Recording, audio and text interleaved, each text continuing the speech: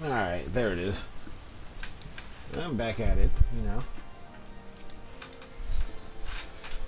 And as you can tell, I eventually got to 60, got new weapons, grinded, the old shebang. It would seem we have much to discuss with our friends at Rising Stones.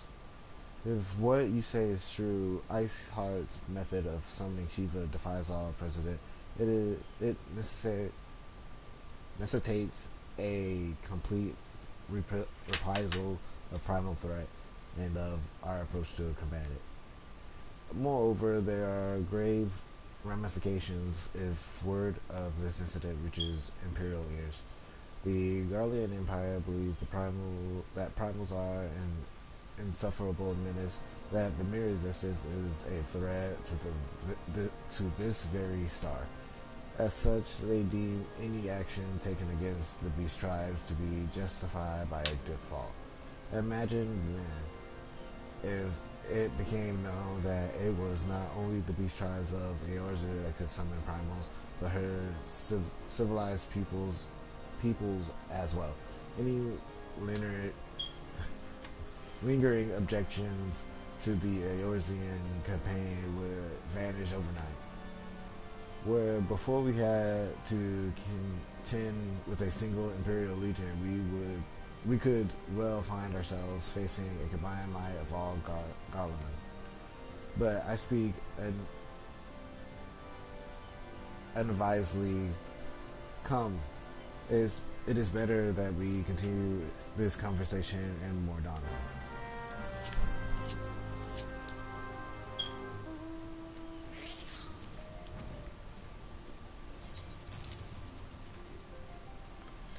You know, it'd be useless to actually just walk.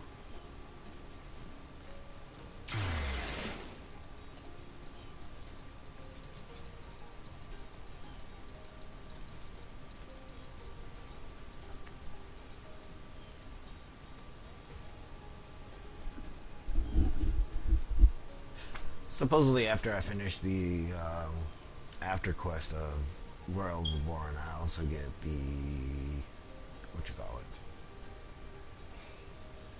Oh, the next few quests for Monk too, which at that point I'll probably be a different class if I am in the next round.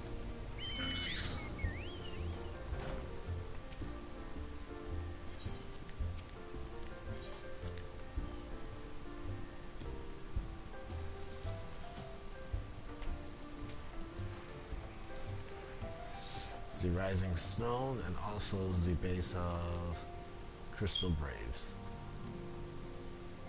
which none of them are here actually.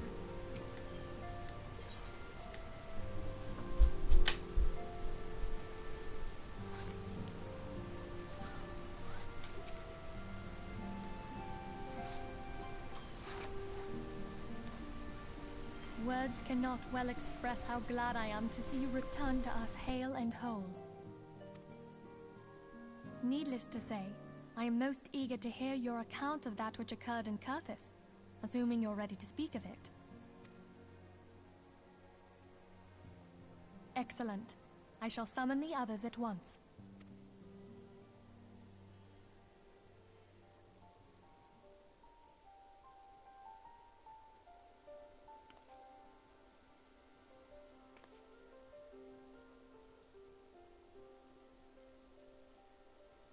Iceheart used her own body as a vessel for a primal soul? Master Louisoix's writings make no mention of such a possibility. Can we be certain this entity was a primal? As certain as we can be that good King Mogulmog the 12th was a primal, I should think. Both were ostensibly summoned. Let's not quibble over definitions. Of more concern is the implication that Iceheart retained her will, even after she was possessed. We are talking about a mortal, wielding the power of a primal. It can't possibly be that easy, can it? There must be some sort of sacrifice required. Or maybe she's just special? What qualities this woman possesseth, I know not. But full sure am I that she was groomed for this role. few are privy to the secrets of summoning, and but a single party standeth to profit from their dissemination. Well, I wouldn't presume to comment on how the lass came to know about summoning, but I will say that what she summoned was a primal. The readings were the same, or near as damn it. Strange as it all sounds, it's really no different from what you've faced before. Then mayhap it is time that we re-examined our previous encounters. Pack your things, Ida. We're going back to Gridania. Yes, sir. About Iceheart's final words to you. Hear, feel, think. Hydaelyn speaks to her as well. If Iceheart is blessed with the power of the Echo, she will doubtless have used it to further her goals. Or could it be that it was a revelation granted her by the Echo which first set her on this path? She did say that the Ishgardians were blind to the truth. Do you think she has knowledge of the origins of the Ishgardian-Dravanian War? It would do much to explain her unwavering conviction. Did not the Lady Iceheart implore thee to seek the Keeper of the Lake? And did she not imply that in so doing thou wouldst come to see with eyes unclouded? Midgard-Zoma was a king amongst kings who reigned for centuries on end. But he is dead and his wisdom lost to the ages. Unless the Ishgardians' fears are well-founded. It would seem we have yet another reason to stand watch over the Keeper of the Lake. For a mercy, we are well positioned to do so. Iceheart, Shiva, Ascians, and Midgard-Zoma. I shudder to think how they're all connected.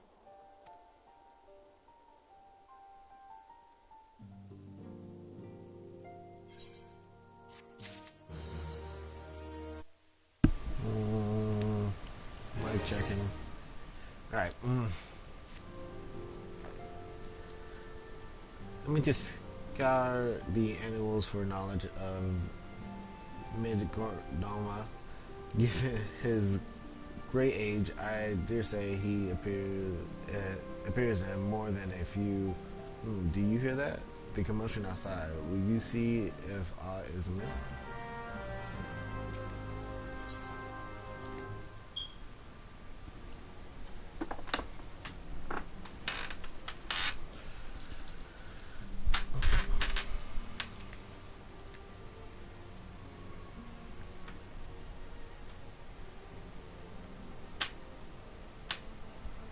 Just well that you are on hand. We have a problem. R'lyeh has escaped. It happened shortly after the Immortal Flames took her into custody. She had been placed in a gender cell ahead of her coming trial, but apparently the accommodations were not to her liking. The turnkey was found slain along with two guards. 'Tis plain she received inside help. Citizens report seeing R'lyeh quitting the city the gate of Nald with a blooded spear in her hand. She makes for Castrum Madonum, I am certain of it, with her fate in Eorzea as good as sealed. What recuse has she but to flee to her imperial masters?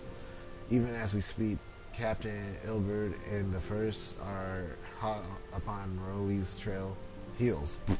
Pray make haste to Camp Blue Fog and join the hunt. The traitor has escaped. Yep, click on it. Yep.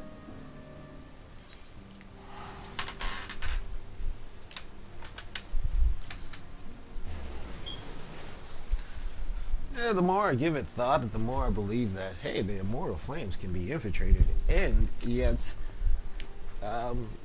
corrupted from the inside. 'Tis why I went with the Maelstrom. Because pirates, why not? Pirates have codes. My thanks for coming, Scion. I have spoken with the soldiers here. They say that Early walked through the camp, not Belgo. Aye, she walked right through. You did not mishear. We have Raban's decision to keep the matter secret to thank for that. Bad for morale, he said. As a result, not a single flame in the garrison made an attempt to detain her, and so here we are. Ruli must not be allowed to reach Castro Mordenum.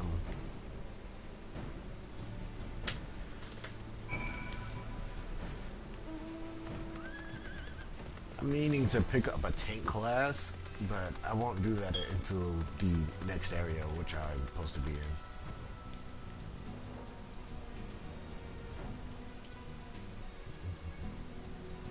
Which I think the order I was gonna go in was Monk, then Dark Knight, then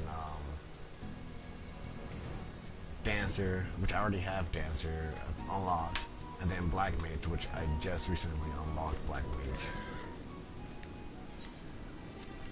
Which I do say, working on the prior class of Black Mage was actually quite fun for me. So I will be expecting to do Black Mage a lot.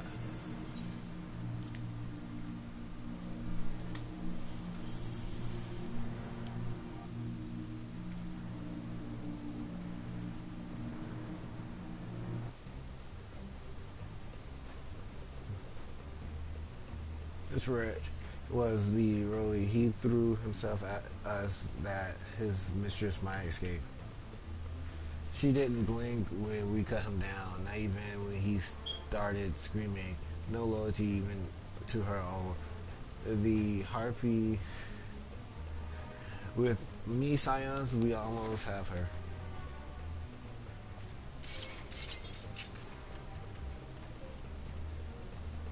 I actually really like the effects of these claws.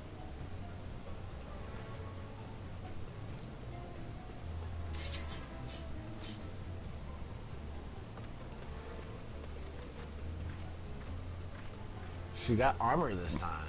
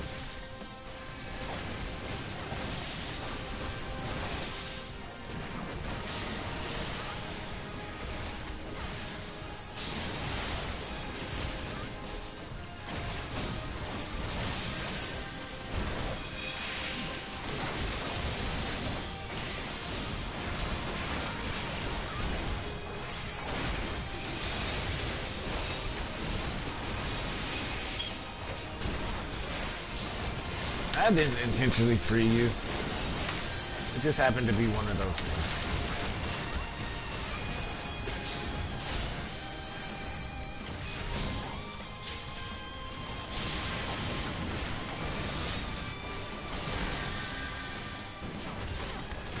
Didn't do that really.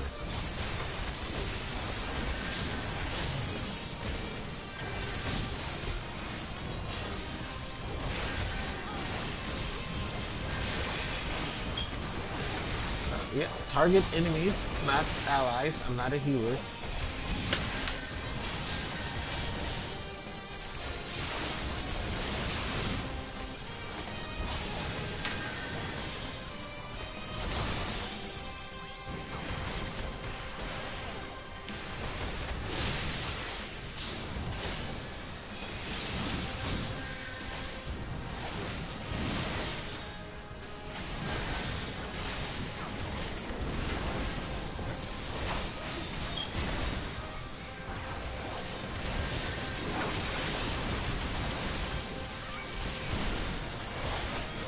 Oh, bugger.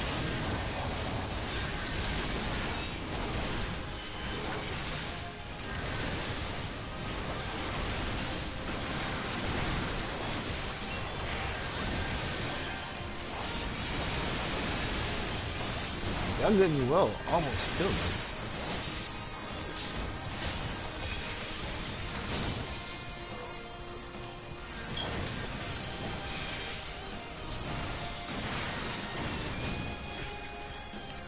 The flip is this.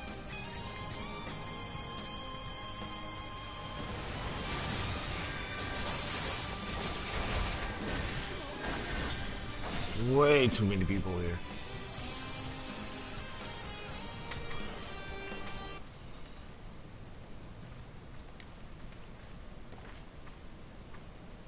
Find her and do it tight. Yes, sir.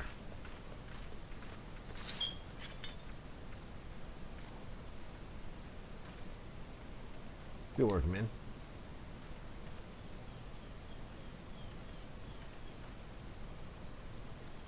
She and her imperial cronies pushed us together, pushed us close, but we were better. Behold, a respected officer of the Immortal Flames, people looked up to you as one of the Order's founding members, one of its pillars. It saddens me to see you fallen so low. What would you know of Lo? You, a spoiled little lordling who has never known anyone. I. People such as you take wealth and birth for granted. You think it your God's given right to rule over others. You know not of our plight, and the injustice that we low-born Ishgardians must endure. To the noble lords and ladies, we are not people but resources to be consumed. I did what I had to do. I did what I had to do to survive. Stealing, killing, even myself. It is no fault of mine if fools imagine me a paragon when I joined the Flames. To hear you tell it, one would think you the only person ever to have suffered.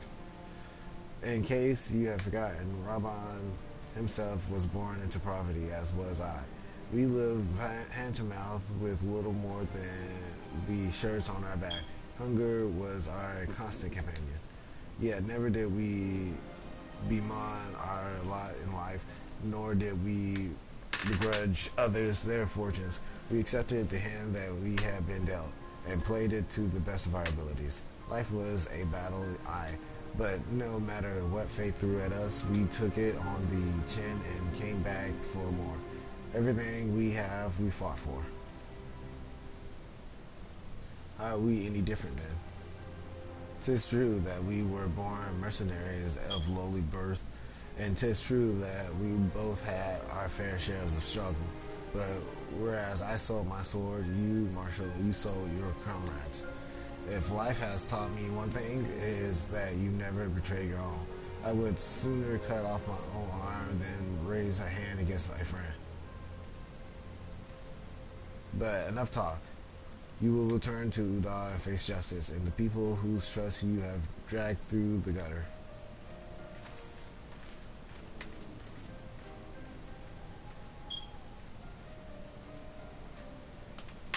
Wouldn't you have to go through 2 bases of her bound? And at that, wouldn't the Flames see that, okay, not so much as a hint of remorse. 'Tis well that this hard business is finally at an end. A friend betrayal cuts deeper than steel. We must hope that we have chosen our own allies more wisely than Rabbi chose his.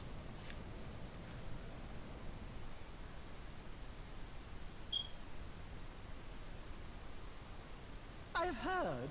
Truly bothersome business.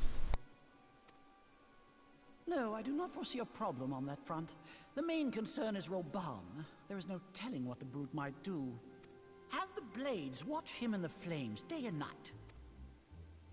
You may leave the Sultana to me. I shall personally attend her grace.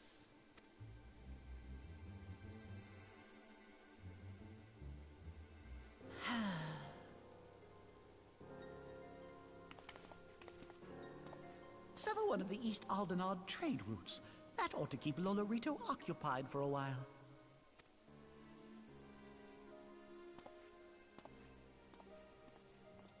Unanimo unamo. For my sake, pray be a good little sultana to the last.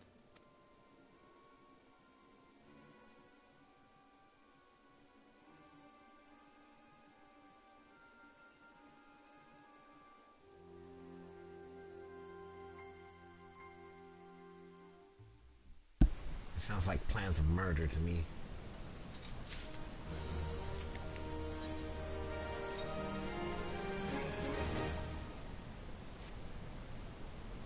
Captain Nilbert and I have a few questions for the Flame Marshals regarding the circumstances of her miscellaneous escape. When we have completed our interrogation, we shall take our findings directly to General Rabba, and that shall be the end of it. Your work here is done, my friend, my thanks. But I have one last task for you. Return to the Rising Stone and praise Nephilia of all that had happened. I am aware that the Ascended held really in high regard. For better or worse, she will want to know how this tale ends.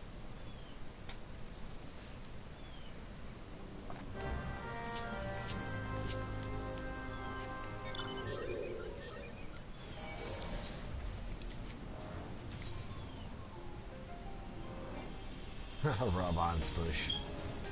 It's actually the name of the map. It's actually pretty cool.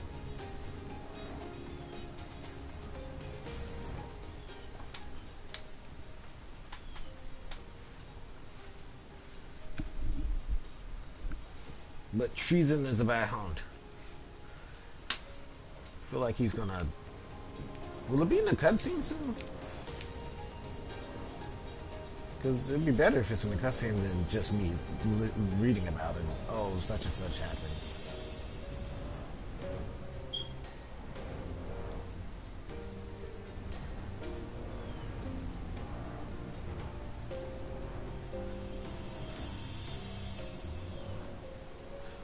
This place is better when the weather is on gloom.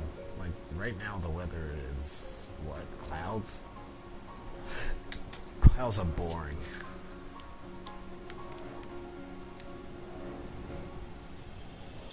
The gloom right there looks more pleasing.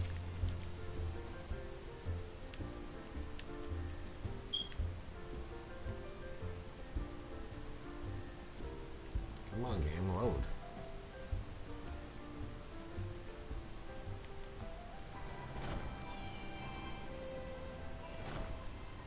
Loaded enough. Let's do this. Oh, I thought those was horns for a second.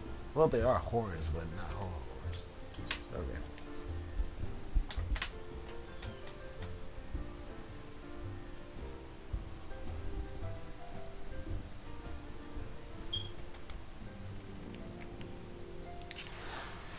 Should keep the Fist of Wind up. That way I have movement speed decrease.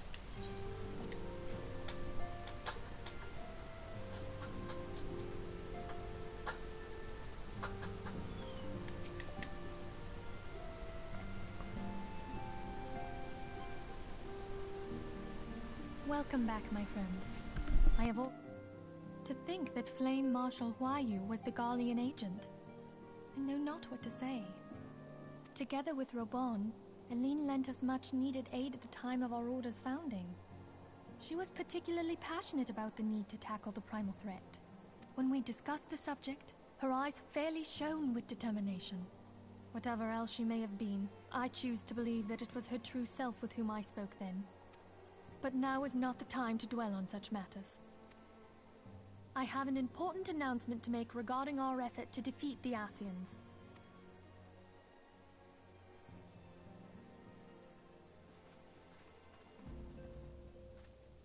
My thanks for coming, friends. Moonbreeder, the floor is yours. By now, I'm sure you're all familiar with White Auracite, the miraculous material that'll allow us to capture Ascian souls. Back at Snowcloak, we verified its ability to absorb vast amounts of ether. Alas, it leaves something to be desired in the area of stability. The stone can only store ether for a short while before expelling its contents. In addition to Auracite's inherent limitations, we must needs be wary of our enemy's strength. Our foe draweth upon an infinite wellspring of power. Even should we succeed in entrapping him, the stone will not long contain his wrath. Meaning that, if we want to kill the swine, we'll have to be quick about it. 'Tis our belief that an Ascian soul may be permanently undone, if smitten by a sufficiently concentrated burst of pure ether. The only trouble is, we can't say for sure how concentrated the burst needs to be. Without knowing how much ether an Ascian soul is composed of, we're basically guessing. Our sole clue lieth in thy struggle with La Habrea. During that encounter, Hydaelyn bid you forge what she called a Blade of Light, a weapon which took the form of a luminous stream of energy. Based on your description, we believe the blade with which you vanquished your foe was composed of ether. Admittedly, your victory proved ephemeral, as La Habrea was able to use a crystal of darkness to flee into the space that lies between our world and the void. The fact remains, however, that Hydaelyn placed the means to destroy the Ascians in your hands. Be that as it may, it would be unwise to assume that she will do the same when we next encounter such a foe. Quite so, my lady.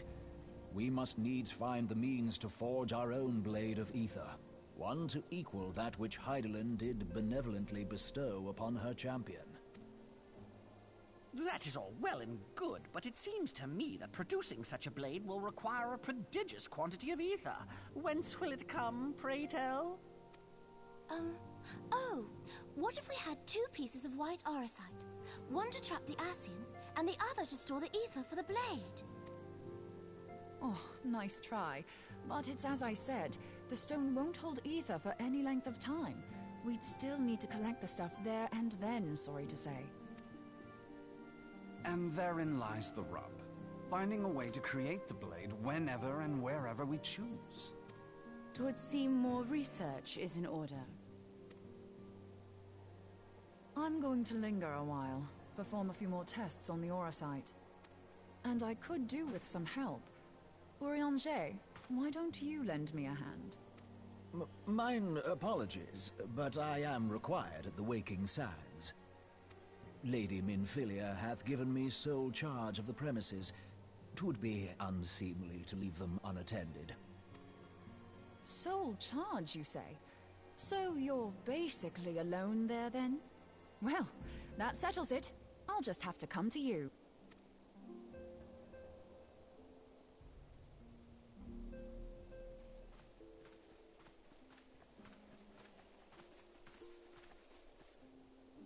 While you were afield, word arrived from the Sharlayan motherland. You will recall that a survey party was dispatched to investigate the incident at the Isle of Val. What they discovered was troubling, to say the least. According to the report, the isle has been erased from existence.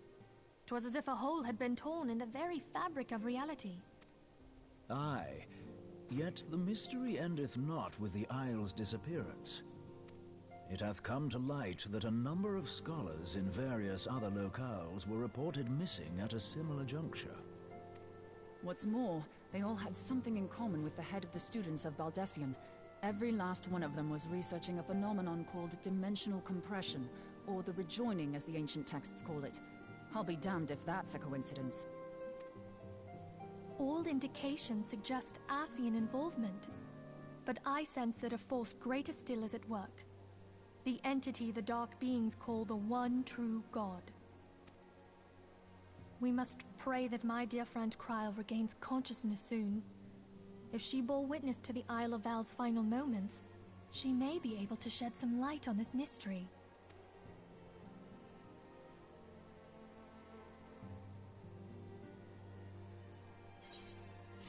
So we had something come in and destroy an entire island. Coincidentally, all the researchers was looking up something, and I'm instantly going to something else.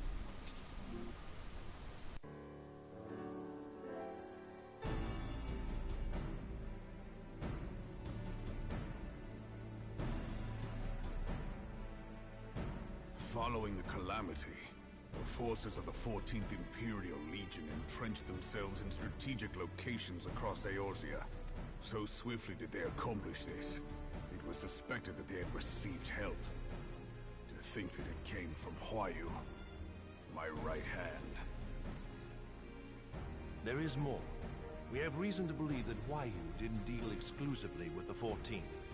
She also answered to a higher authority in Garlemald. But this higher authority could not have been the Emperor.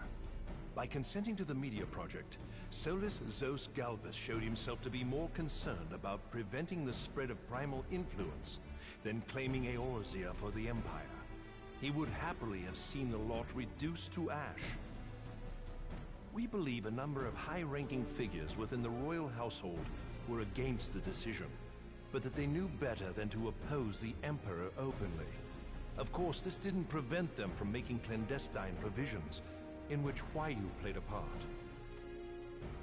Alas, these provisions did not prevent Dalamud from falling, and the ensuing chaos changed the face of the realm forever. Yet Eorzea survived.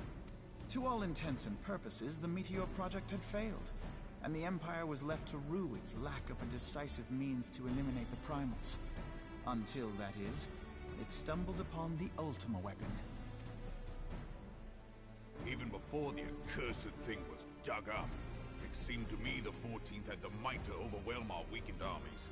Yet they chose to hide behind their walls. Why? The Black Wolf was wary of making the denizens of Eorzea desperate, lest more primals emerge to bleed the land. The discovery of the Ultima weapon, however, emboldened him to resume his war of conquest in earnest. But there was one in Garlemald who believed that Van Belsar's actions were premature. One who stood higher in the Imperial Army's chain of command. He ordered the Legatus to halt his advance, only to find that the Black Wolf had slipped its leash, and that the 14th now acted alone. In a bid to bring Van Belsar to heel, he used the agent he had planted in Ul'dah prior to the Calamity to undermine the Legion's efforts. A man who outranks Van Belsar, yet opposed the late Emperor's decision to annihilate Eorzea. This could only be the former High Legatus of the Garlean army, now known as Emperor Voris Zos Galvus. So he was Huayu's true master. But one of several in actual fact. We've learned that even as Huayu served the Empire's interests, she sold Imperial secrets to a certain faction in Eorzea. In so doing, she helped to maintain the status quo, thus prolonging the conflict. Considering who stands to profit from war, it isn't hard to imagine who her other masters were. Seven hells! You mean to say that she was a double agent?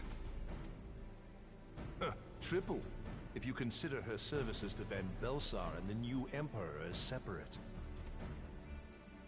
As neatly as these pieces seem to fit, one aspect of the puzzle remains unclear to me. By whose will was the Marshal feeding intelligence to the heretics? And try as I might, I fail to see how aiding their cause would profit either her Imperial or Monetarist masters.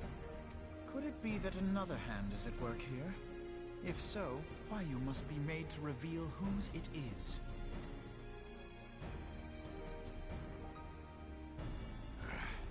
Not only have I lost a trusted friend, now I must interrogate her as a stranger.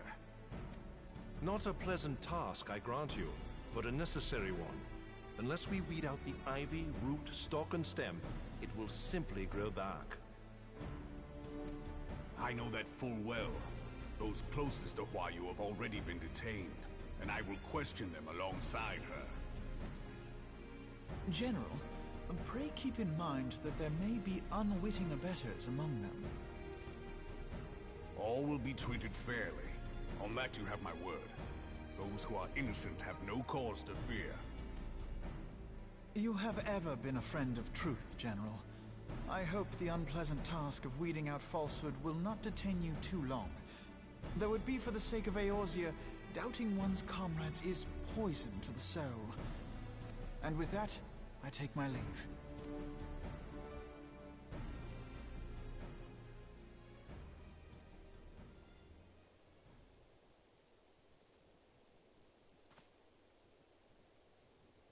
All these years, I've been made to dance to their tune. How could you, Huayu? How could you side with them? Those Kankath, who take from this land and give naught in return, who use their power to disempower and grow fat while the people starve. I know you can hear me, monitorous scum! Your crimes will not go unpunished! See him purge this land of your sickness before the eyes of the 12, I swear it!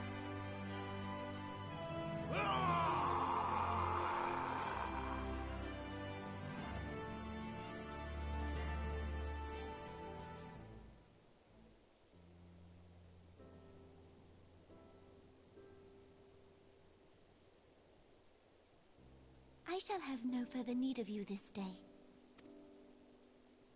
Your Grace.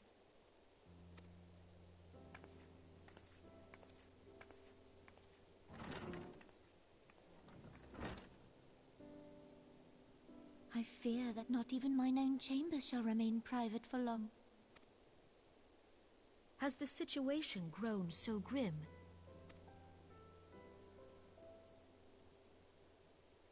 Ever since he proposed the Cartona Reclamation Bill, Teleji Adeleji has risen to greater prominence upon the backs of impoverished refugees. The Monetarists were ever united in their pursuit of profit, but the man's actions have torn a rift in their ranks. They snap at each other as rabid dogs. Yet now is not the time to be bickering among ourselves.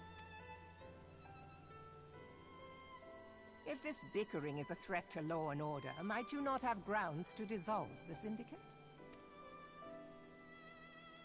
Would that the solution were so simple, Admiral.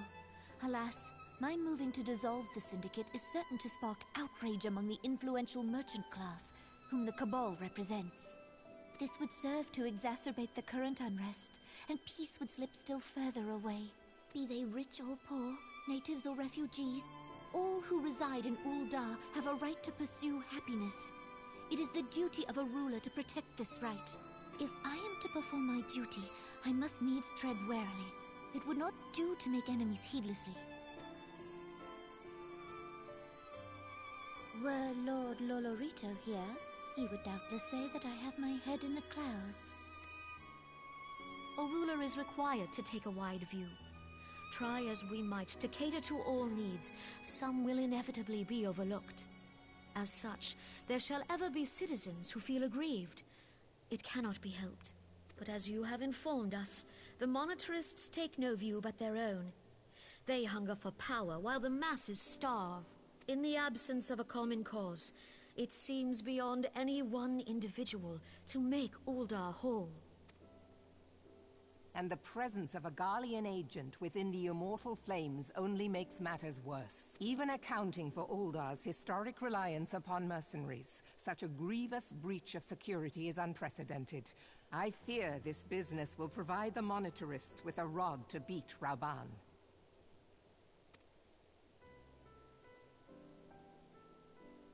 Eorzea can ill afford for the Immortal Flames to be dampened now.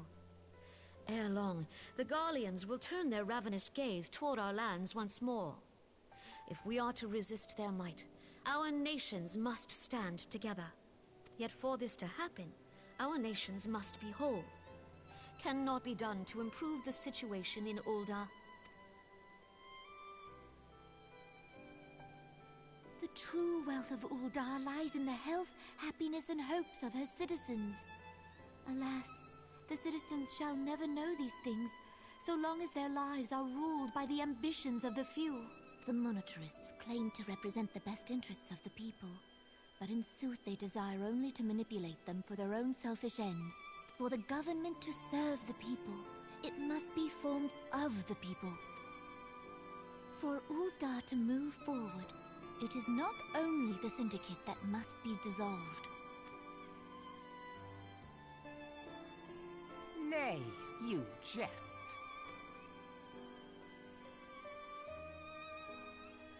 My friends, it was for no other reason than to make known to you mine intent that I requested your presence here. When I make my declaration to the people, chaos shall inevitably ensue.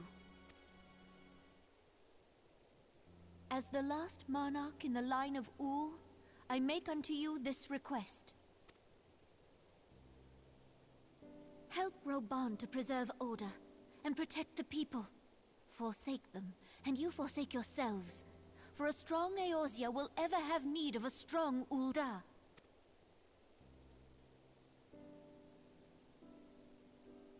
Your Grace, are you certain of this? There is no other way. When the time is ripe, the nation shall become a true republic. Both royalists and monetarists shall cease to be. Ul'dah will no longer belong to kings or queens or merchant princes, but to her people.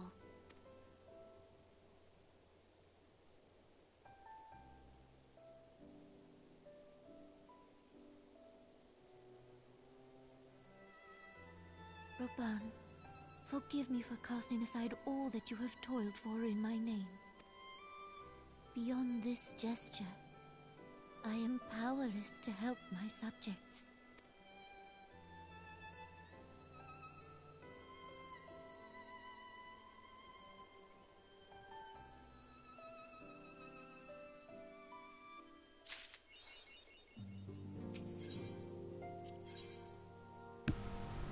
Alright, I guess that's time for, okay. That's hard mode of trials, okay. I have no idea, absolutely no idea where to find them. Well, maybe.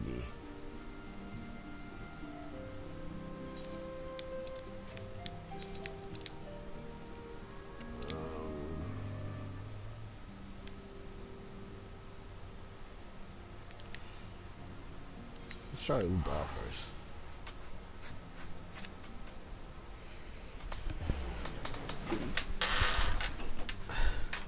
Nine times out of 10, I gotta probably find the Scions to do the hard mode of them, since they went back to understand the need of primals. So, Thancred for the power Ifrit, while the others at the other respective cities. Samurai.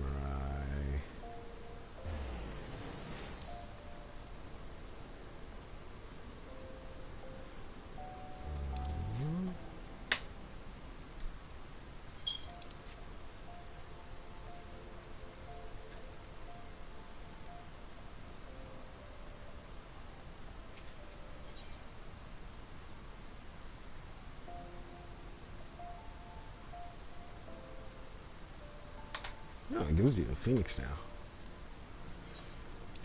Not what I'm looking for.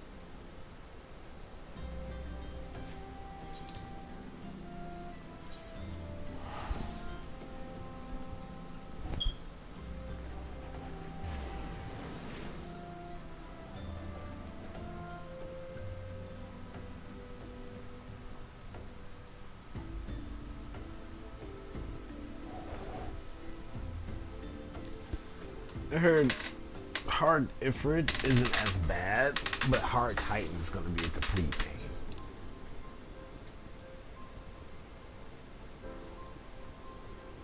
If I can find the flip to do the quest at.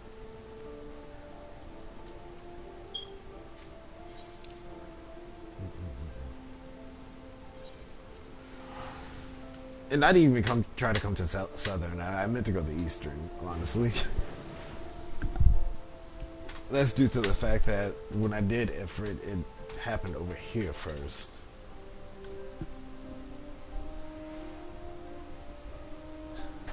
Well, Gruda was in Gridania directly. No? 'Tis not in sight.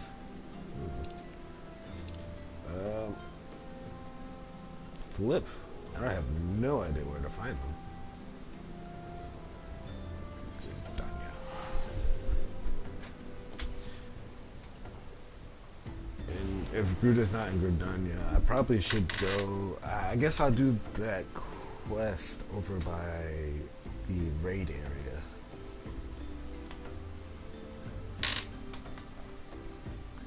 See if that leads me, because I know I previously collected crystals in a previous video.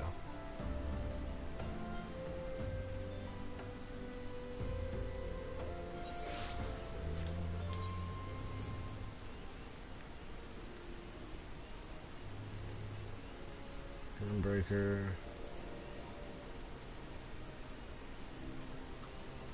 Judgment of Bolts and Lightning. Judgment of Bolts and Lightning.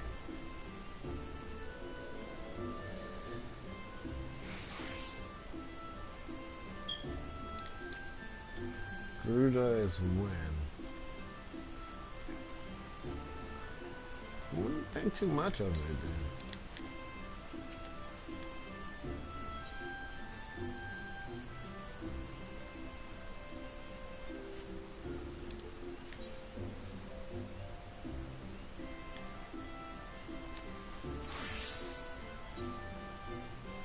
Initiate an investigation of researchers of a primal.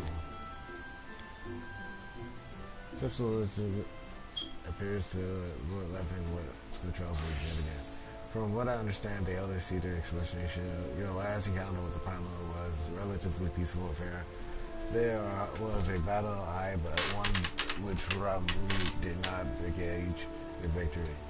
Why then has he returned to the forest? 'Tis you from whom fate has chosen to uncover the answer to this question.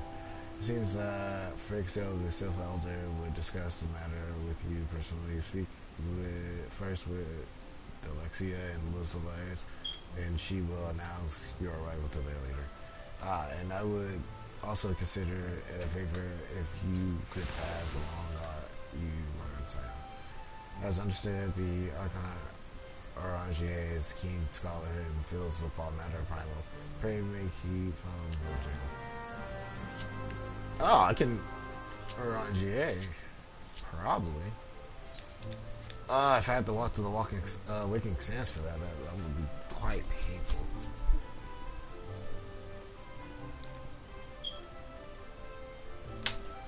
I guess this episode would be figuring out what I need to be doing.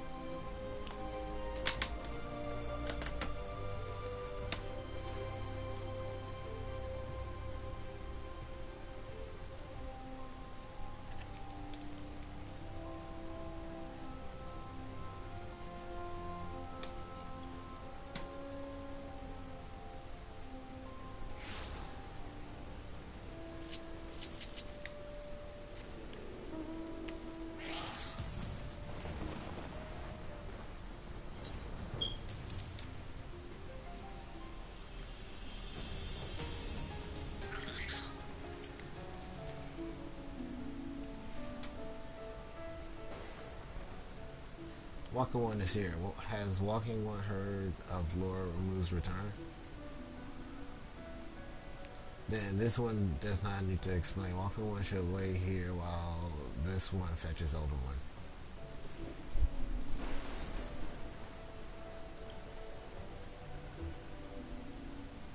Walking One is most welcome in these one's home.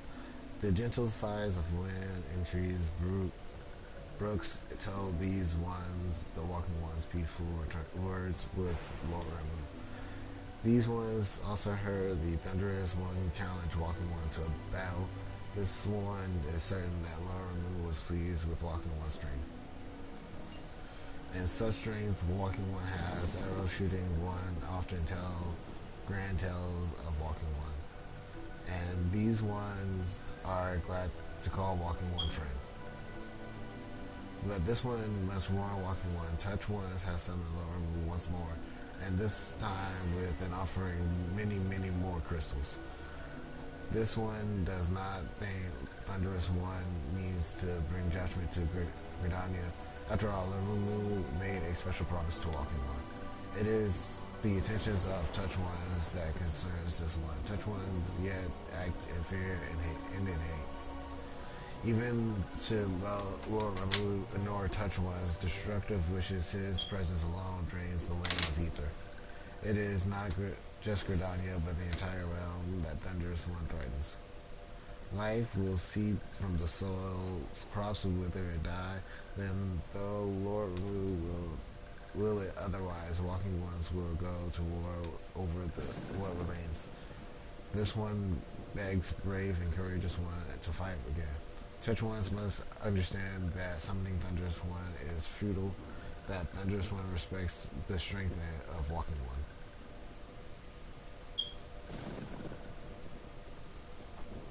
Thank you.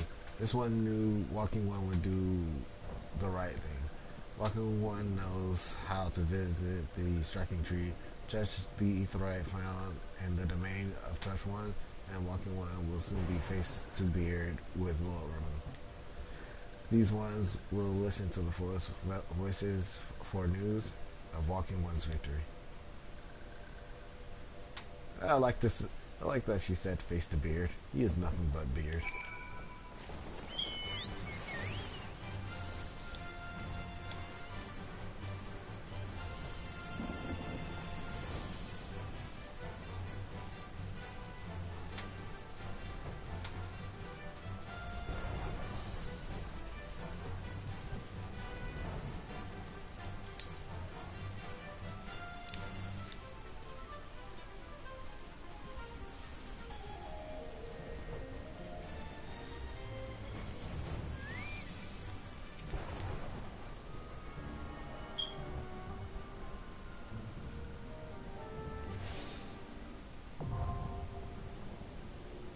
Oh, that's extreme. Good gosh. I didn't even know it goes up to the extreme.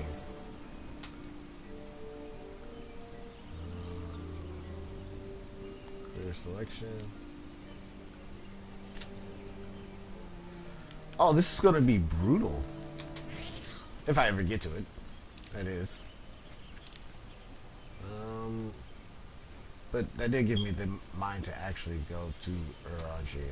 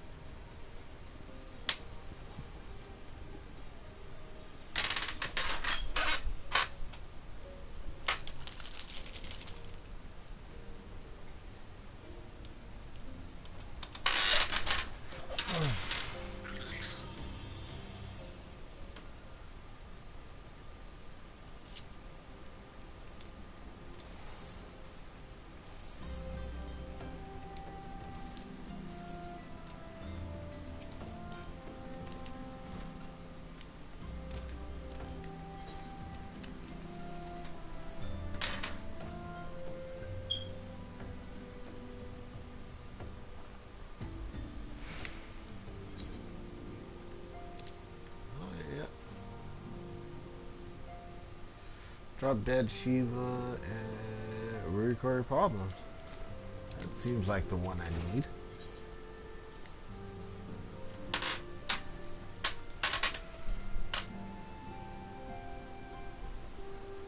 Why are you here?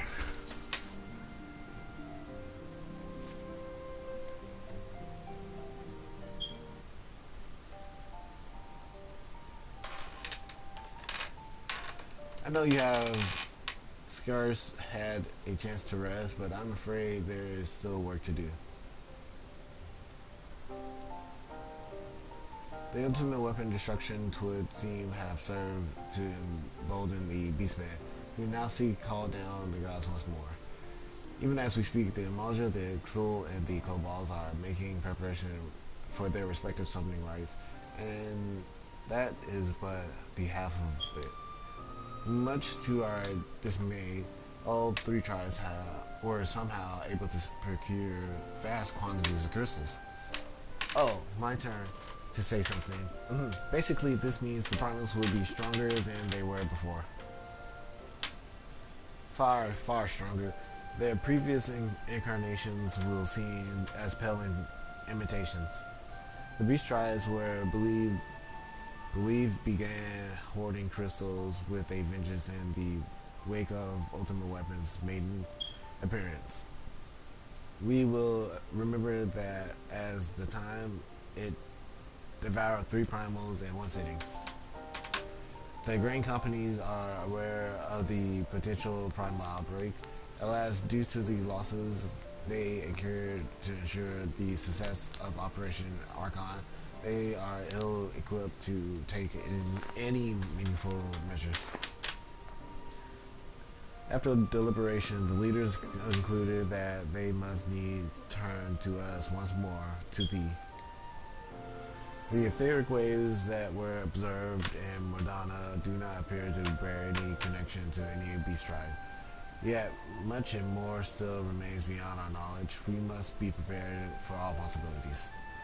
I am loath to send you into the midst of danger again so soon, but none have proven themselves more capable against the primals than you. Will you undertake the missions? You have my thanks. I truly do not know what we would do without you. Go ahead, Thancred. With circumstances as they were, I haven't had the chance to properly express my gratitude. I owe you my life. Thank you from the bottom of my heart. A string of failures have left me feeling powerless. I wanted to be stronger, that I might do right by my fellow Scions. But instead of I cause you all ruin of grief and suffering, I swear to you it shall happen again. Owing to everyone's ministrations, I am quite recovered now. I hope to return to my duties again soon. Thancred's return marks the beginning of a new chapter in Science. Let us renew the fire in our hearts and continue to press ever forward. Now then, back to the matters of the primals. With no fewer than 3 of the beings threatening to appear, it is easy to feel overwhelmed. We must take it one sure step at a time. Orange has the overview of the situation as it stands. Please speak with him and receive guidance on your mission.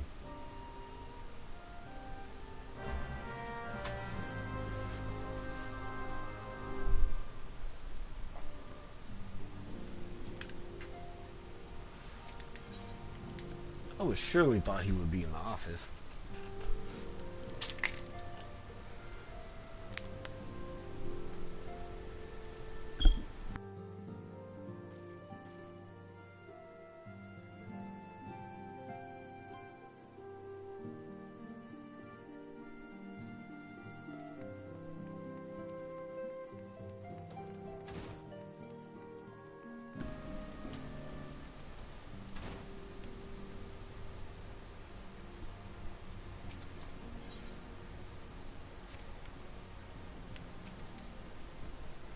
Such knowledge as I possess of the beast tribes and their primals is at thy disposal. Whether man or beastman, we are wont to seek power when plunged into the blackest depths of despair. That despair doth begin with the Imalja, who may have already summoned forth Ifrit. With our comrade Thancred now returned, thou wouldst do well to seek his counsel.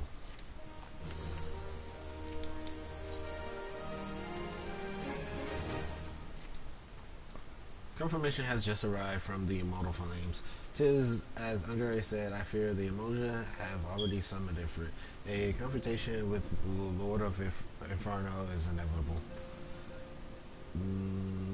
It would like nothing more than to lend you my blade, but the students of Baldesion insisted that I refrain from taking to the field where it concerns primals. I know not the working of it, but it would seem that recent events have left me especially susceptible to tampering. As much as I hate missing out on the fun, for everyone's sake, I must sit this one out. Instead, I will focus on gathering and announcing data.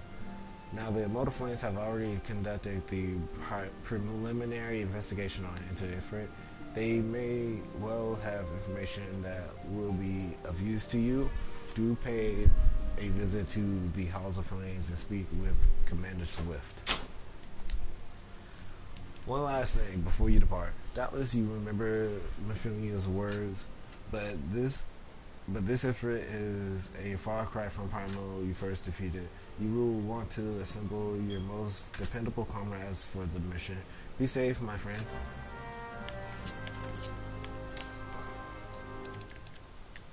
Toodle-da.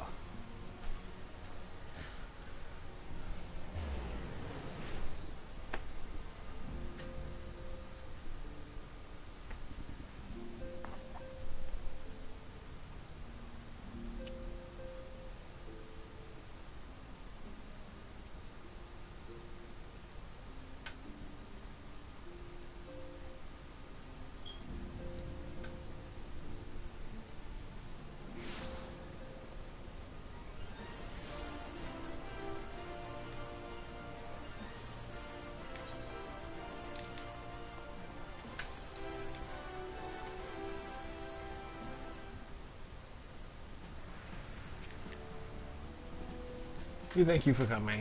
The Flame General will be heartened to hear that you have answered the call. As we have already relayed to the Waking Sands, Ifrit has returned. For the sake of peace in the region, we humbly request that you vanquish him.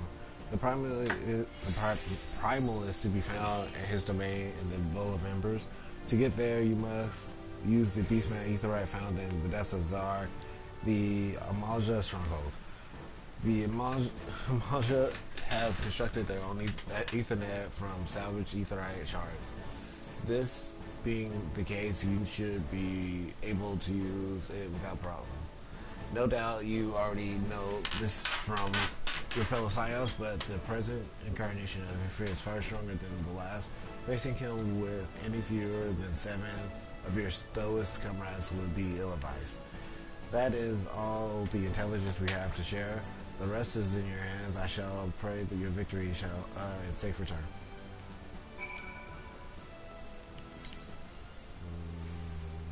Now I go to the hall.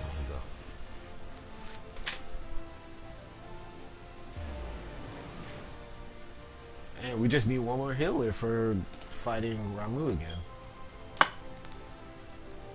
And hopefully it leads me off of where I am, because I probably won't turn in that quest until I kill the other 3.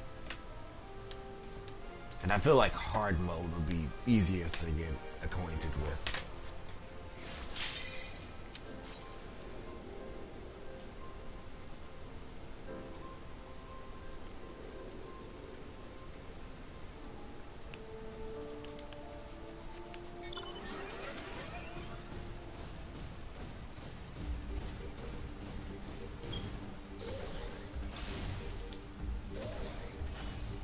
Come on, DPS.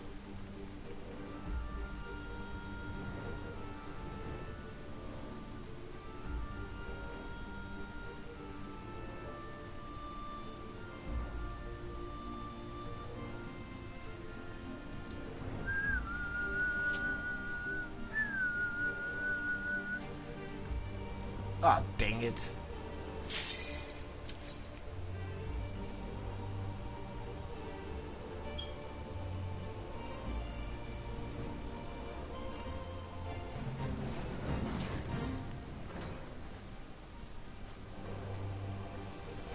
What is with the DPS today?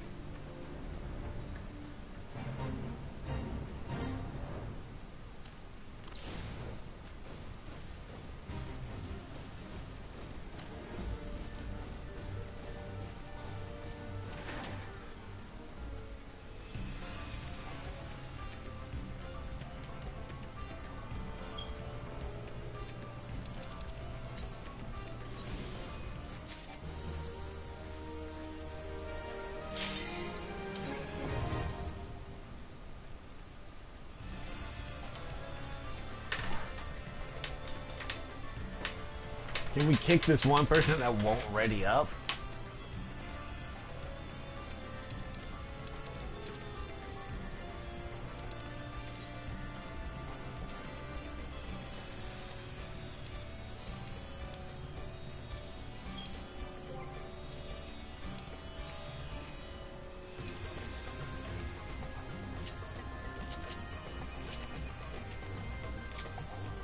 Oh, thank God, finally.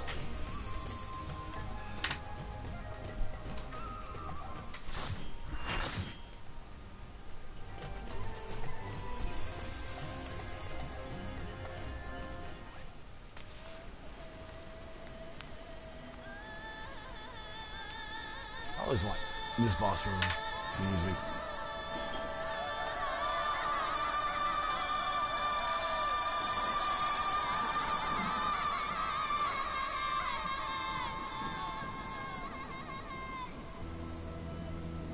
The presence of water seems more dangerous.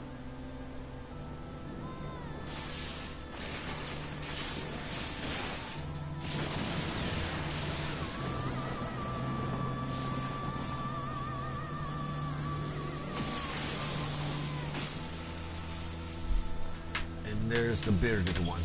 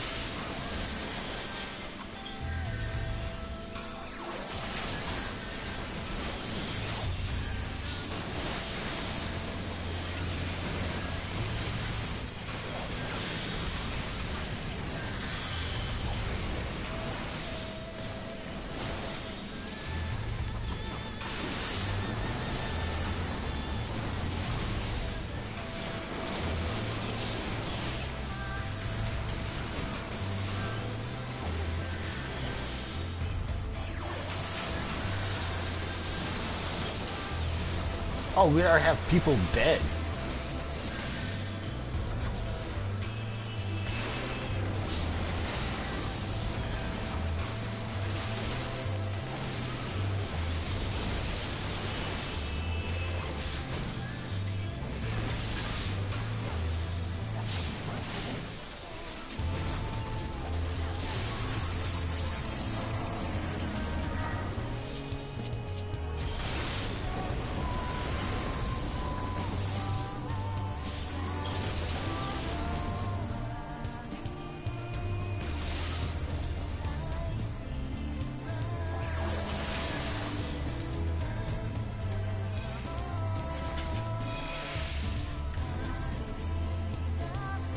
Oh, that was an easy wipe.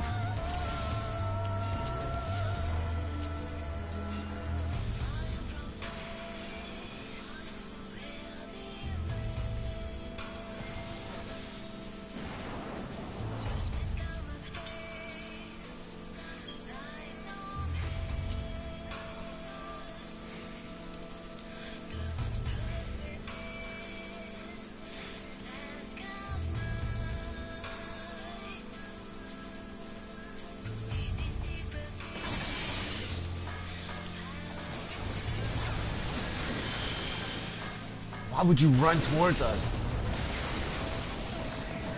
Oh my gosh. You got me struck by 3 lightnings.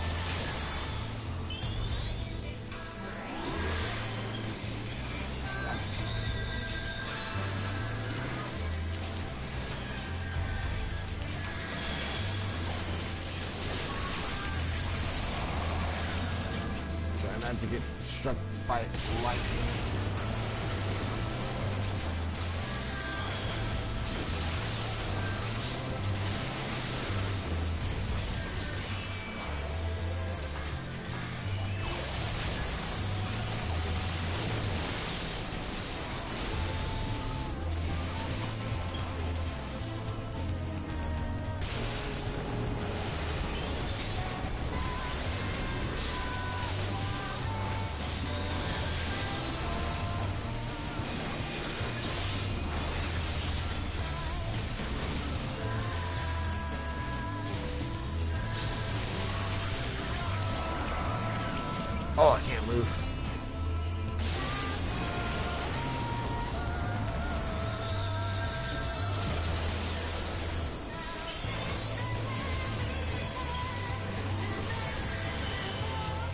I died.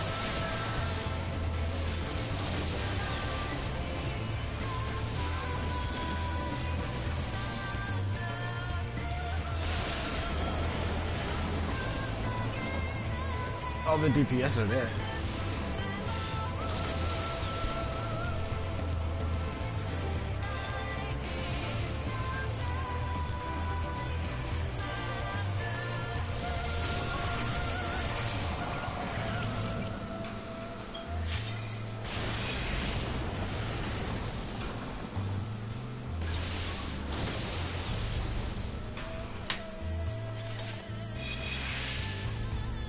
I wasn't even targeted.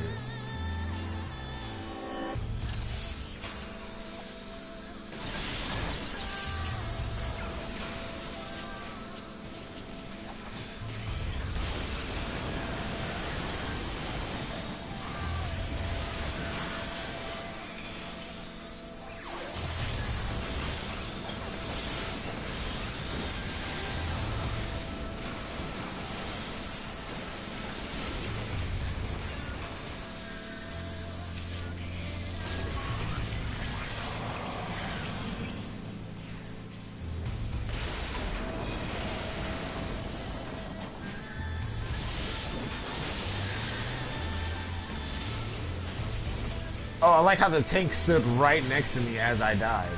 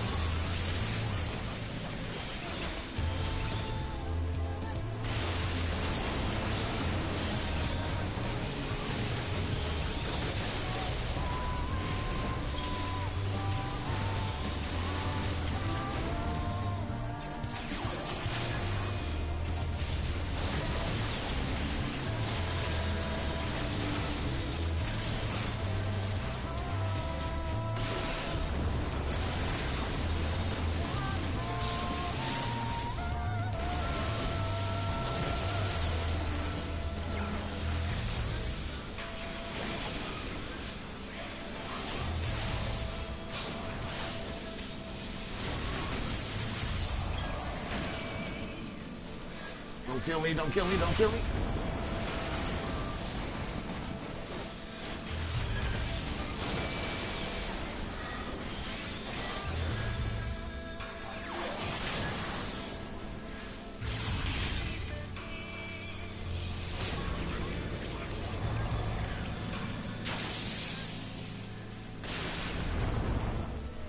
What was this? 3?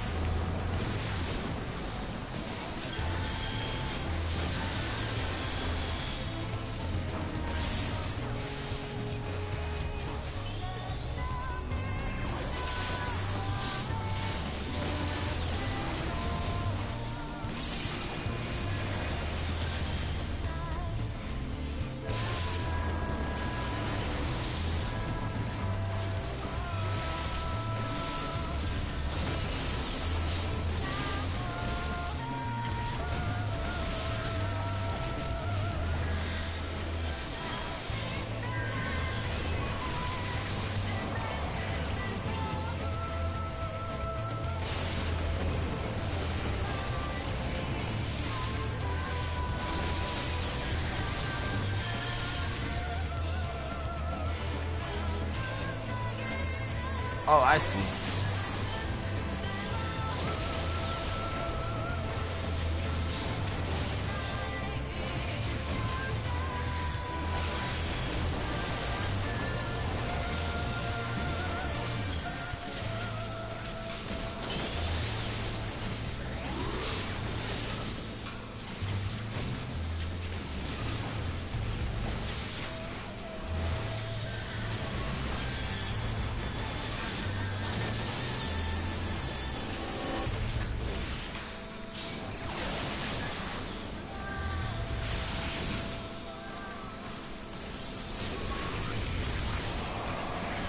make it. Didn't make it. Didn't make it.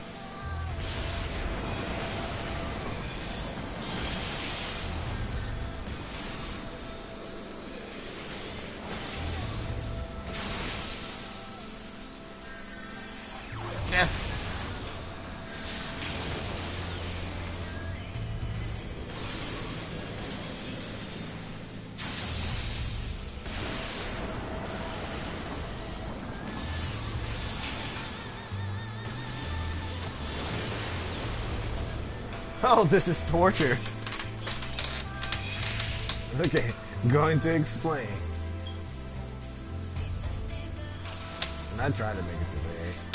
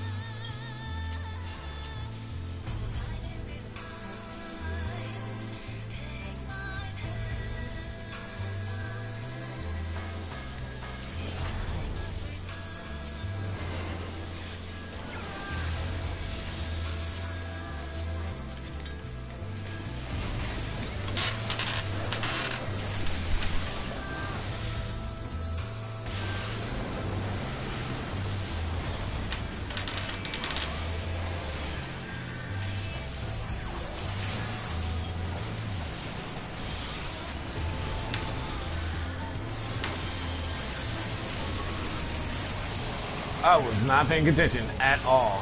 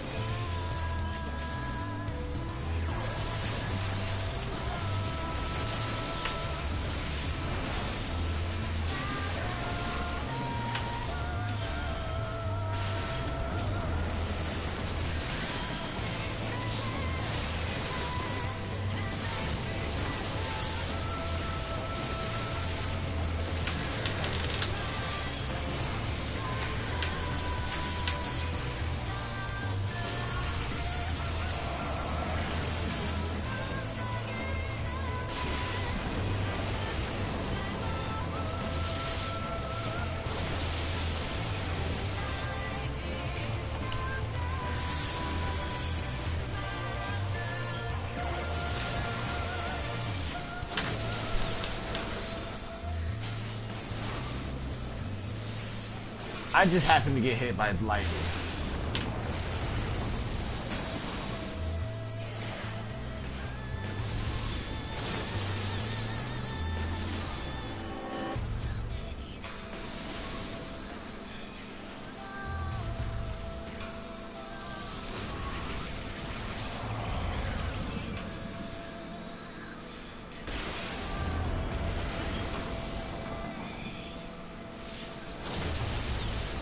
I'll break real quick. I'm trying to figure out what's being happened.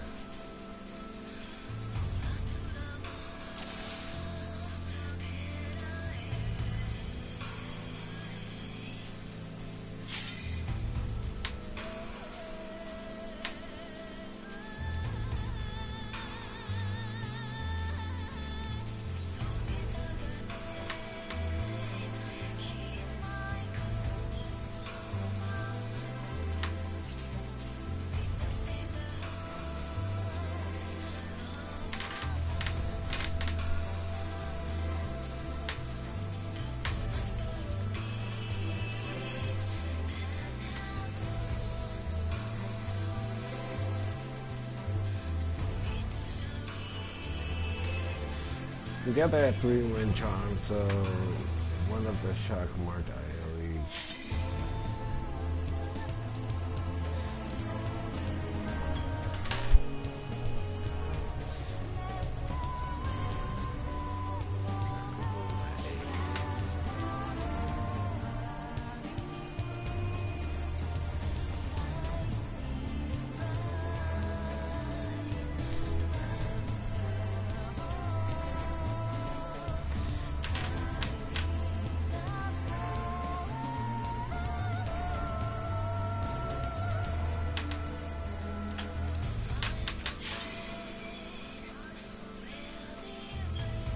Who keeps doing the ready check? Stop, Dragon.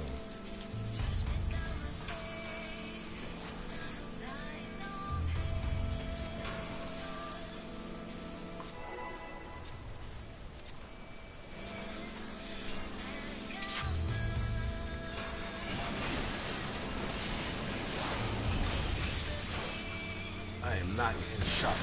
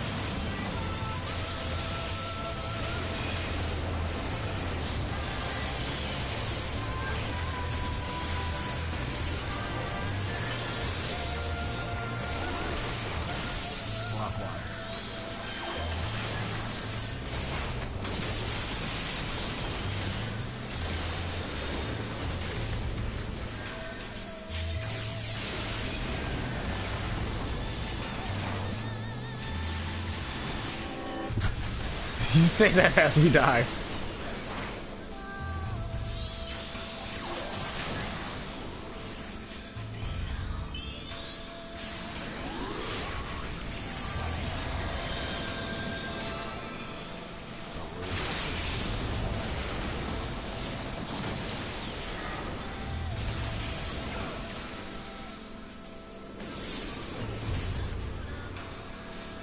Flipping A.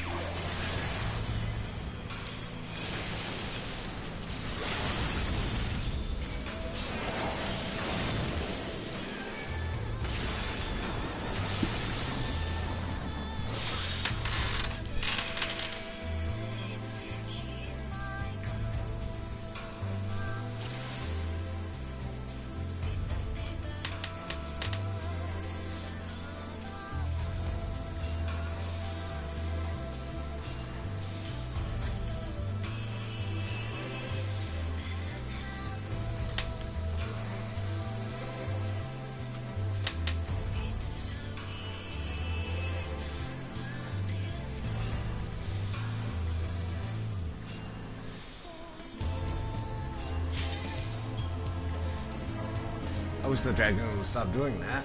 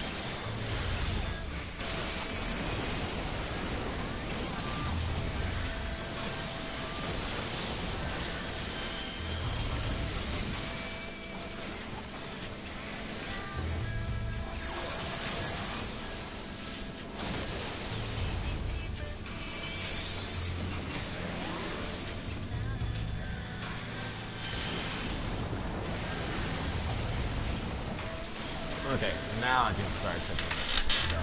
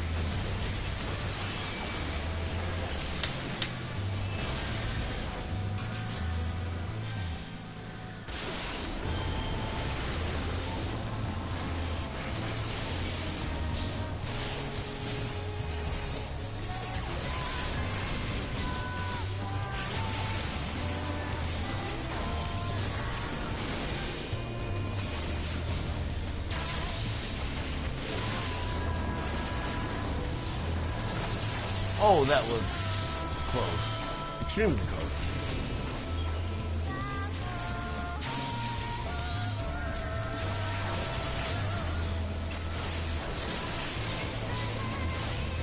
This is just a reset time.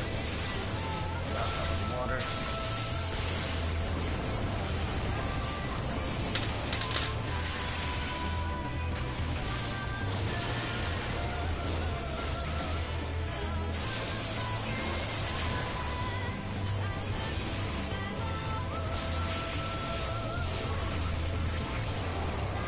The healer's seduced.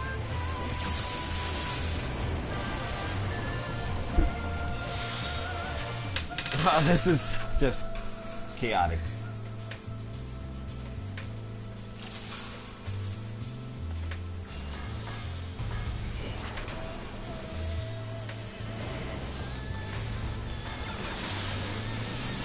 Oh, it's nowhere near ready.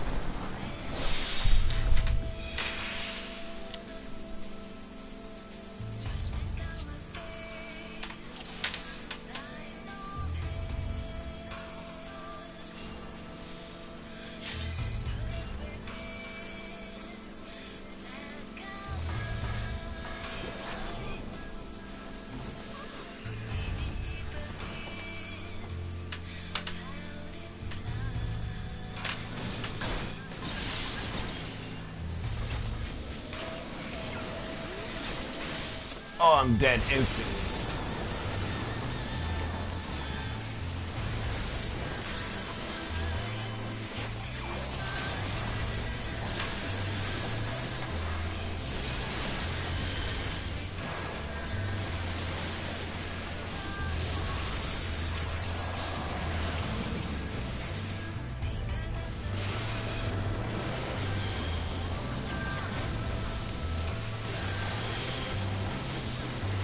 The dancer's dead.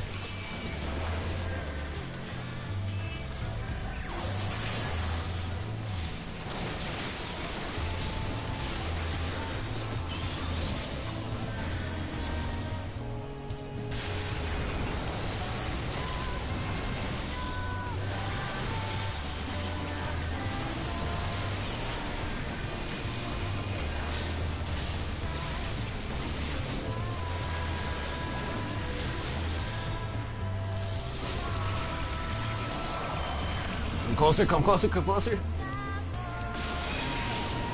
we go.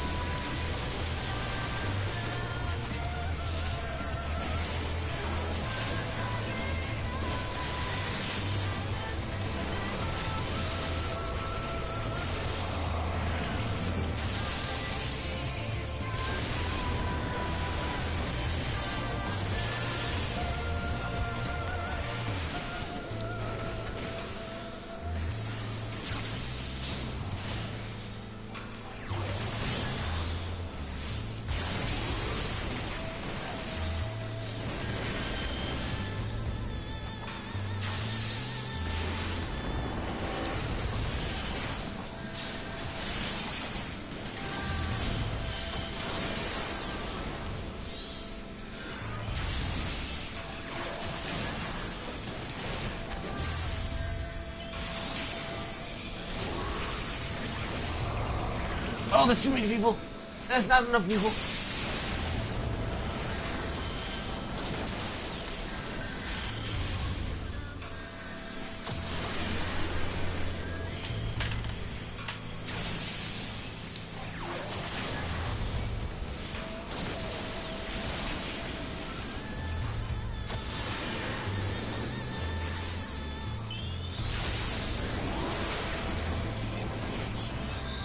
Killer's down. Tank is out.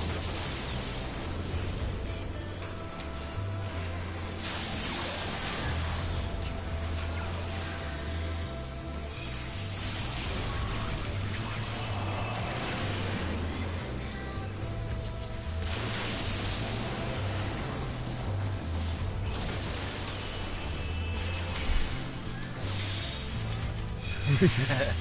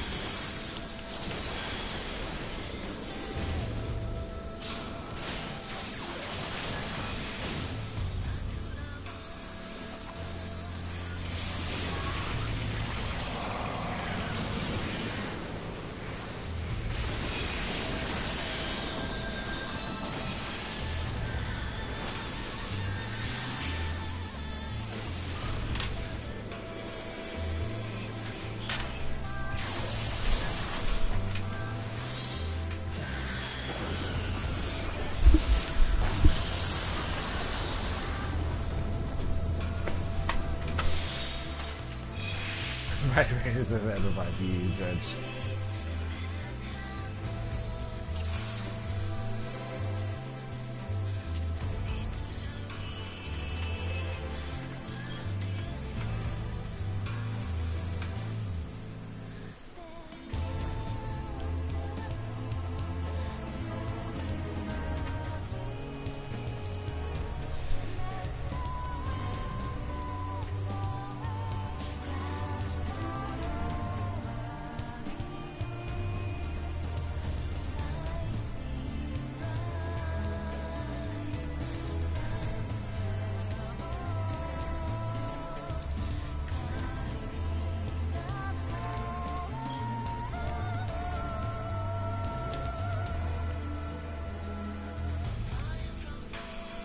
I was gonna tell them to all start at 6 o'clock because I've been going clockwise within 6 o'clock.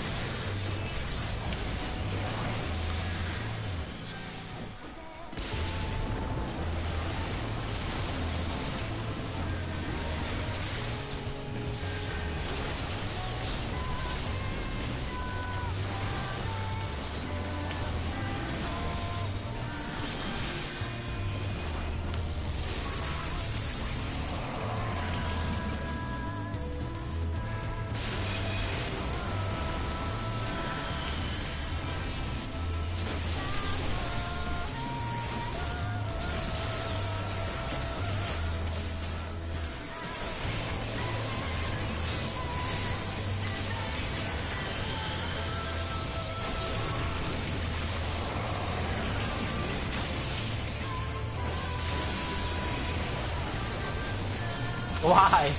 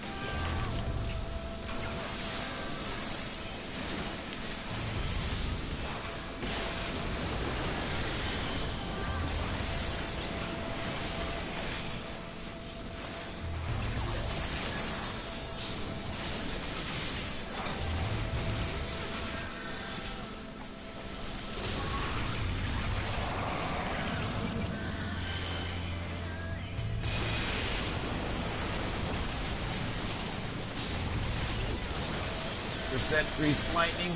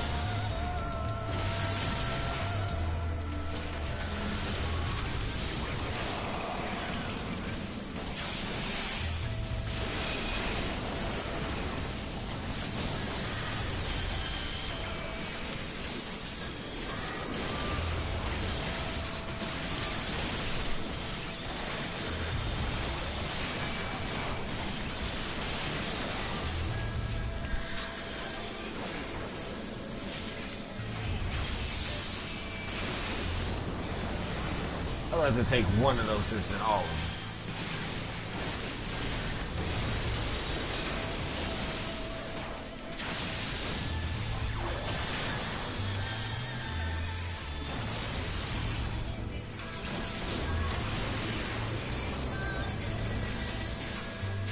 Don't!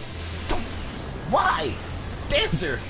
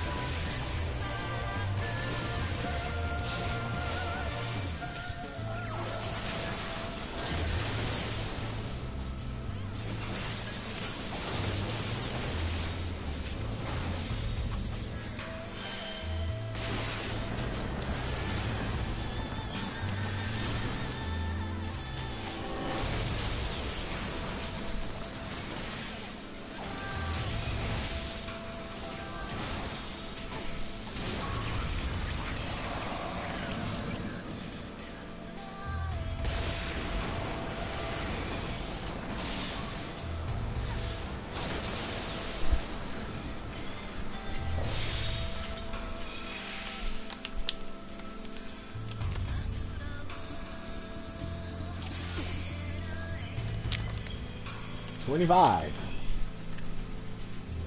We've been in here for an hour.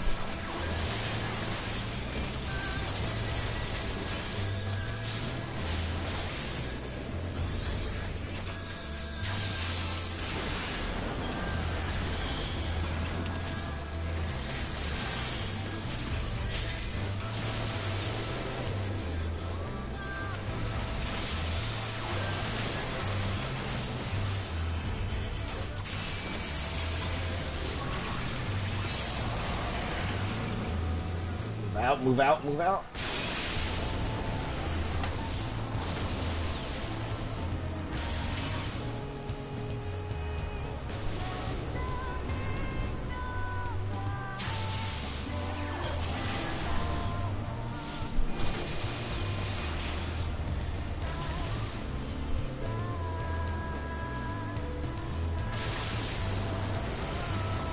Oh.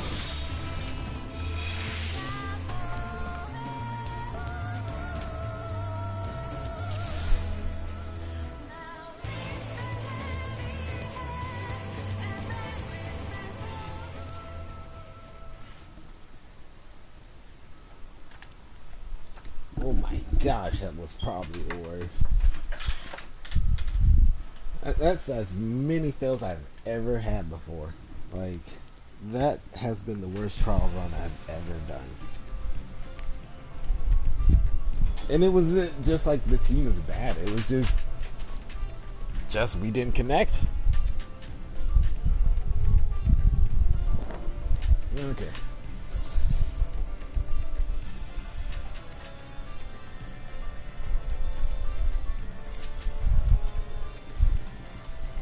Okay, back to what I'm really supposed to be doing.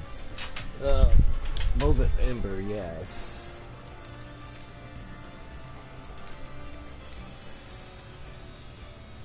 There it is, Bows of Ember hard.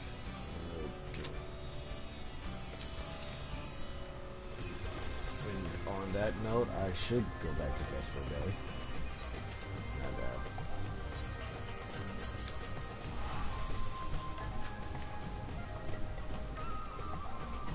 While I wait, I shall be right back.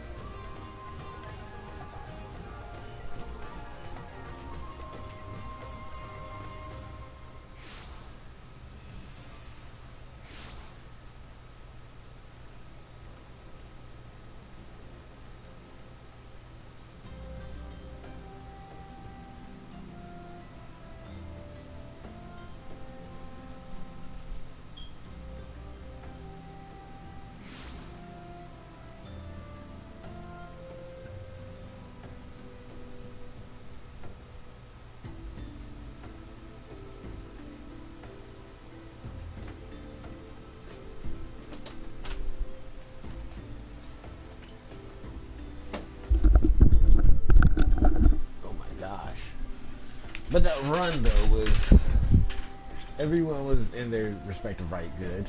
The mechanics wasn't very hard to figure out, especially how they said the first time with the seducing.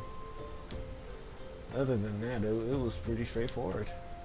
Hit, and continue to hit.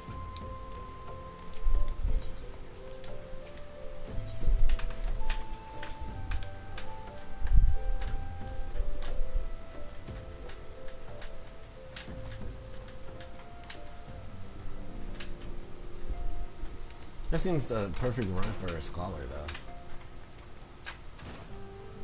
Oh, that's gonna bother me for a bit. I'm gonna have Ace help me with it, Mr. Omar.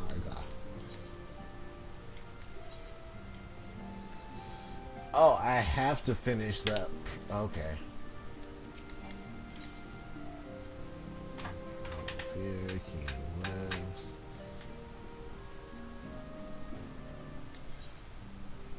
I beseech you in directions of fear in his eyes. Friend, till the dawn hear my plea. Tidings most ominous arrive from Gridania. A primal walketh the shroud. Those who have borne the eldereth spirit witness and return to tell detail of that near before have they seen is like. The gods quiver doth investigate as we speak. The meseems Lord Lewin would welcome a capable eventual helping hand. Pray he be to the set seat of the first bellow and shine thy light upon the matter.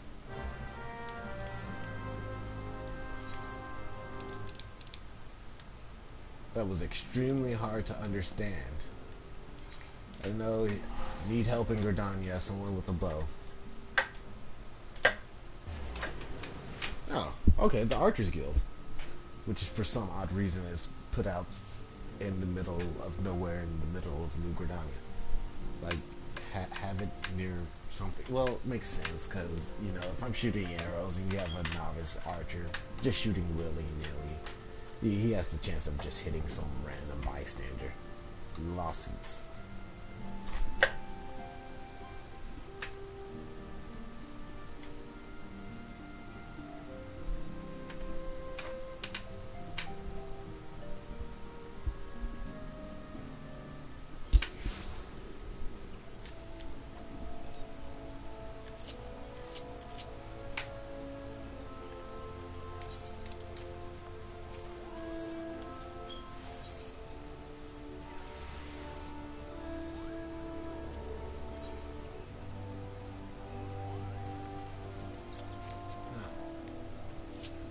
That's new.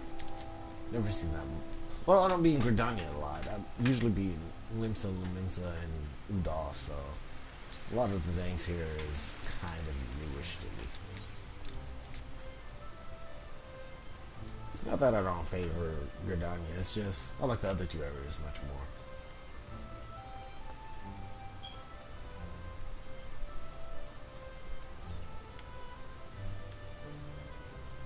Yo, this is actually pretty cool. This is my first time, except for having the whole Aetheryte connected. I'm actually looking at. I didn't even walk in the guild when I came over here the first time.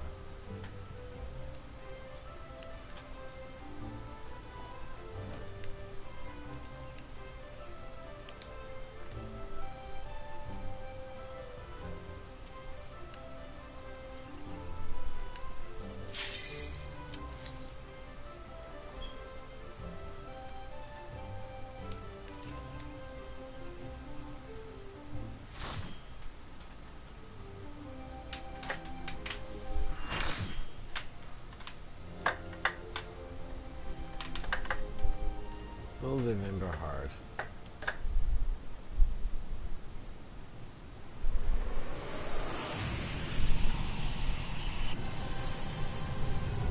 Is he bigger?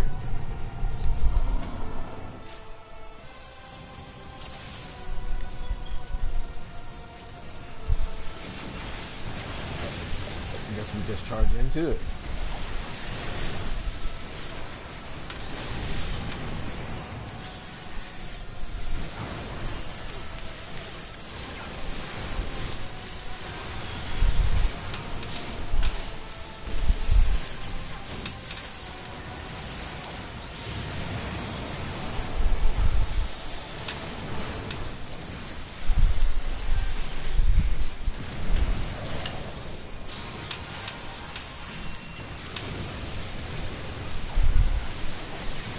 This is much better than the Lord of Heaven.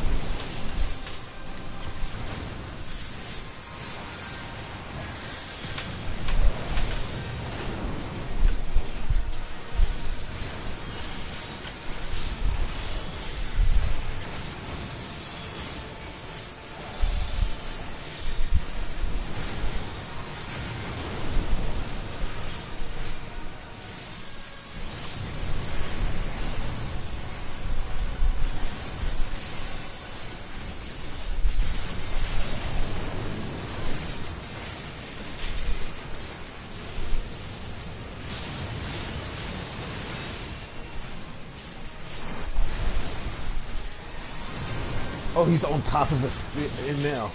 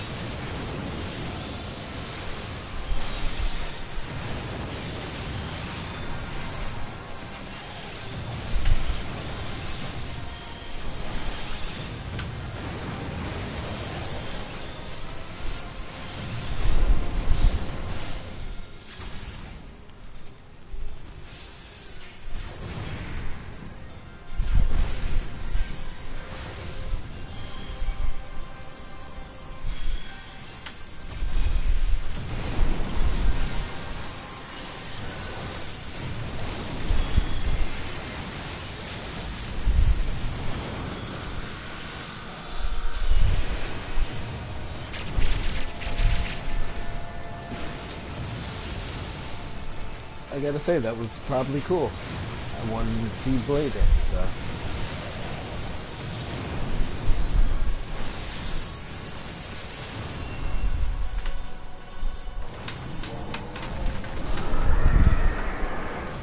Effort's Blade. Oh, they drop items just like the Good Key.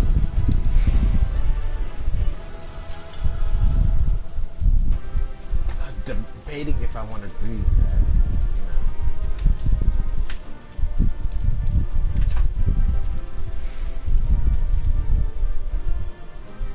Exercise override is almost complete.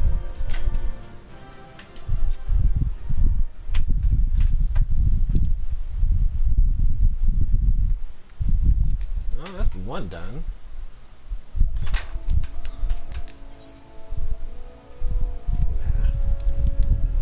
You now. I was just using you to waste time.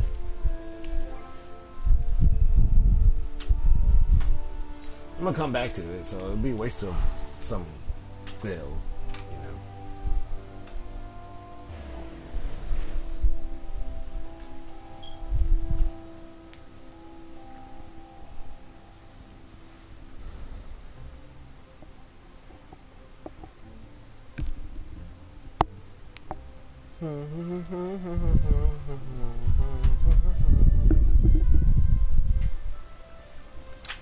That one fight took forever, though.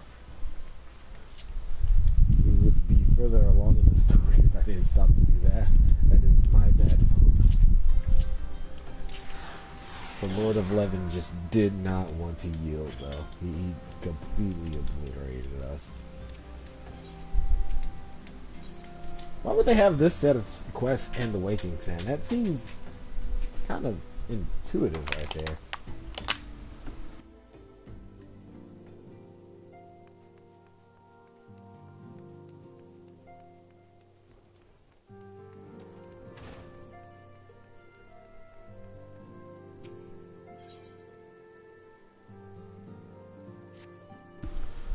I hear you have triumphed over Ifrit. Of course, this is no less a feat than I would expect with the Word of Life, but well done all the same. Now, I full had a mind to crack open a bottle of 1547 bros, but the celebration must keep. Gruta, I am afraid to say, has also returned. As you well know, Gruta's appetite for destruction far exceeds that of other primals. Not to dishearten you, but in her latest incarnation, the appetite has become nigh insustainable. In the short time since her return, she has already wreaked tremendous havoc. You must send her back to the ether before she can do any more damage. In the meantime, Ida and I will assist the Order of the Twin Adder in their recovery efforts. When you previously faced Gruta, 'twas the Enterprise that bore you through the storm that shielded her domain. Well, the storm is as a spring breeze besides what she has raised this time. No airship could hope to penetrate it. And so we must count ourselves fortunate that the Order of the Twin Otter chanced to discover a beastman aetheryte leading to the Howling Eye. Before you do aught else, I suggest you pay a visit to Otter's Nest and have a word with the commander of Huey-Lu. He will be able to tell you about the said aetheryte among the other things. Make no mistake, Lady of the Vortex will prove formidable opponent, but I believe that you can weather the storm. May the 12 keep you safe. I was not expecting a series of flip. Oh, I'm in the wrong state.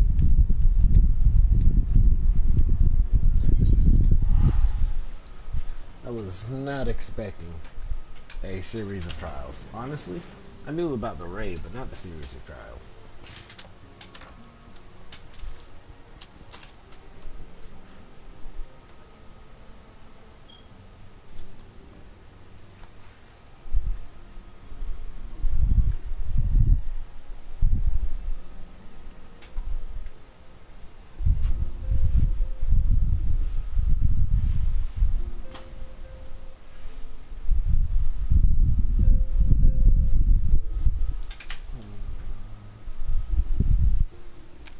It's 8:03, almost time for dinner. I need to fix me some food. This is usually why I record after 8 on Eastern Standard Time. That way I have a chance to eat and all that. Because playing a game while hungry is not a good choice, because I will forget to eat. Ah, the Scions. We are grateful for your aid.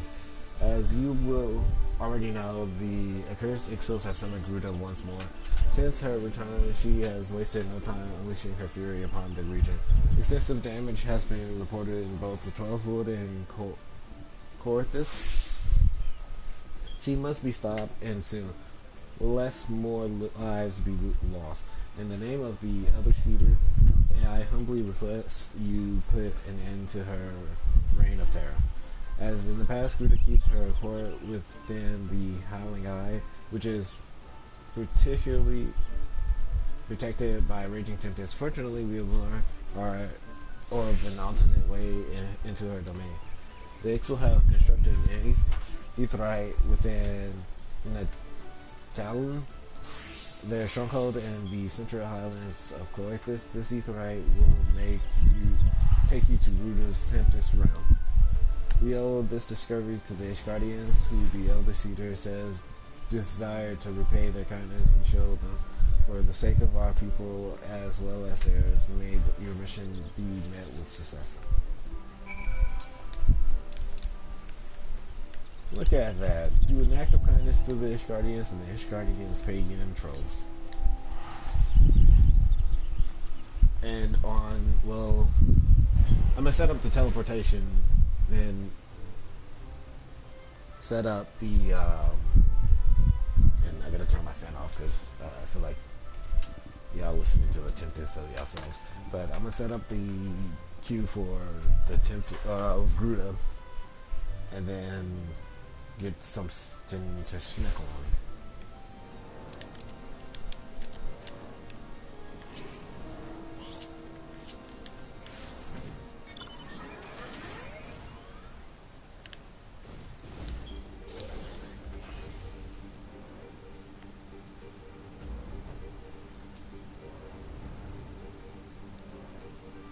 I forget what song this is from though.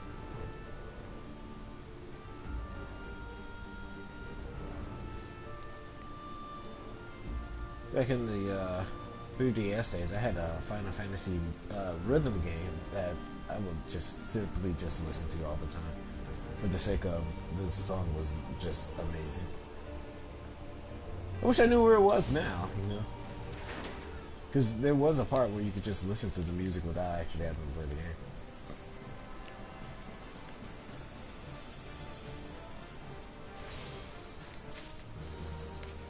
Alright.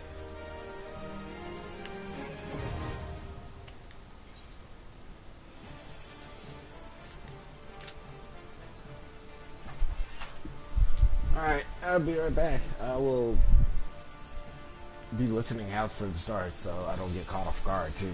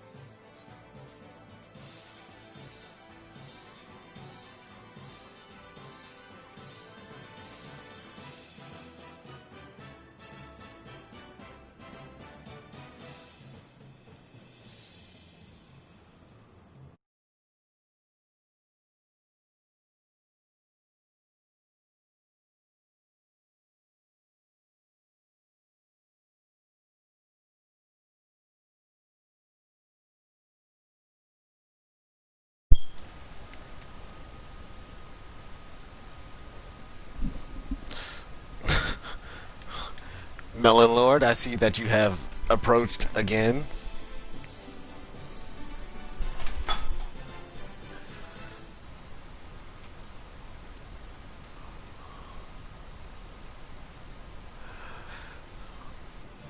Wait, hello. Okay, my mic did fix itself. Okay. On that note, estimated time 7. I gotta be fast.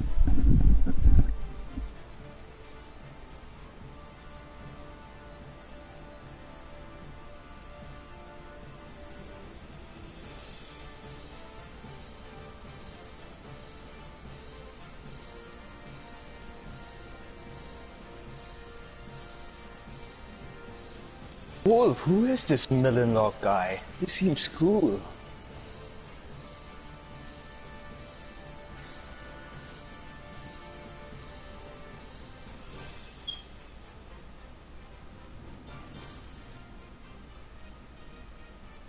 Yes.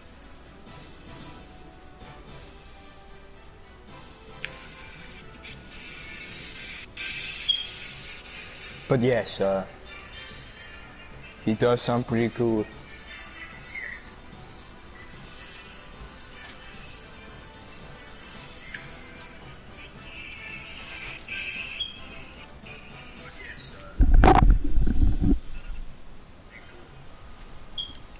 I swear this party was, you know, private. It was, but I found a way. What you doing, Muggy? Nothing, but if you want, I will leave. You're streaming, obviously, so I'll leave. No, you're fine. Just no, you know, weird sounds like you usually do. I'll just mute myself. you make no promises, is that what you say? Okay, again, muting myself. Right. And plus the party's not private. I noticed, I saw.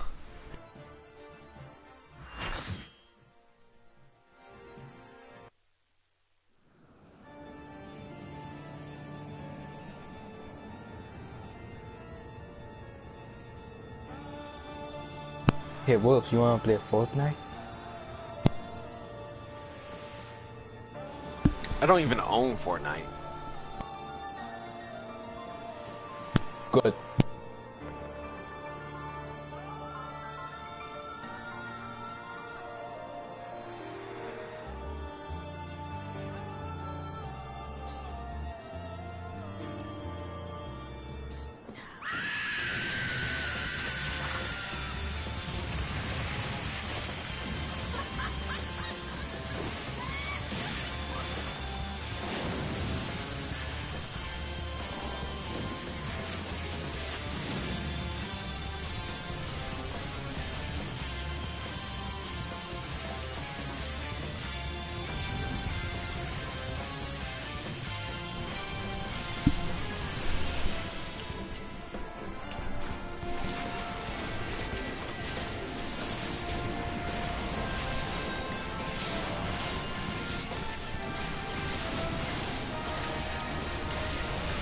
wonder how this battle has changed.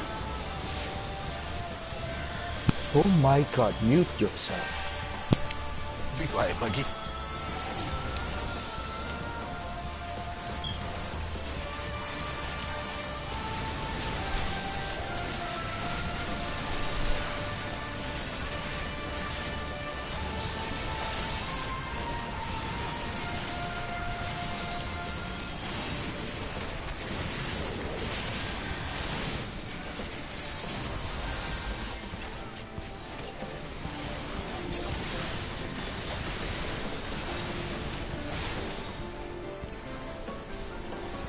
If I remember right, she...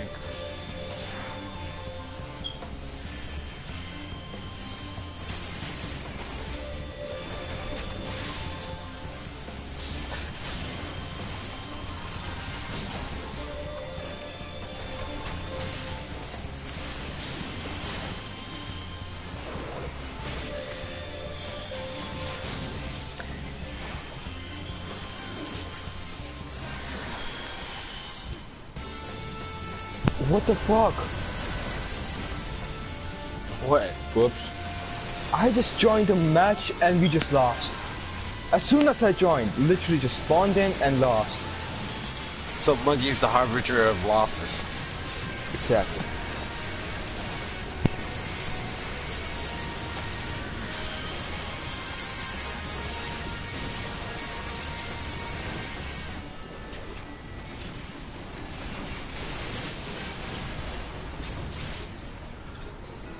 That is completely unfair. I got out of there.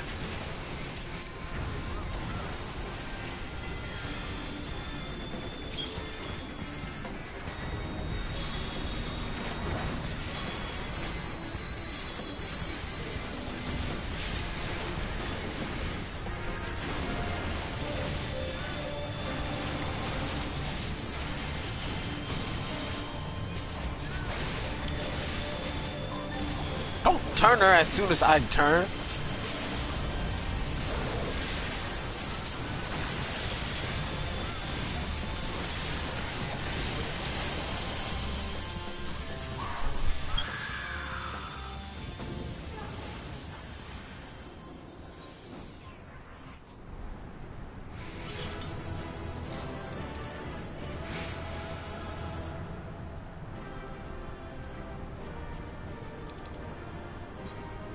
I meant to get that. I didn't try to pass it.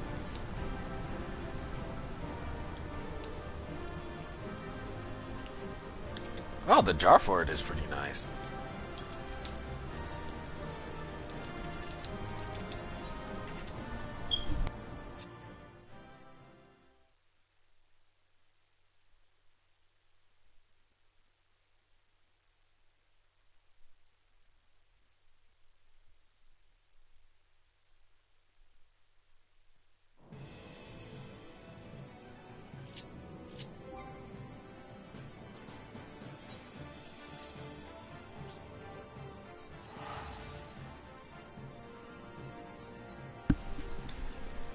And now all I have left is Titan, which I'm guessing would be the harder of the three. No, again, I'm not talking to you. You can do it!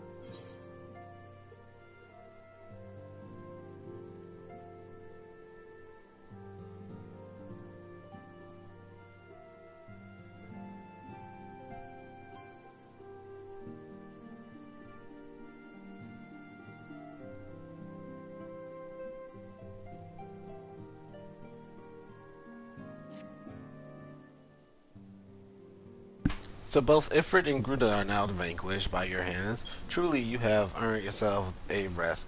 With that, you have had the luxury of time to enjoy. It pains me to say that Titan is also returned, and with a vengeance. As was the case with his primal brethren, he is grown stronger than he was before. When I went about my investigations, all the indications suggested that the kobolds were nowhere near ready to resume their summoning rites. But it turns out they were deceiving us. I should have known better. The Cobalt subterranean domain runs deep, and they can easily hoard crystals within our being known the wiser. And a vast hoard it must have been. Till now, Gruda was the most powerful among the three recently active primals, but according to our latest readings, Titan has usurped that honor. A primal's a primal's might is determined by two factors: the amount of crystal it has gorged upon and the favor of its believer. It would like nothing more than to measure precisely how strong the Lord of Krogs have become, but I fear the time for such prudence has run out. We have already received an official request and assistance from Maelstrom. As you might expect, it is addressed to you. For your previous encounter with Titan, you traveled to his mines by way of the threat first discovered in company of Hero. Sad to say, this Aetheryte no longer seems to respond. But do not despair, for the Maelstrom have reportedly found another in its place. You will want to speak with Commander Raikai at the Maelstrom Command for the details. I cannot stress this enough, but Titan has grown fearsome strong, so see to it you spare no preparations.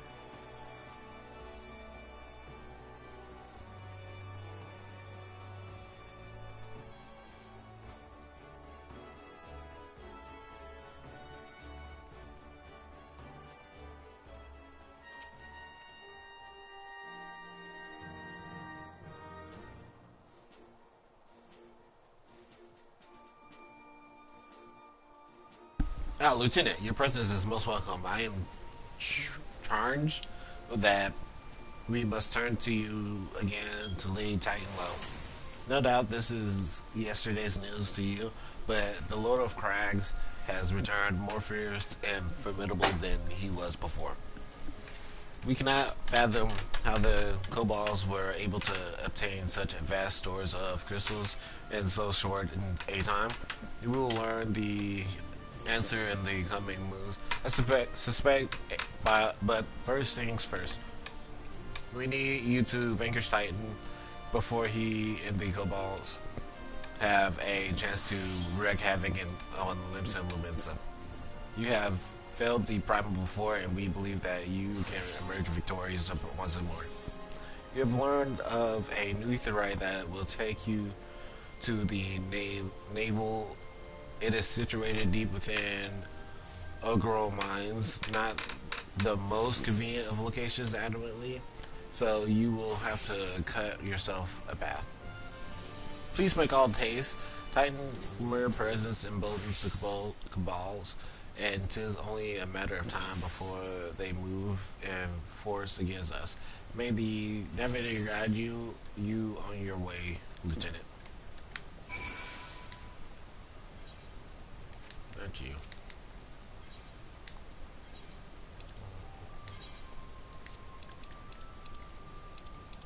Completely forgot to turn this in earlier.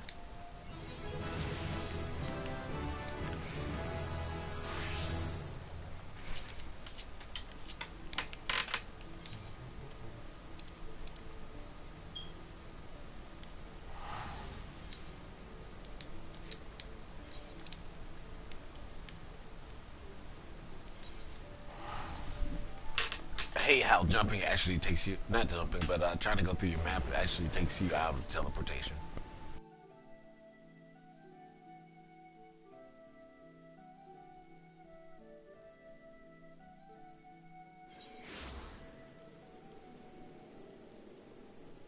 Wolf.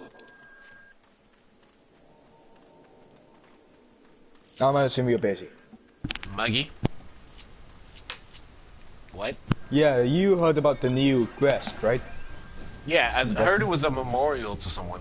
A visual, one of their visual artists that worked on Warmind with them. Yeah.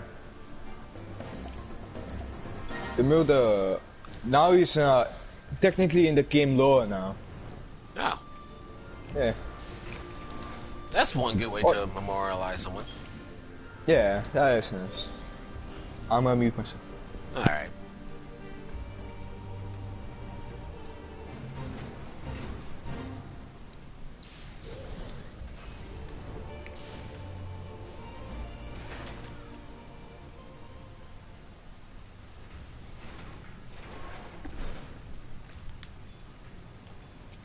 This is a well-placed one. I didn't even know it was here.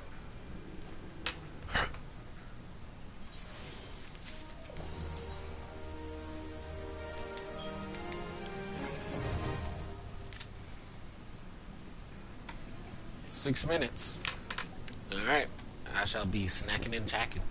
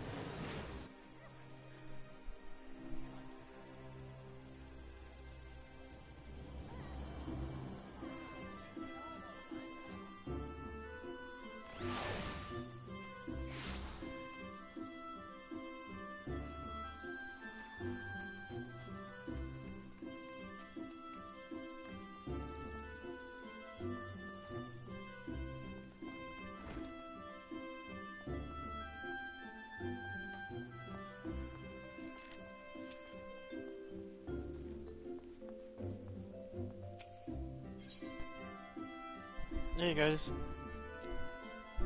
And Josh, he's doing a live thing. Oh, sorry.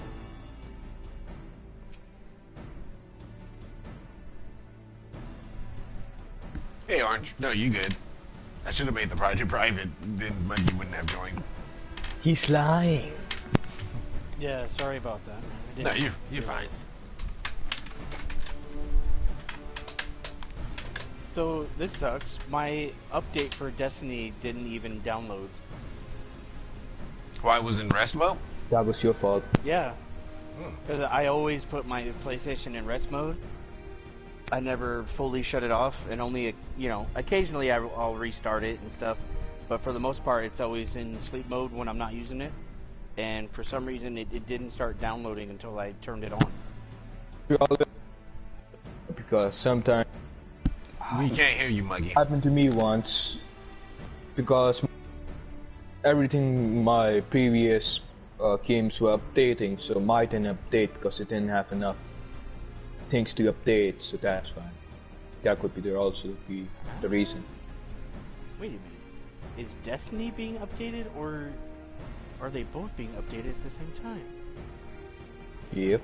Oh no, Neverwinter's updating. Yeah, it was both Destiny and Neverwinter had to update when I came on. Yeah. The new update is about one of Bungie's employees who recently died by cancer. What? No, it was not employee of Bungie, but he worked on Warmind. Yeah, he worked on Warmind. Visual Warmind. designer. But he also has a tribute in the new Tony Hawk game. If I was not too sure. That's nice. So he's gonna be immortalized in 2 games, which is nice. So that sucks. So I have 2 games that I play most often, and I can't play them because they're both copying at the same time. Oh, the orange luck. That happens. What? I said the orange luck. Yeah. Oh, so now I don't have a game to play. And what sucks is Neverwinter somehow got priority over Destiny. So Destiny's not even got any progress. And it won't get any progress until Neverwinter's done, and Neverwinter's only at 9%. Boss Neverwinter and download Destiny. Yeah. Well, no, they both already downloaded, but they're both trying to copy at the same time. But you can't have multiple game files copying at the same time, unlike downloading. So, yeah, so that's not necessarily true. I had 3 games copying on my system earlier today, and all 3 of them got finished relatively at the same time. Oh, that's weird. Well, it looks like Destiny is still at 0%, and Neverwinter is at 13%. So, yeah, just give it time. I think either Destiny's just going so slow that it has yet to track a percent, or for whatever reason my system's prioritizing the copies and only doing one at a time. Orange, with my Italian blood, I will bless you with Catholicism. Yes. That's too... Is that traditional Catholic or Roman Catholic? Italian Catholic. What does that mean, Muggy? That's not even a version of Catholic, dude. Yes, it is. I just made it up.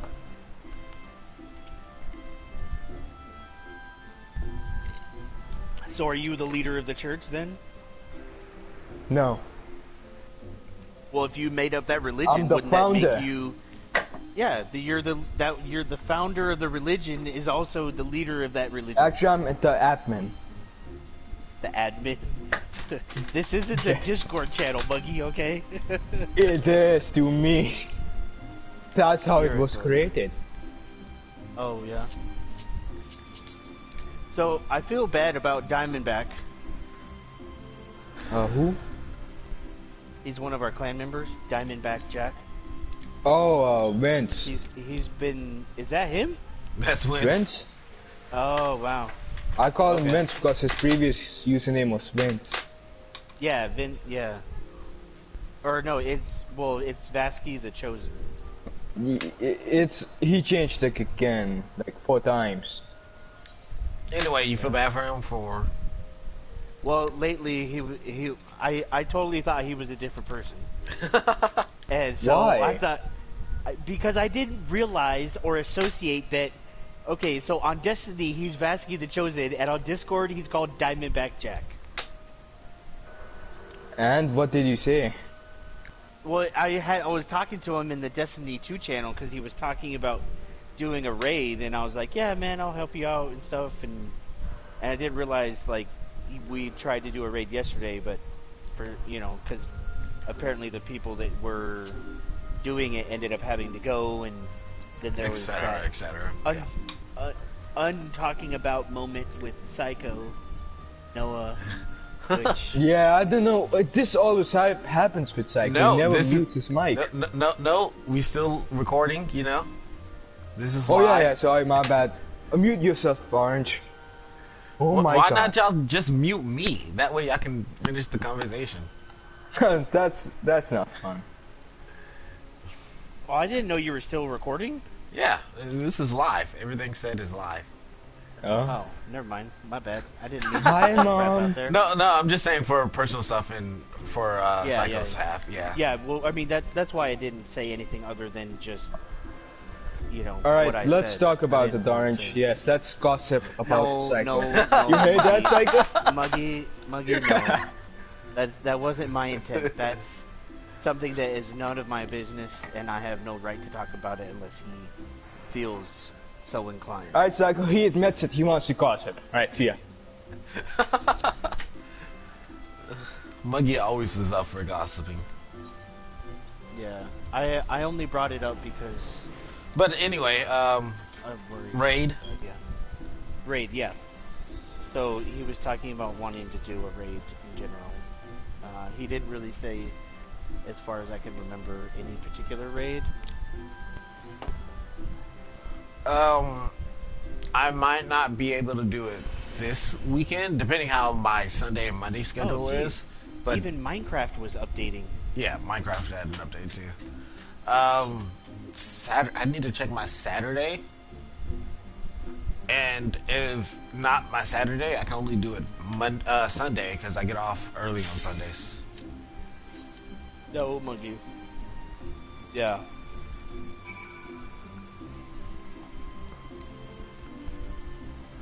No, But in a second, I'm gonna have to. Yeah. In a second, I will mute both of y'all so I can continue my main quest. Because you know, if y'all curious, just send a message through the video, I guess. Okay. But right now, I'm just doing trials that I needed to do. So wait, you're on Destiny, or you're? I thought you were on 14. I am on 14. Trials is just the name of the boss battles on 14.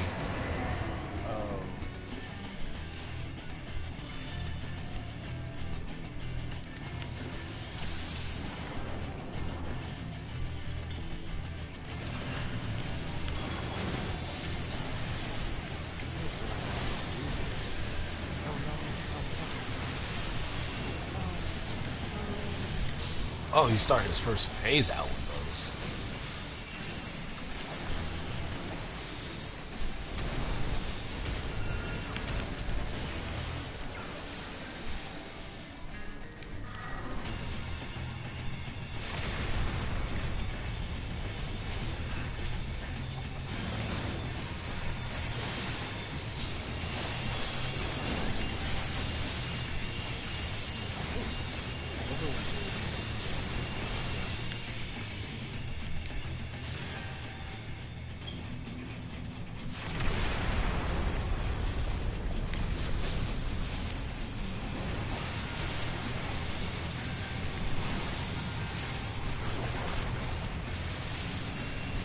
This is more appropriate for 8 people.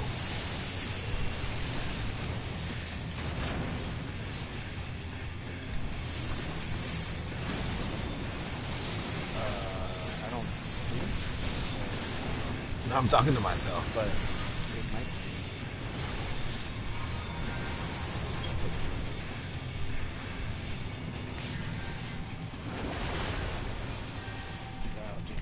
500. Right. 1,000.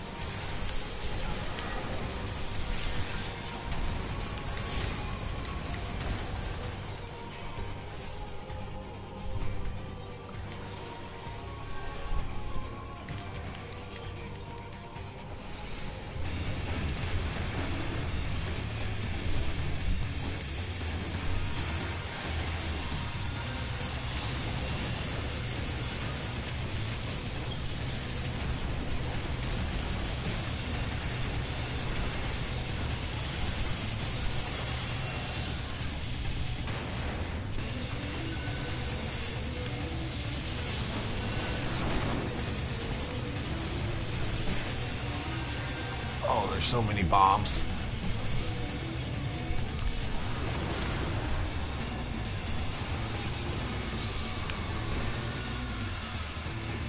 All the damaged people are dead.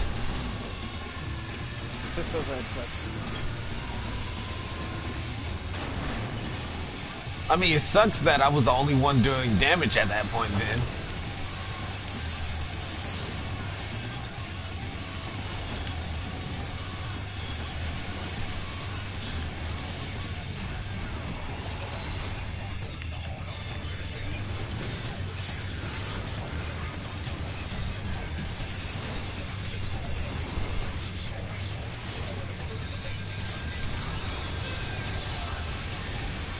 Don't die from all the tremors.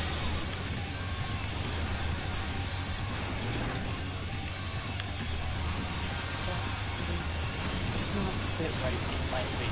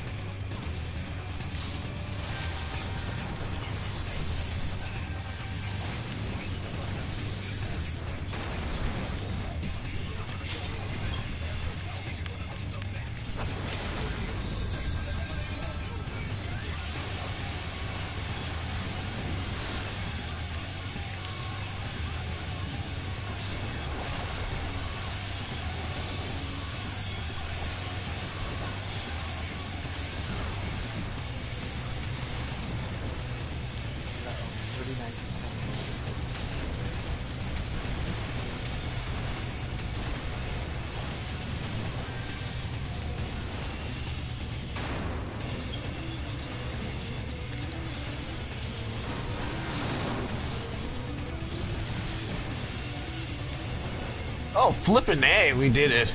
With most of our damage characters dead.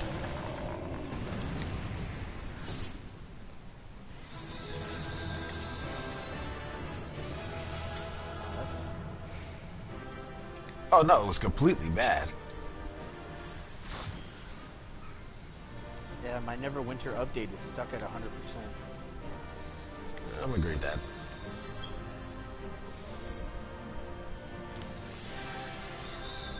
It's at 100% copying and it's been there for 5 minutes.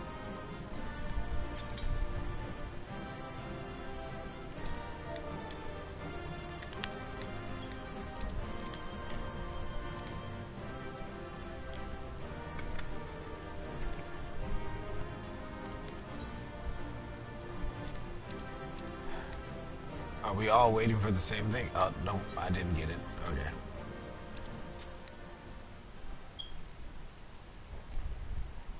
I got 2 that time. Alright, I'm gonna meet you, Orange. And I'm guessing Monkey already meted me. Yeah, if you need me to message me, I'll see it on the thing.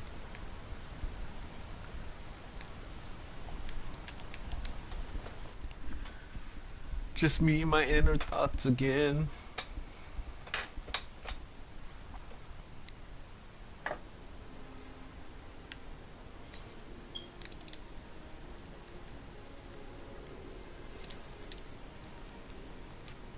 just use return.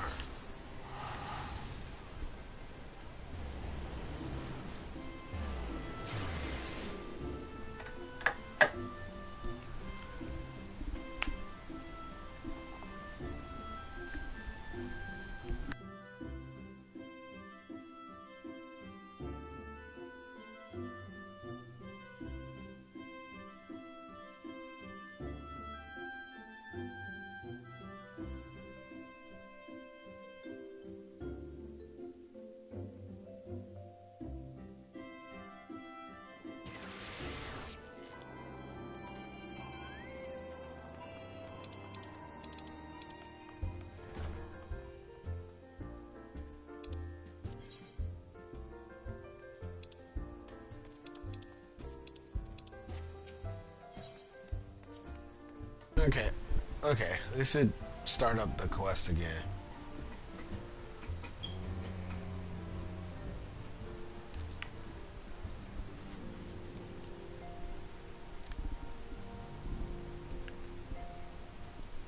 Speaking of starting up the quest. Oh, the training is complete. Okay. I guess when I'm waiting on another instance, I go and tell them to do something else.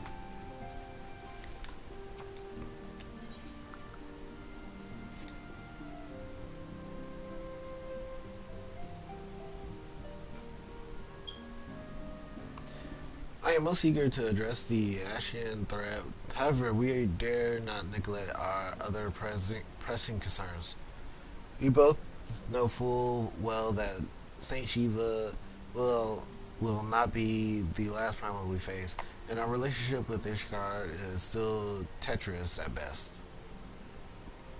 To think the resolution of the primal threat was once the sole priority of the Scions of the Seventh Dawn, some days I wonder if it was wise of us to take on so many other responsibilities. Lest you forget, Ascended, the Scions need not shoulder the burden alone. We're not the Crystal Braves established for this very reason. True, we are presented with a multitude of problems. However, we have all the resources we need to address them in turn. You in particular is ever a steadying hand who I trust will continue to support the Braves. To what do we owe the pleasure? Have there been further developments regarding the situation in Ul'dah? As expected, the Mortal Flames have been struggling to cope with the revelation that one of their highest-ranking officers was a Nagalian agent. Suffice it to say, Teji Alegi and his monastic ilk have wasted no time in attempting to turn the situation to their advantage. Coupled with ongoing unrest, the Flames are finding themselves hard-pressed. Apparently, General Raban needs our help, and I will direct the Crystal Braves to offer what support they can. If I am to stay abreast of the latest development and issues effective orders, however, I cannot afford to waste time traveling back and forth. And so, for the foreseeable future, I think it would be for the best if I were to remain in Ul'dah, unless you have any objections. None whatsoever. We have matter here well in hand. Moon research is proceeding as planned.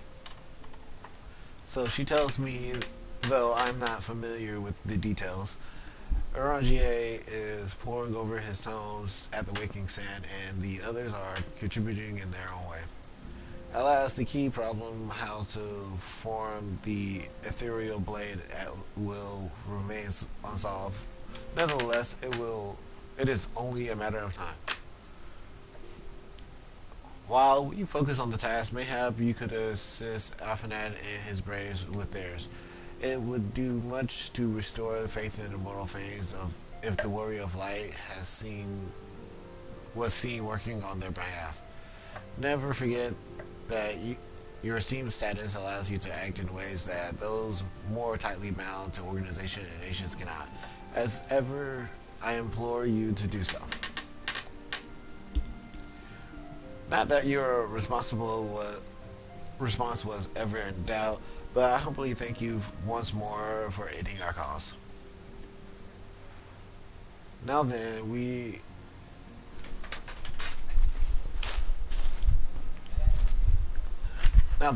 there are preparations I must attend to before my departure, such as receiving Gil's latest report. He was proven to be quite skilled at gathering information others wish kept secret, hence why I place him under my direct command and order him to investigate Udal's riots.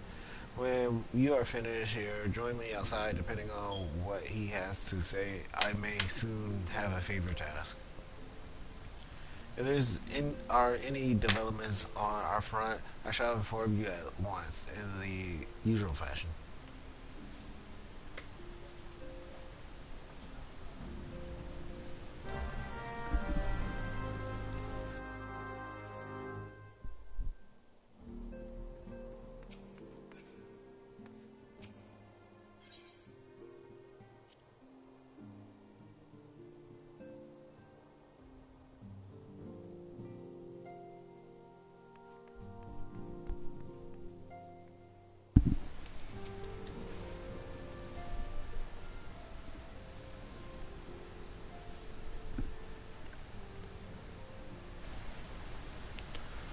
Pleasure always. You be escorting the commander to Udal, I take it.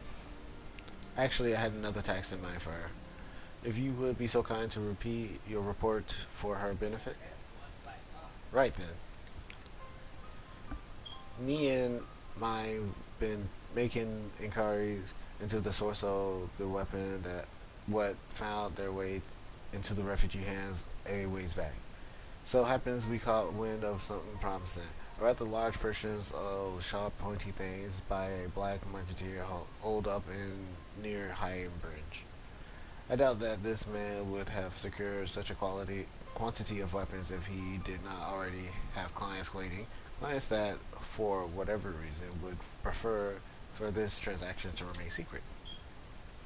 Bring to mind that merchant caught an arrow while talking to, didn't it? Generous fellow he was, doling out swords and spears to the downtrodden and disgruntled, which isn't to say that this clients have the same mischief in mind, but if we want to be sure, might be prudent to intervene before they collect their goods savvy.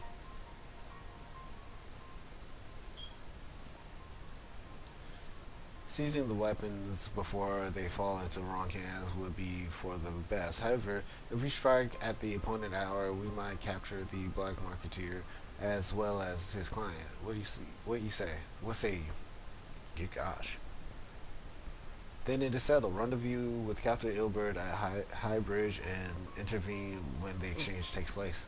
Now then, if you would excuse me, I must leave for Udal, and I expect good tidings. DJ, I want to meet you.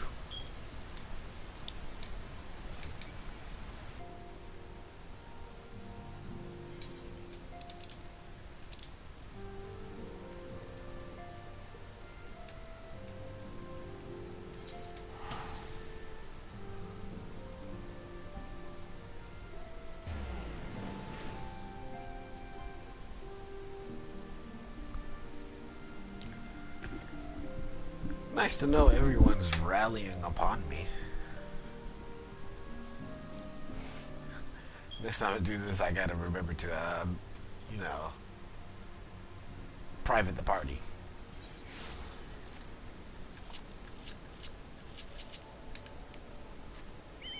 Try to keep Destiny out of Final Fantasy talk.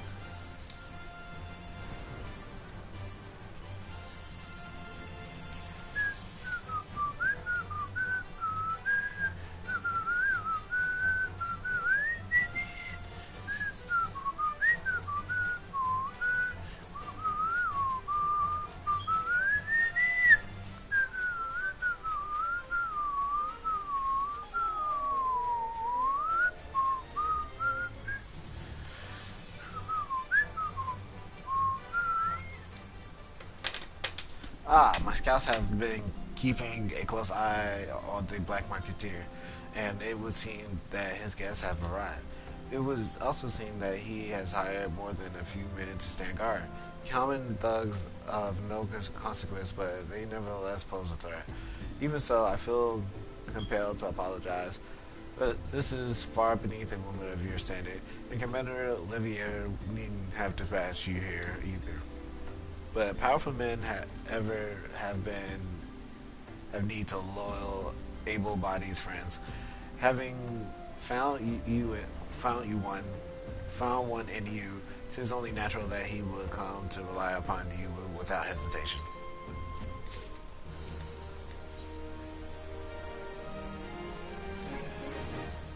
Now then, we shall make for Burning Wall without delay and secure those weapons. The first unit will ensure that the client do not escape with me.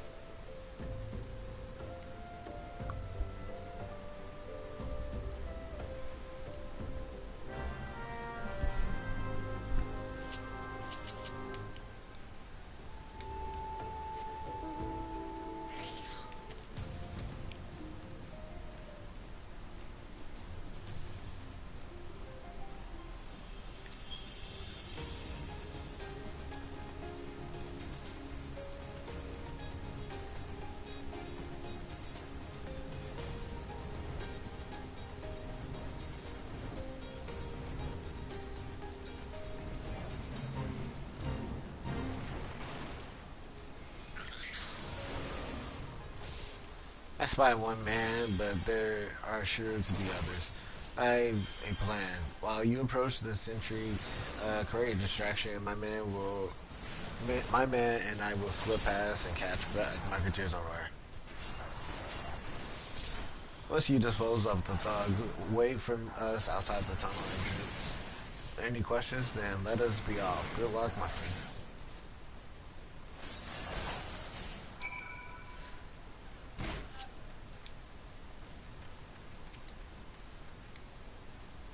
Who goes there? An adventurer?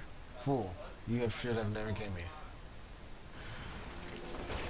Now what, huh?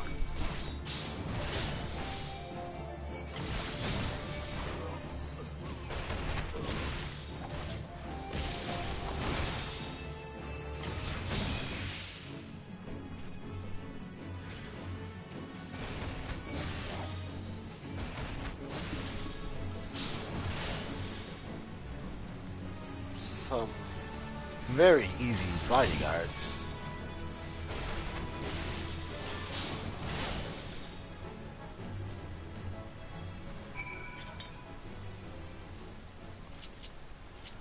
Very easy bodyguards.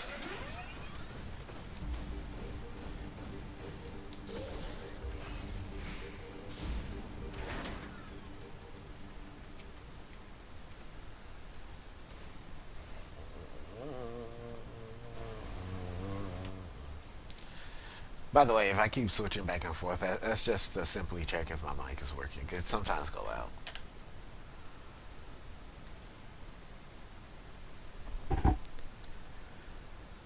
I don't understand what's this all about. Yeah.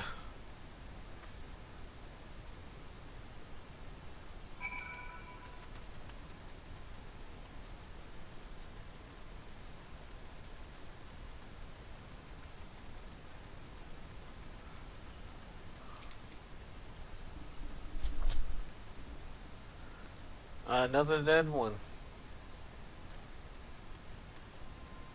As you can see, this is a fine mess.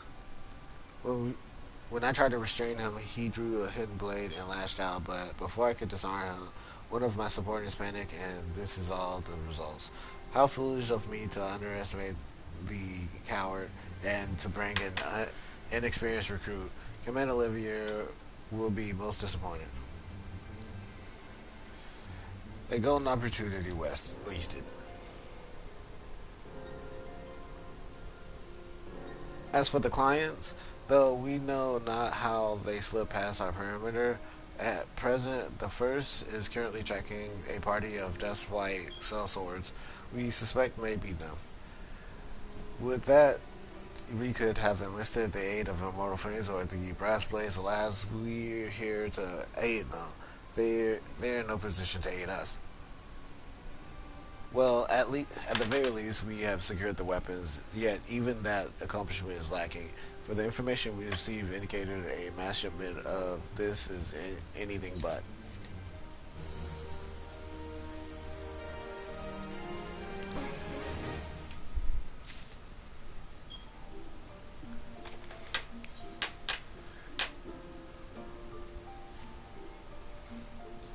I would join the first in their hunt for the Dust White Cell Swords.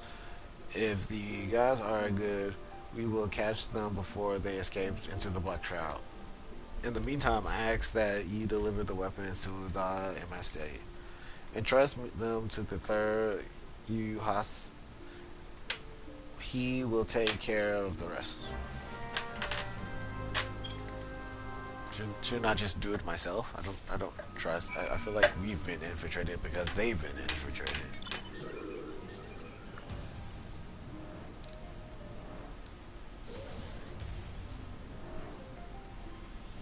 Oh, I gotta go to Gudala anyways.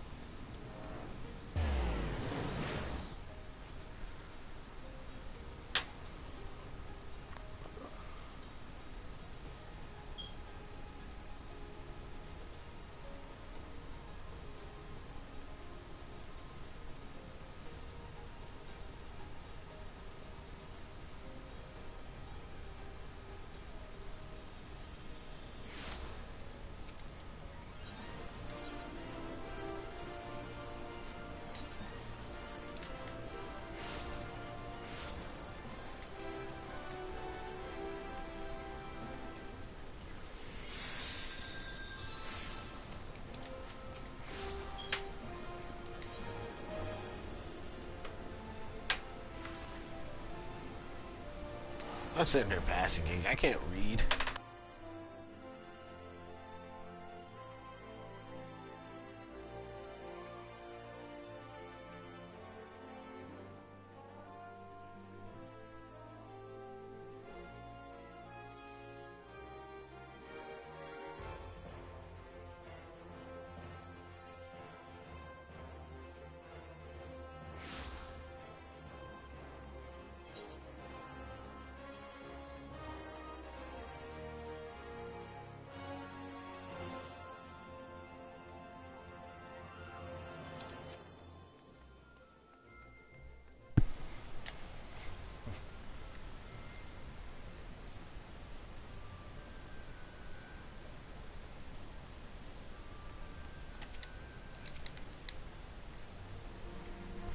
Warrior of Light, ever reliable friend to the Crystal Braves, you have my deepest thanks for your assistance and coexistence. Now, what brings you to us this day?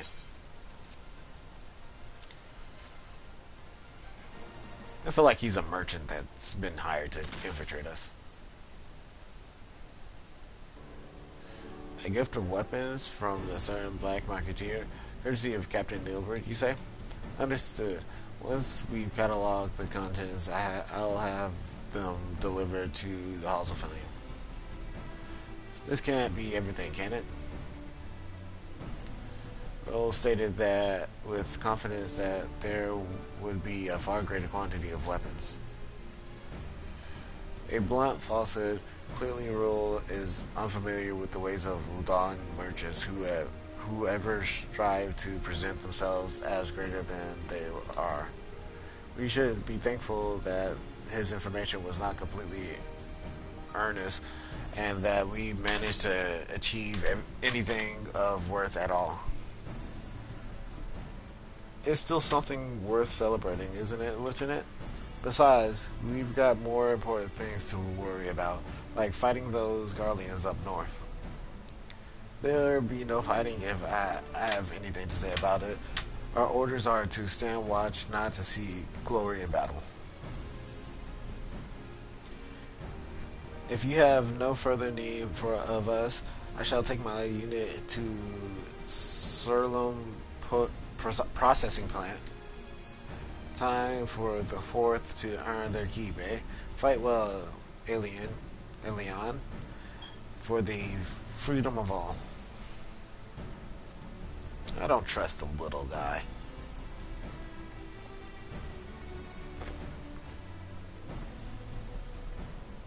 Excellent work as always, my friend. Rest assured the Immortal Flames will hear of your contribution until we meet again.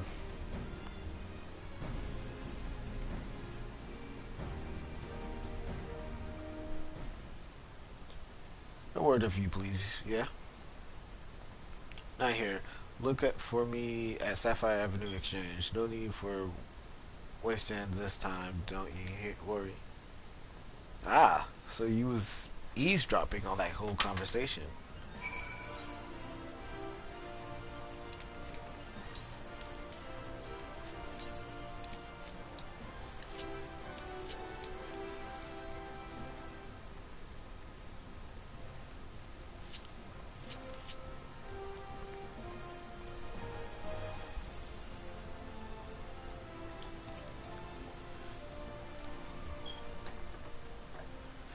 Thanks for indulging my request.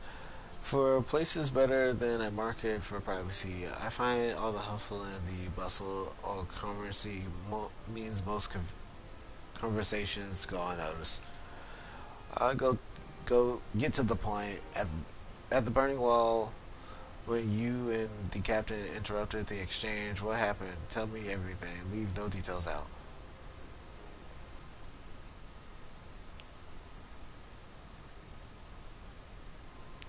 That's quite how the first told it. That's not quite how the first told it. These Dustwites, they were chasing. Last word is that we lost the trail, but we never saw them yourself. Not before the fight started, and not after. Something ain't right. Ain't right. I don't know what it is, but I can feel it in my bones. I'm not draft enough to be misled by some merchant's drunken boast. Our information was reliable. I know he purchased those weapons. As if I never deciphered a money loader's book and had to follow a transaction back to its source. Did plenty of that back when the Braves were getting started. Believe me, the commander wanted assurance that we weren't taking Gil from the wrong sort of benefactors. Of course, these days the money flows like water, and the first and third get the shiniest new toys. Forgive me, friend. I have a lot on my mind these days, and appreciate you lending an ear. Right then, best get back to work.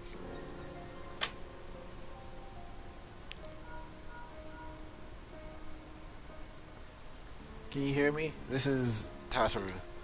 Your presence is urgently requested in Rising Stones. Please come and see me as soon as you are able.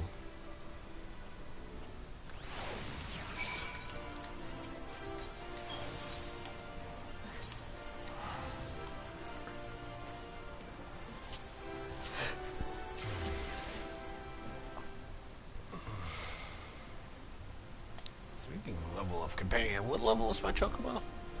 I need to start individually training him since I learned how to train Chocobos.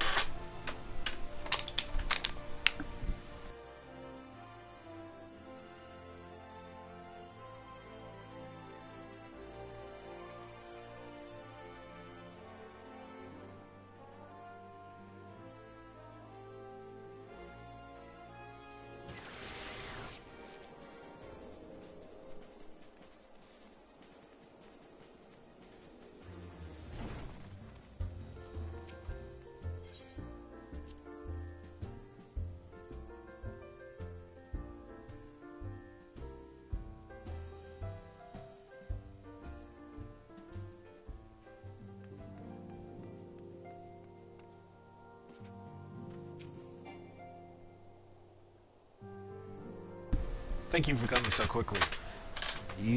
We've a guest from Ishgard who wishes to speak with you. A most determined lady by all Inkade.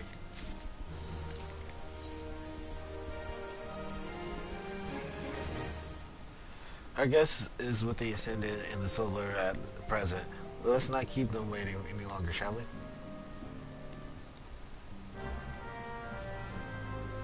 Back and forth with Ishgard and crystals. Good gosh.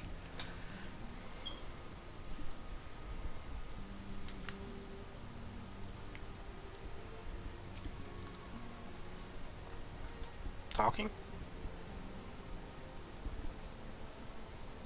We have a guest from Ishgard who wishes to speak with you. I believe the two of you have met. We have. I had hoped to speak with Commander Leveilleur as well, but I cannot afford to wait any longer. The Lord Commander sent me hither to request your aid in a matter of grave import. You see now why I had Tataru summon you. Now that we're all assembled, perhaps you would be good enough to elaborate on the nature of the matter which brought you to us. The Observatorium's astrologians have sounded the alarm. Last night, the Dragonstar burned with an intensity not seen in 15 summers, not since the Dravanians engaged the Empire in the Battle of Silvertear Skies. The northern sky doth burn full bright upon the Wormlord's call. The red behemoth beckoneth, and flame consumeth all. The old Curthan rhyme, aye. The brightening of the Dragonstar is said to accompany the roar of a great worm. The astrologians believe that it was Midgard Soma himself who cried out on this occasion. After an absence of centuries, the King of Kings did return to lead his kind against the might of Garlemald.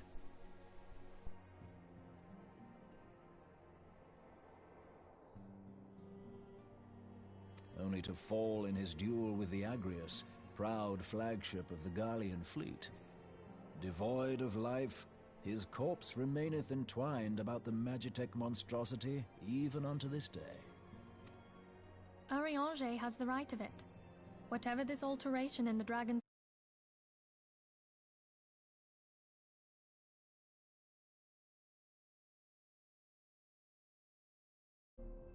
Tataru, have the Domans reported aught out of the ordinary?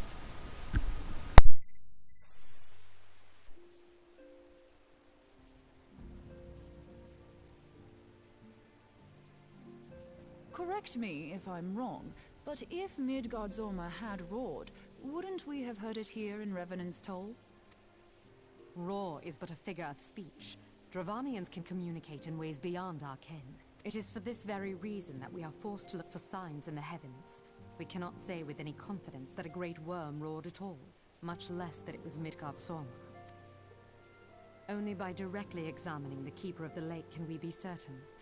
However, it will take too long to gain the Holy See's approval to dispatch the Temple Knights. Therefore, Sir Emric would entrust this task to you. Do you accept? We knew you would not disappoint us. Now, if you would excuse me, I must return and assist the Lord Commander. We have precious little time to prepare. To prepare for what, pray tell? When a great worm roars, his brethren cannot choose but answer. We prepare for battle.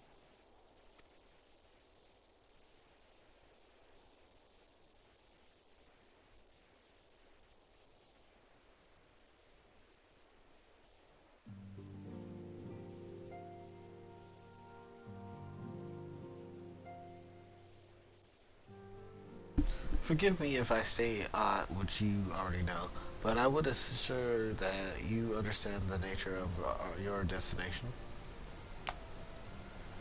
As RRGA stated, that we now call the Keeper of the Lake is the wreckage of the Argus, former flagship of the Imperial fleet, and the corpse of the worm responsible for its destruction. 15 years ago, as the next step in his campaign to subjugate Eorzea, Gaius von Belsar attempted to seize control of Mordana, so massive was his force that all thought his victory foregone conclusion. But an unlikely ally came to Eorzea's aid that day. Mikar Dozar, legendary guardian of Civitir's Falls, burst forth from beneath the waters of the lake and led a host of dragons against the Garlean airships overhead, and that would later become known as the Battle of Civitir Skies.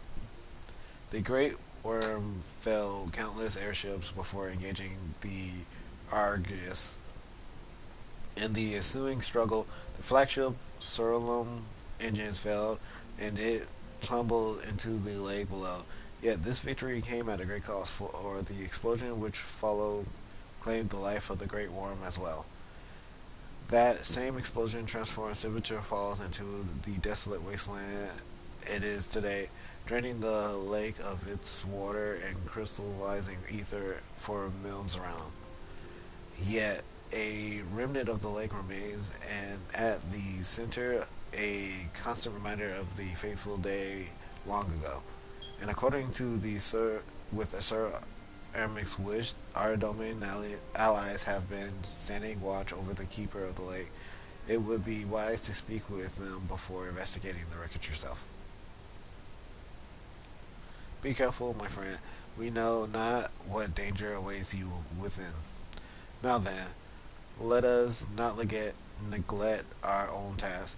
There is much to be done and precious little time to do it.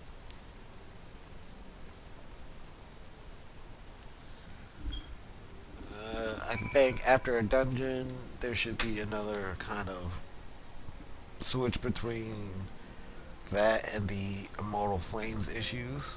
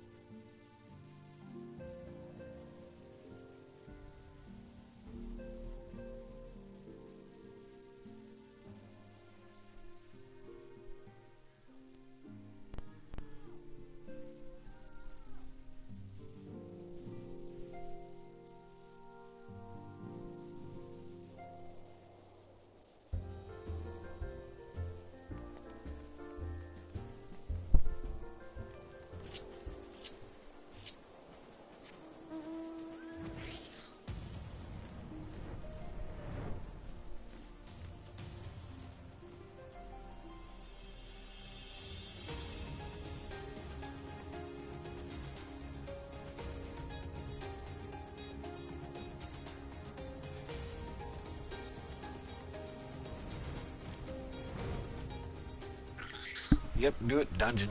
Okay, before I start this, I will go get actual food.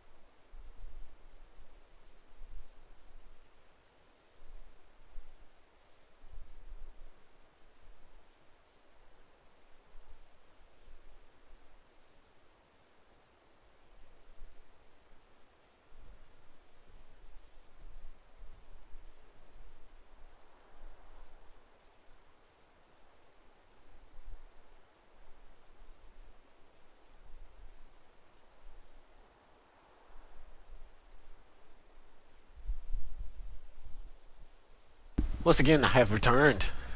Shall we continue on this perilous journey to the middle of the lake? You're in luck, miss. I was about to send word to Reverend Stoll about the Garleans. Of late, I've seen small airships, likely from Castrum Sentry, come and go from the Keeper of the Lake. I cannot say for certain that this distance. I believe they may be salvaging something from within the wreckage. The Castrum supply lines have been cut for some time, and Outrager they desperately in need of spare parts and other equipment.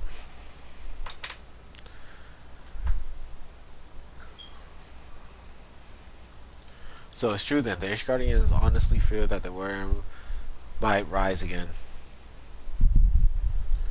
Well, from here, that seems rather unlikely, but if it is assurance they want, you no choice but to expect the corpse in its entirety. Easier said than done, given the creatures which inhabits the wreckage and the aforementioned Garleans who won't take kindly to your presence.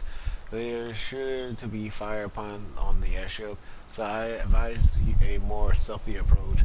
Take this boat and a few of your comrades to the base of the Argus, then climb to the top. That's the only viable approach, I say. Keeper of the Lake.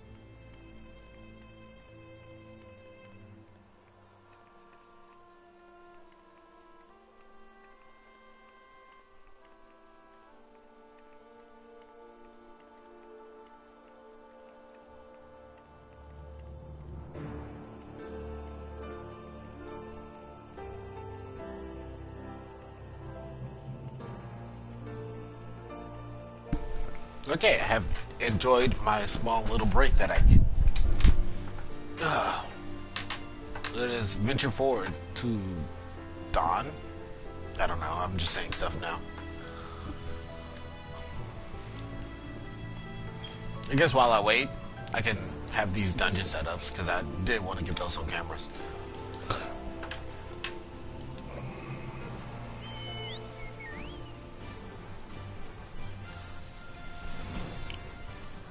So it's not far.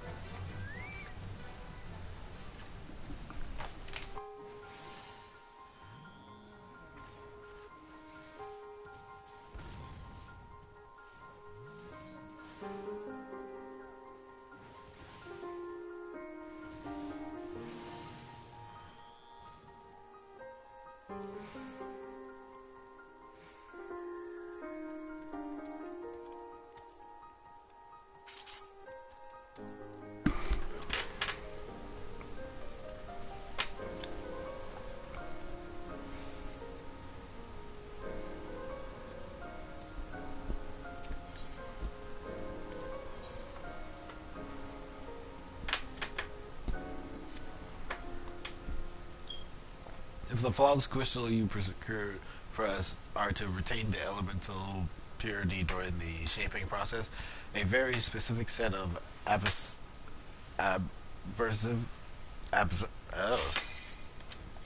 thank you. You heard that I was struggling. Will be required. Well, I say substance, but one might just as well call them one substance, namely ether sand, which has 4 elemental aspect varieties. Alas, ether sand is neither common nor cheap. Indeed, it is not unusual for the abrasive to exceed the value of the precious stones. It is used to polish. Given the rarity of the materials in question, the Goldsmith Guild and Uda seemed the likeliest place to purchase quantity we require. When I contacted the Guildmaster, however, I was informed that no ether sand was currently available, though I requested that would be sent as soon as new stock came in. I have yet to receive aught but apologies. I should mention at this point that I placed the order same time before you procured the flawless crystals. I am well aware that acquiring ether sand is no small feat, of course, and I am not an impatient man, but I fear the more we delay our investigation, the risk to ours fall in the hands of others. Oh, thank God that actually happened. I had trouble reading that.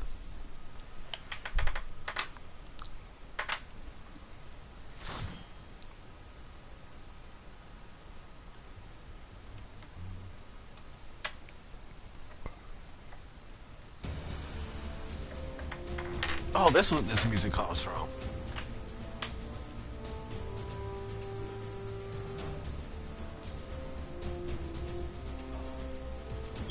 Keeper of the Lake.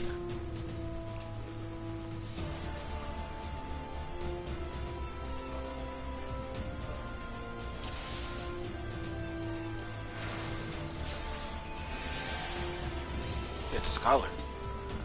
And a black mage. I like this party already.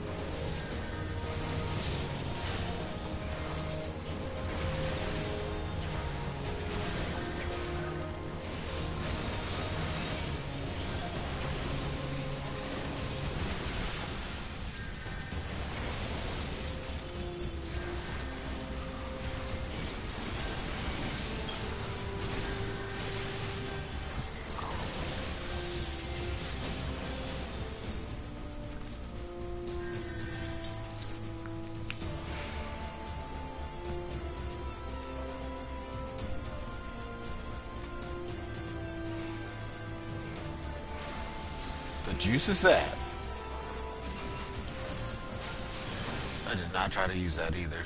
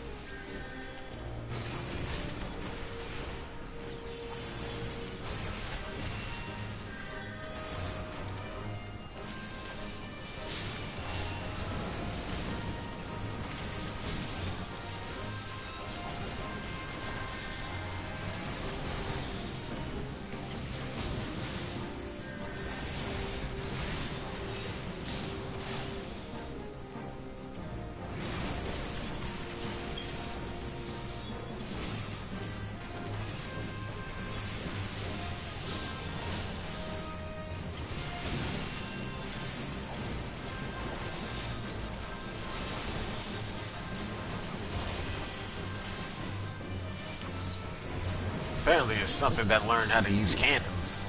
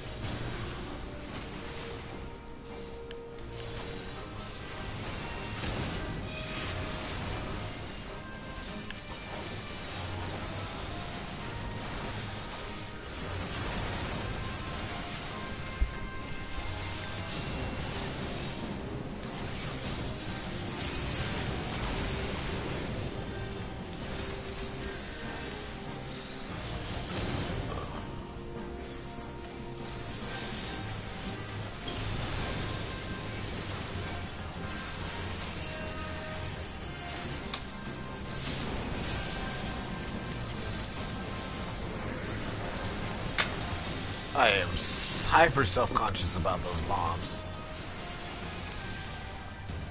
Well, we killed it though.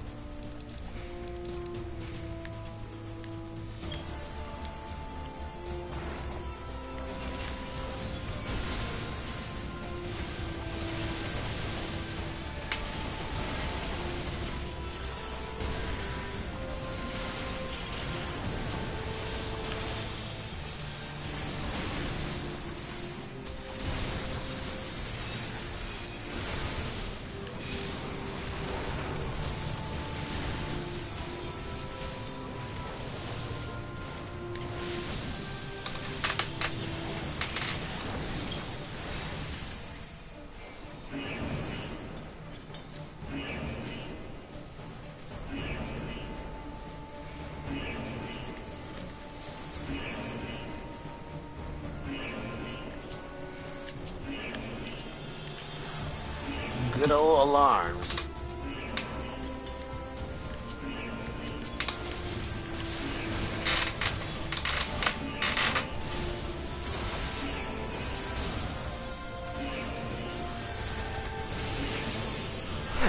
Ooh, gosh.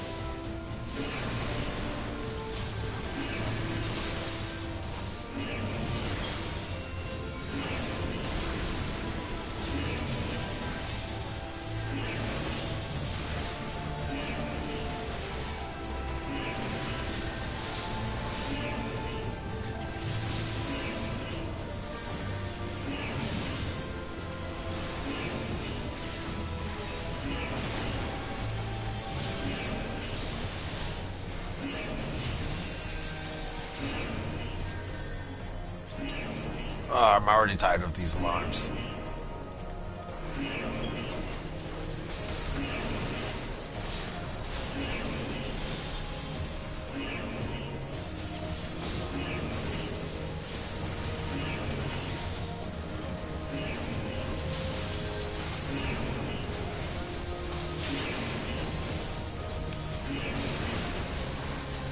I wouldn't mind if the mage used it right now.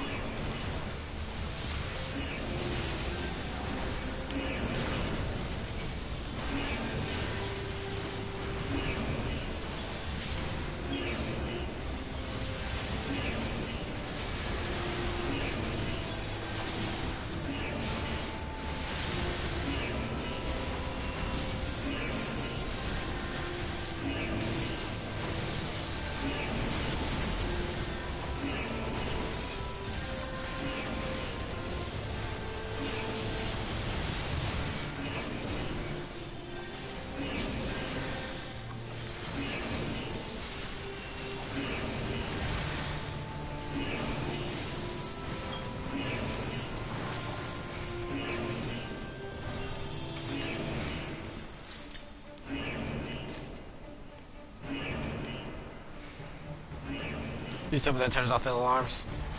Oh, thank God.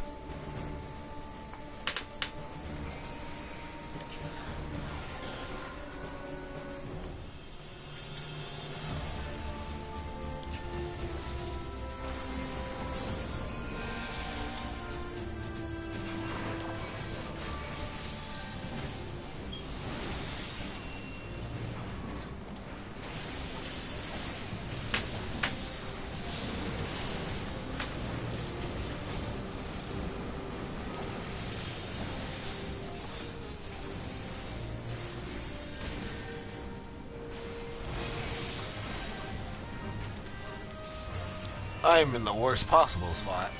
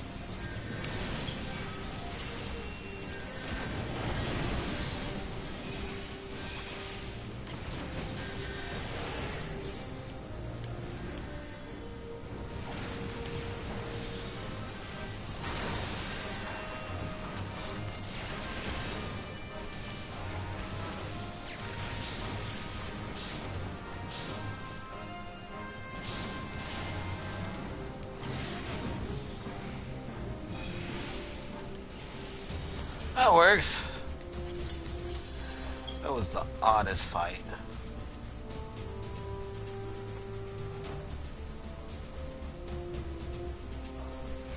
Pugilist monk. Samurai. Yes. I will agree that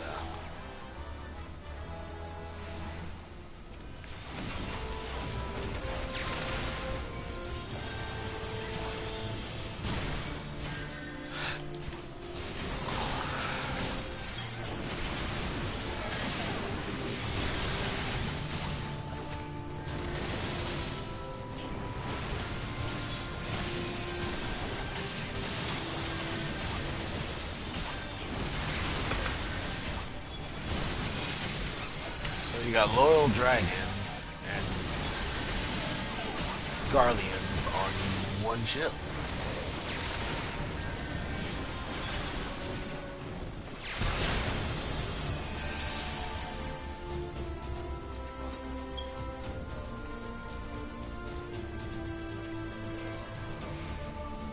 How did this dragon siege?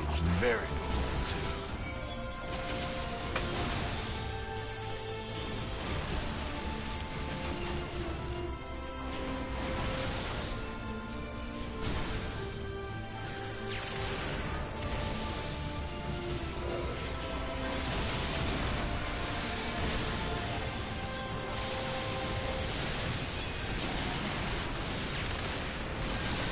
What is beaming us from above?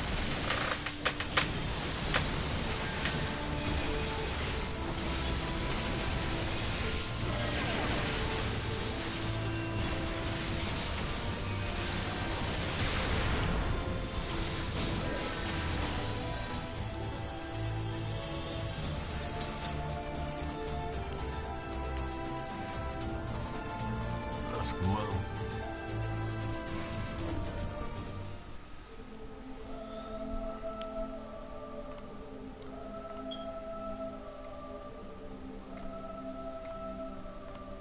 Treadeth now upon my bones, and waketh me from slumber sweet.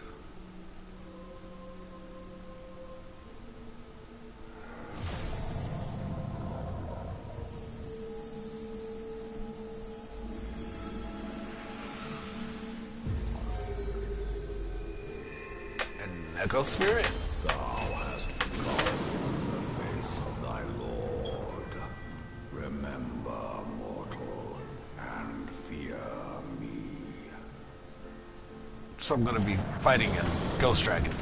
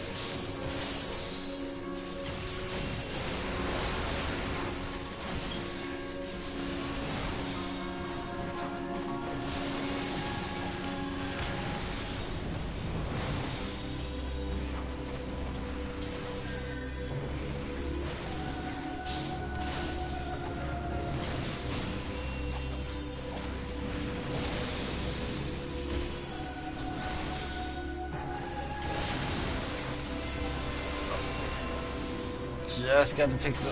Oh.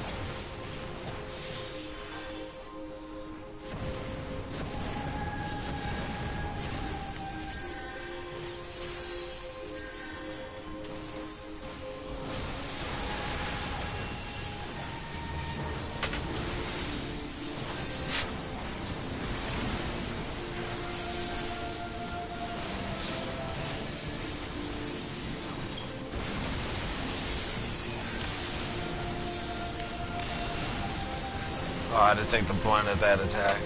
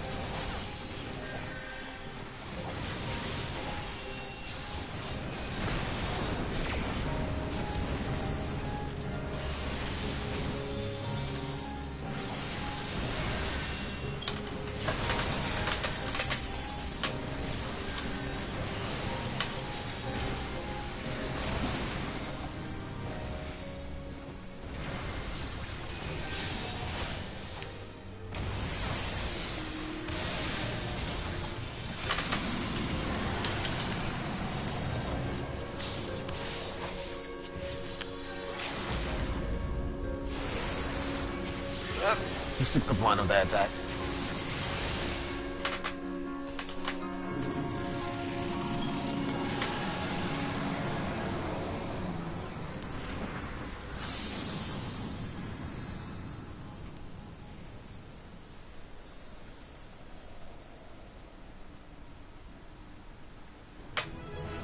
That was smooth. Definitely the healer kept me alive through that whole thing.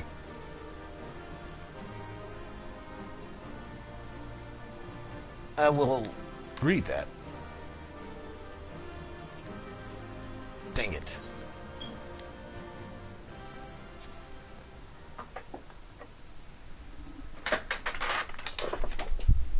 Oh, that would have been nice to know.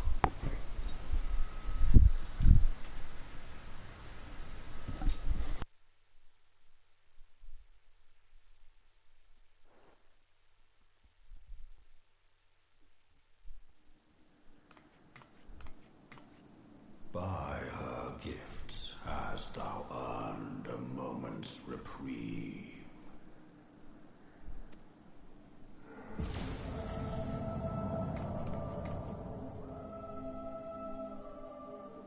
Speak, mortal, and I shall listen.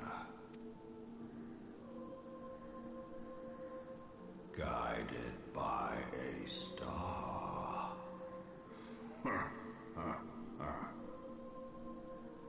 My people have heard the song. Ishgard shall burn. Sons must answer for their father's misdeeds.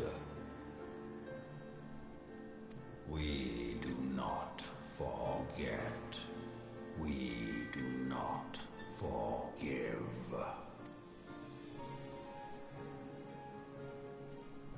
Seven children did I sire. One now singeth of retribution. I rise to join in the chorus. Thou art powerless to silence us, mortal. Yet thou shalt not live to labor in vain. Thy reprieve is at an end.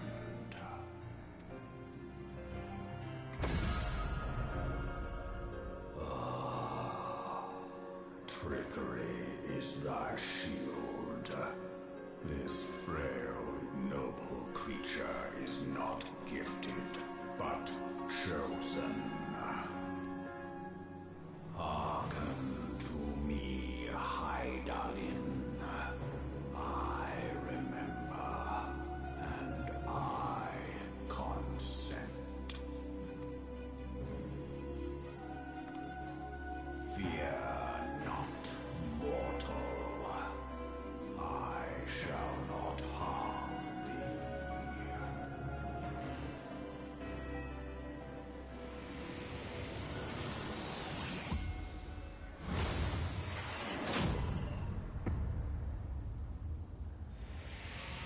shouldn't harm me, but you still shot me through the heart.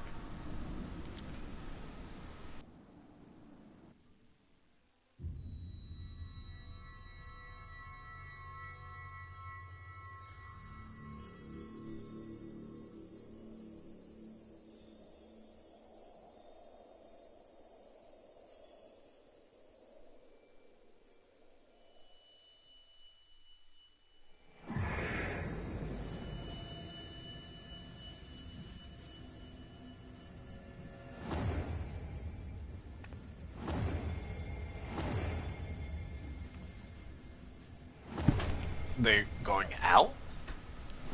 That took forever to collect those things. I want my crystals.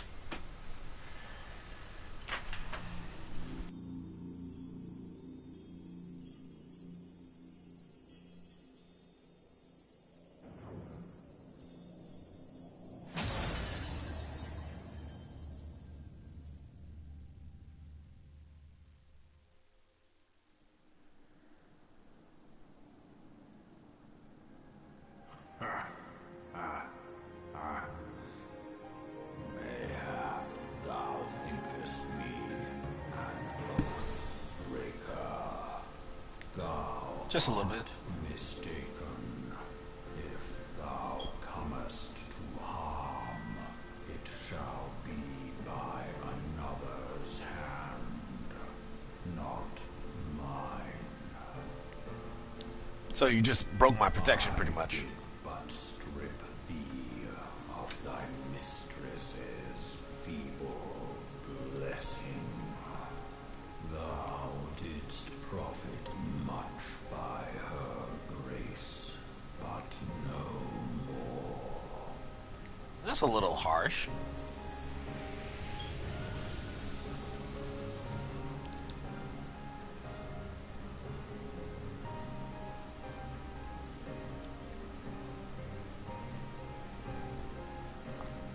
The covenant binds me to thee.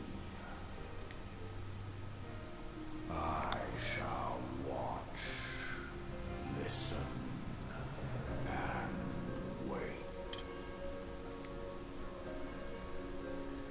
Fight and struggle, if it be thy will. Man hath ever coveted that which lieth beyond his grasp.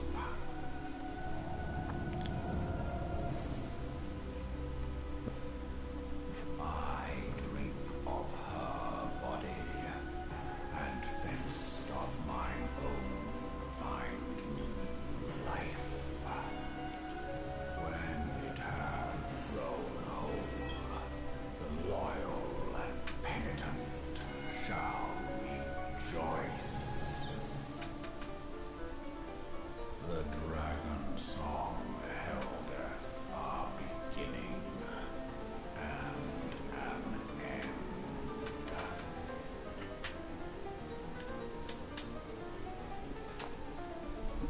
So I have a little dragon following me? Invisible dragon following me?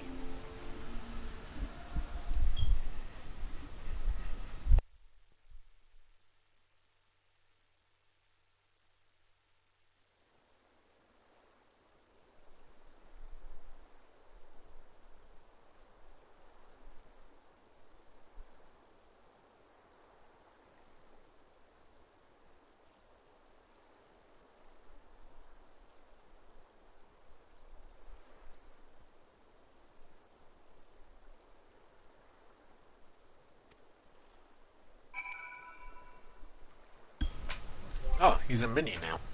Definitely will summon him. That's Mount.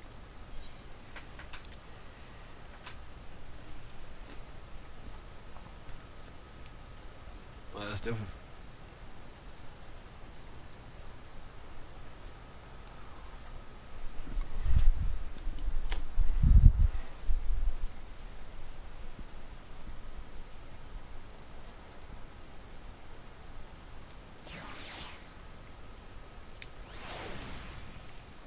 Gonna favor that too.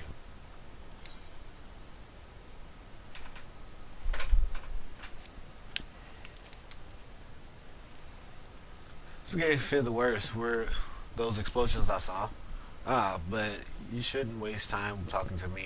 Evan left a message stating that you were to return to Rising Stone at once. I knew it. Something with the first and the third.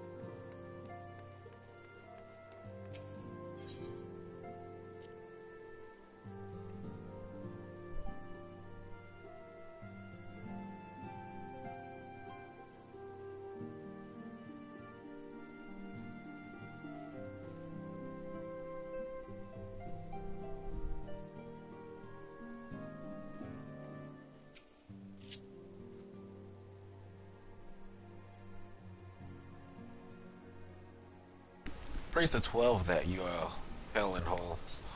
I came as soon as Mephilia informed me of Sir Emmeric's request. You have completed your investigation as Keeper of the Lake, I take it? Then I would hear your report.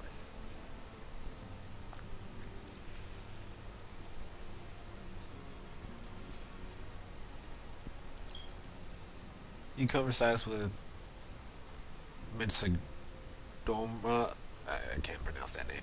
I swear that were anyone else to make such a claim, I would regard it as a considerable skepticism. Are we to understand that the Wyram Lord did not perish, and his and South lain dormant these past 15 years? Less a resurrection and more a rejuvenation, for he who dwelleth in eternity years passing as moments. Though his words were ambiguous at times, one statement left little room for interpretation.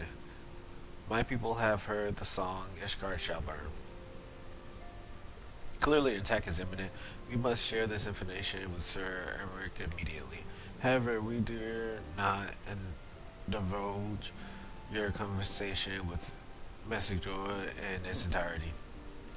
To even acknowledge that you heard the voice of a Draven is a grave but necessary risk.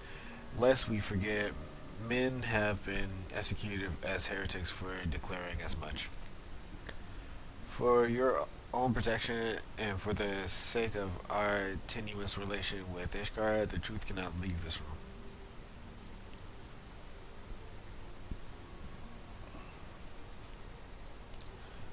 As far as we shall present our revelation to Sir Emissary, you may leave that to me. Pray remain here for now.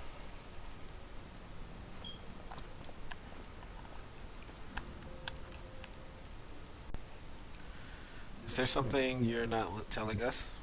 You seem different somehow. 'Tis almost as if you are missing something important.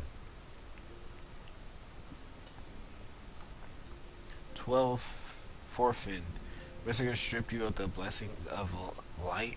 Are you alright? How do you feel? I see. It is a relief to hear that you are otherwise unharmed. Beggars believe that any being could possess the power to deprive you of her blessing. Mr. Gardzora made mention of a covenant, did he not? One of the ancient myths regarding Silver Tear Falls state that when the waters came into existence, so too did the Great Wyvern. I think in Naime, Brother Time and Sister Fate decreed that Midgard-Zora ever watch over the source from which all water and magic was said to flow. I wonder what if this was the covenant he spoke, and 'twas not the goddess with whom he treated, but Hydaelyn herself. Well, if he is watching over you as he claimed, mayhap you will have an opportunity to ask. Let us keep this matter to ourselves. I do not wish to burden our friends needlessly.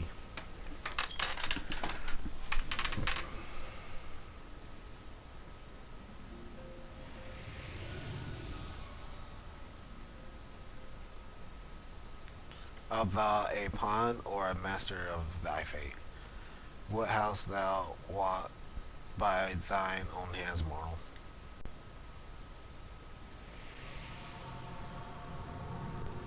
You just came by, asked me a question, and disappeared.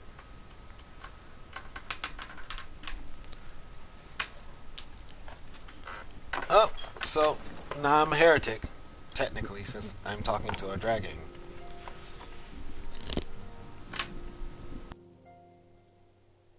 My friend, I can scarce believe it.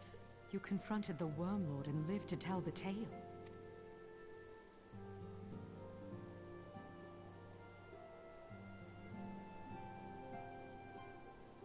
I give thanks to Haloni for your preservation.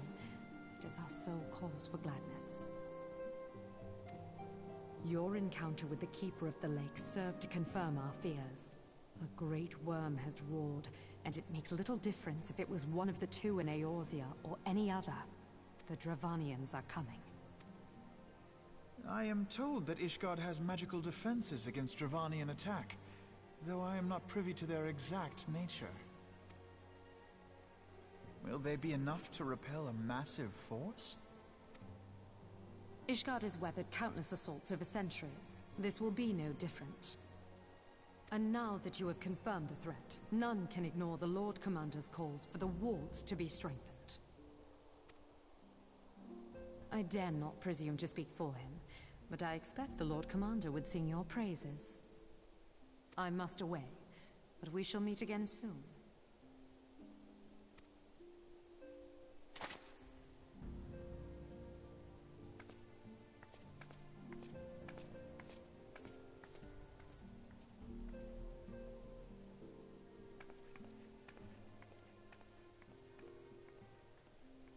Countless assaults weathered, and this will be no different?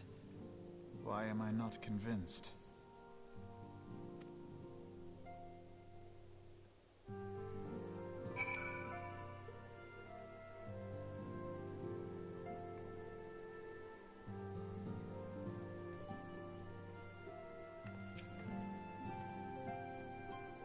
The Ishgardians have were the Dravanians for centuries, nigh nearly 1,000 years. In all that time, not once have their enemies breached their defenses and entered the city proper.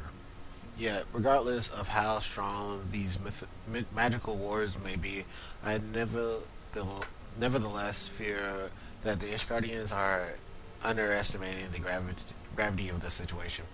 Though it was not Midgard-Zora who roared to call to arms by one of the first. A call to arms by one of the first brews cannot be ignored.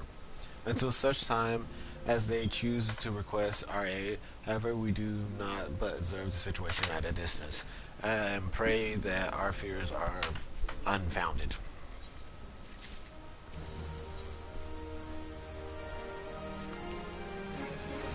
Here, I forgot. I believe Moon has requested a gathering of the Scions, and I assume there has been some progress concerning the efforts to combat the Ashians.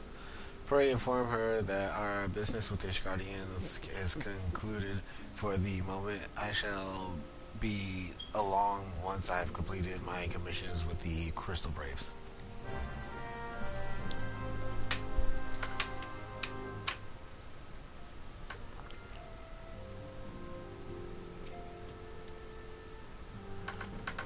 Done with your talk of dragons? Wonderful, because Ashians are next on the menu. let's head into the solar and shall we?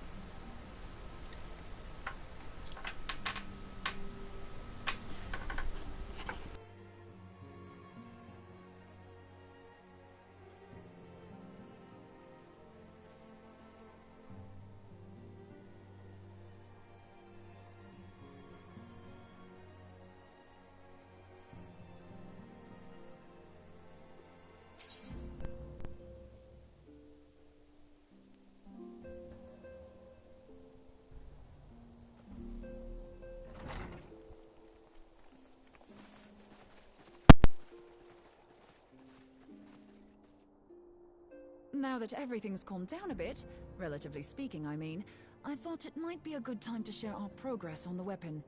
I believe we're on the verge of a breakthrough. Well, don't keep us all in suspense.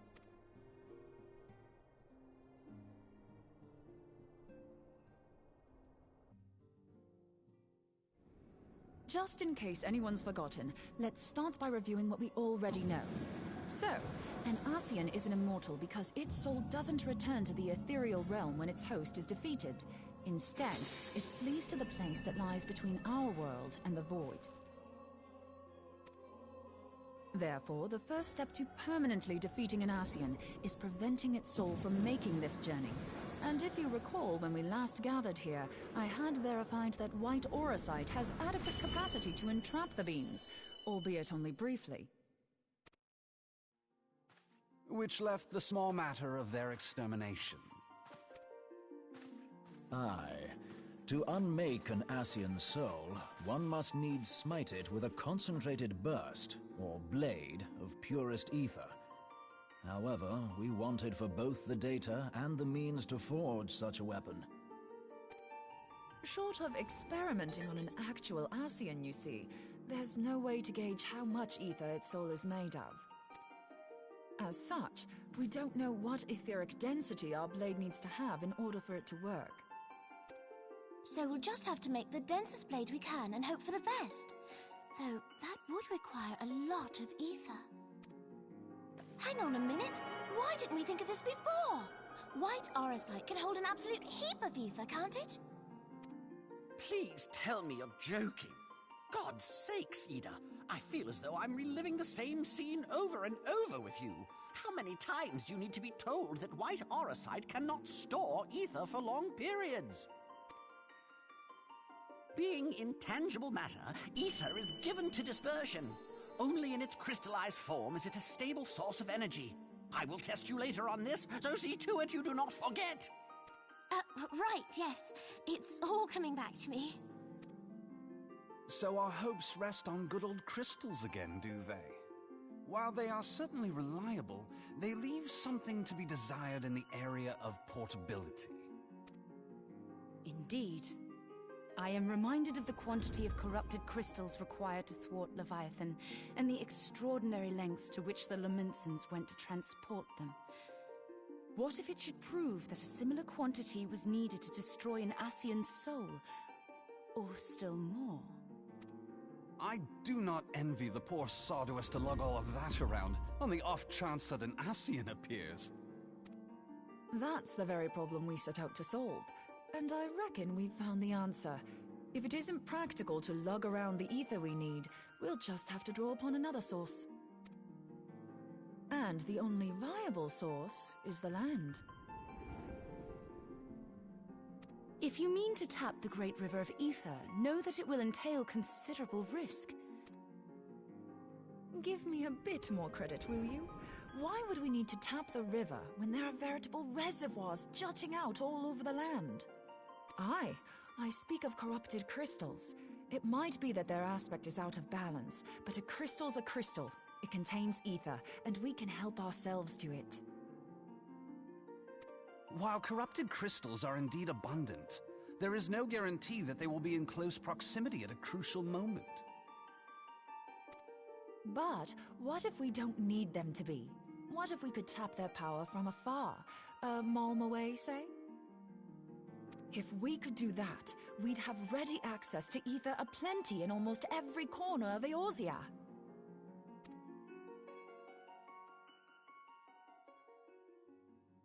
I've yet to put my theories to the proof, but I've got a good feeling about this.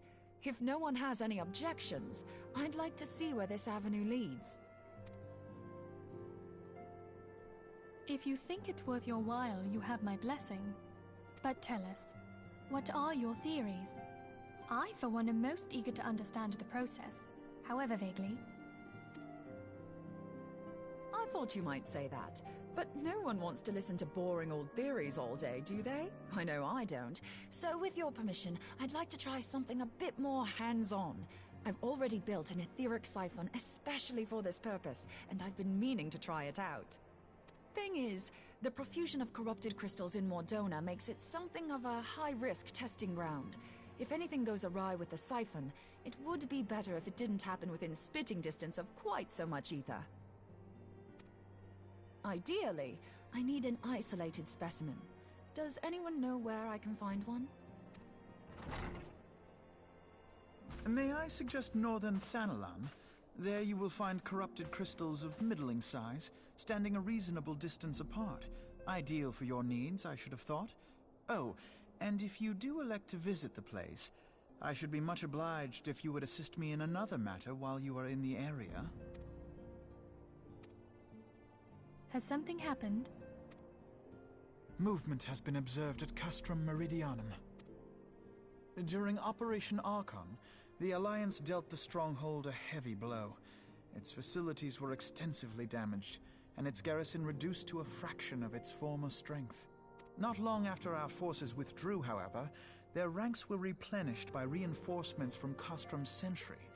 They now seek to rebuild, and to this end they have their sights set upon the ceruleum processing plant. Having lost the Empire's support, the 14th Legion lacks the resources to sustain itself. To them, this is a bid for survival, and they will doubtless fight like desperate men. Though I have dispatched the Crystal Braves, I fear their strength alone may not suffice to stay the Imperial assault. I would request the Scion's aid in the defensive effort. If I didn't know better, I'd say you were trying to inveigle us into fighting your battle with the promise of shiny crystals.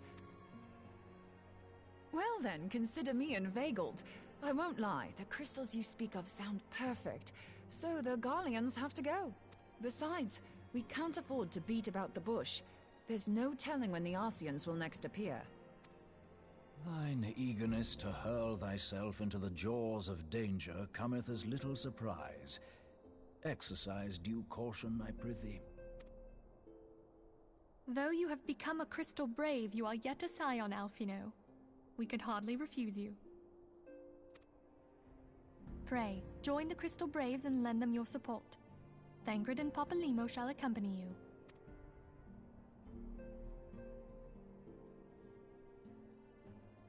Ida and Y'shtola, in the meantime I would have you assist Moonbreeder. Scout out the crystal clusters, that the testing may commence as soon as the Garlean threat has been eliminated. If it please you, I shall continue mine own experiments on white Orsite. Thank you, Urianger. Everyone, pray see to your preparations and depart as soon as you are able. Go well, and be safe.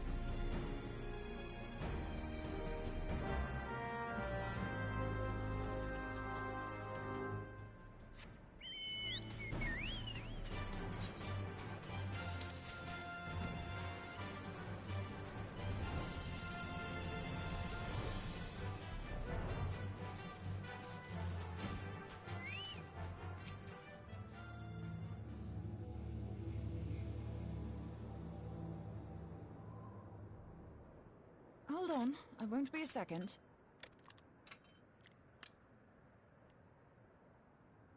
The beast seemed peckish, so I gave it a taste of my axe.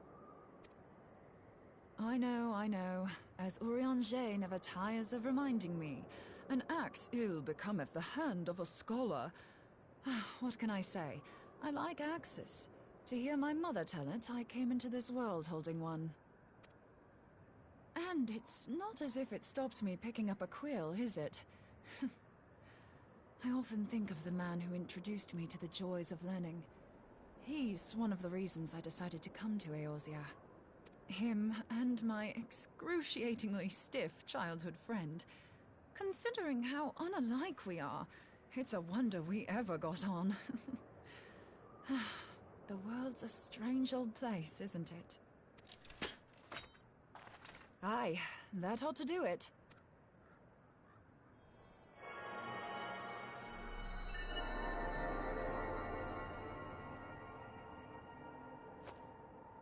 So far, so good. At these concentrations, it shouldn't matter too much if something goes awry. Just enough ether to make it interesting. Did you see that? The way the crystal glowed? The siphon works, I'm happy to say. With a few refinements, it should satisfy our appetite for ether, which just leaves the small matter of forging our blade. I'm not sure how to go about it just yet, but I swear to find a way. I'll put a blade in your hands if it's the last thing I do. She senses me. A useful talent.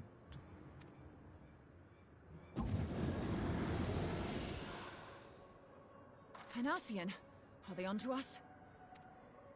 By your brand, I see you are an Archon of Sharlayan.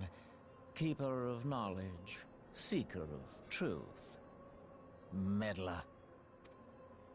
I don't know what the hell's you're saying, but I don't much like your tone.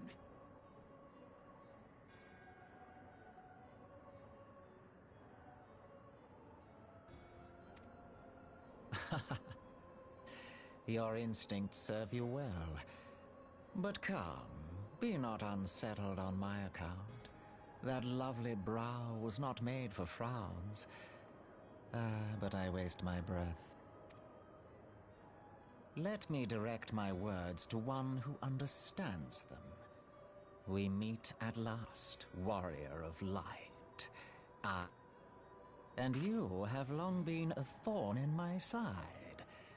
I suffered the overweening presence of La Habrea that men might host the power of gods, only for you to undo my hard work.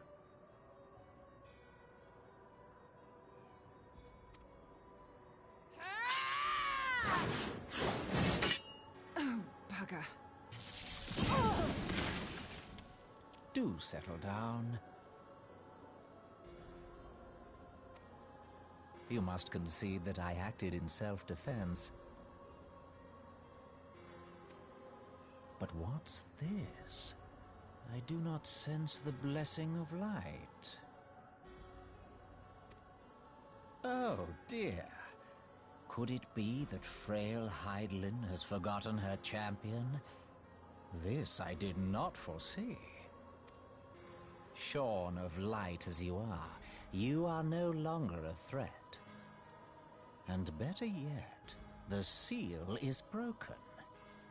Now is the time to claim the staff. With it in my grasp, I shall rise above them all and take my place at Lord Zodiark's right hand.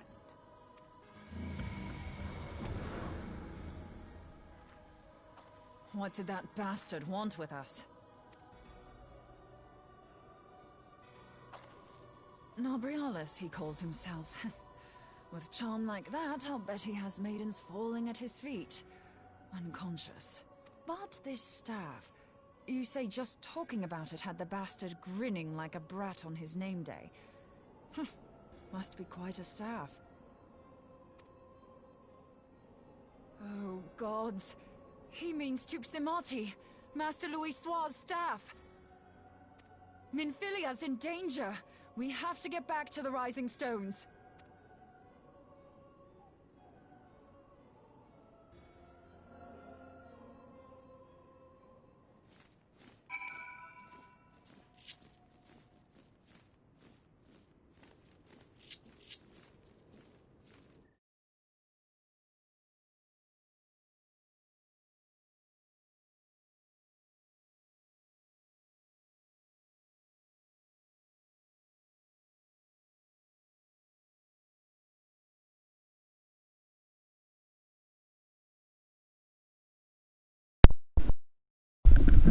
Alright, I didn't know if y'all can hear me.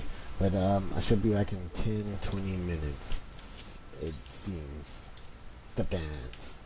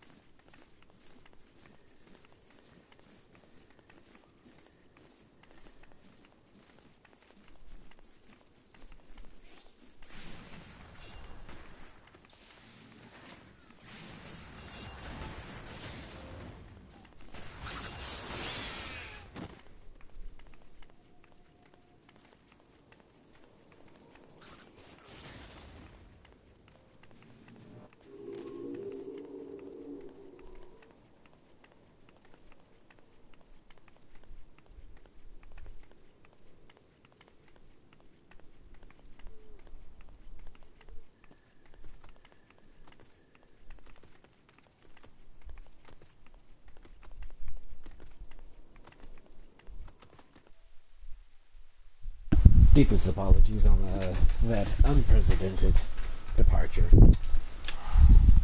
On that note, to the Rising Stones to see what the what's his name?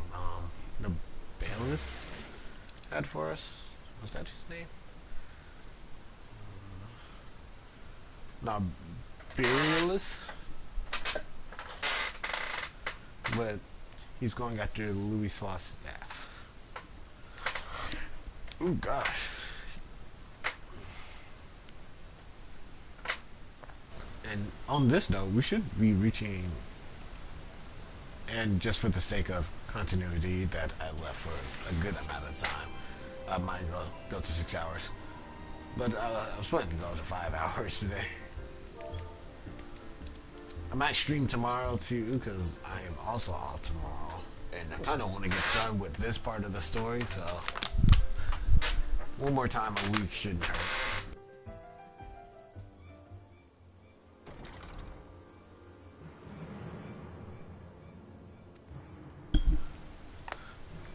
Master Louis Swat's staff is kept in the Solar, isn't it? Quickly now.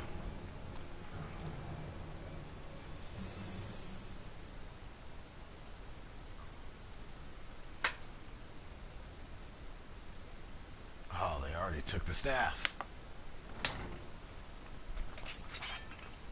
You two.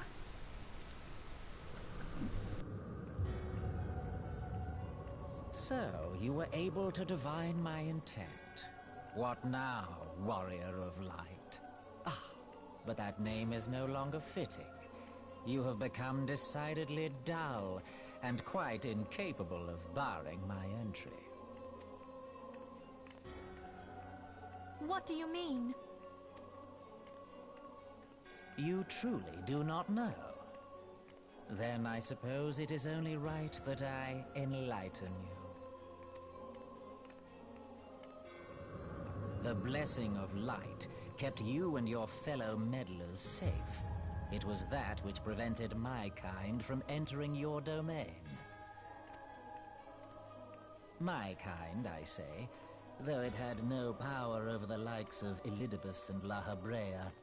Being of this world, they could come and go as they please, while I could only look on. But I need look no longer.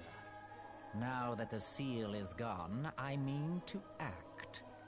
Unlike the others, I am not given to waiting.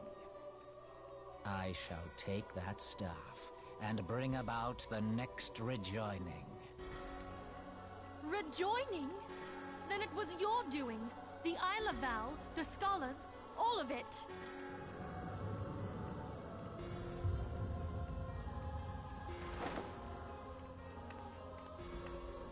You will not harm her!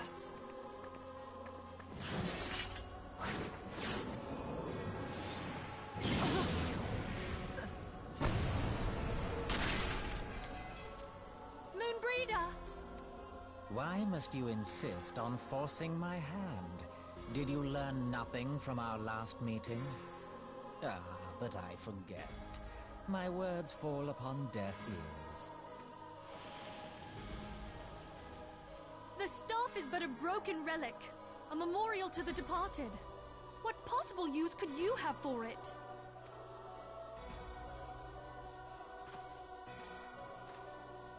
What use? You mean to say that all this time you kept the key, never knowing what it was you possessed?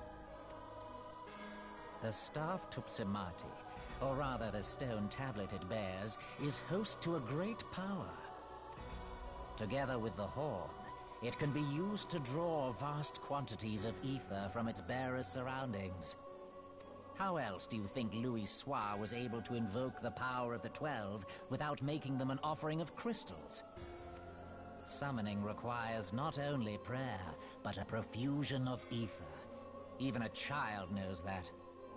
If I did not know before, you may be certain I do now. But above all, I know that we cannot allow this staff to fall into your hands. I will die before I let you take it. Insufferable woman. I would happily end your miserable life here and now. Alas, Elidibus would never let me hear the end of it. Very well. If you will not part with the staff, I will take you too.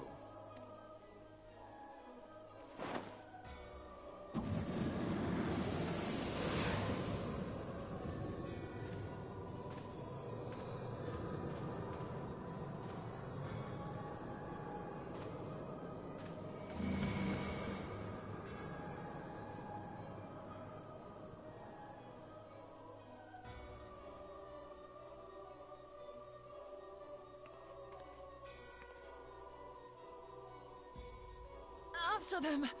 Quickly! Before the rift closes!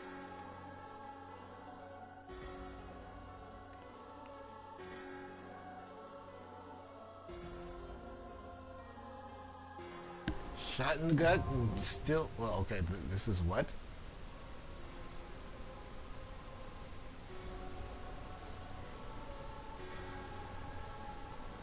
Regular duty?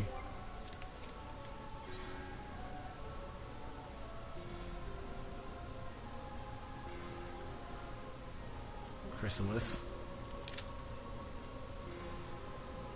Oh! Is this a... Wait. Is it a trial? By my understanding, all trials was a huge party formation now. Oh, nope, there it is. Nope, never mind. Hold up. I done goofed. Withdraw. Clear section. Chrysalis.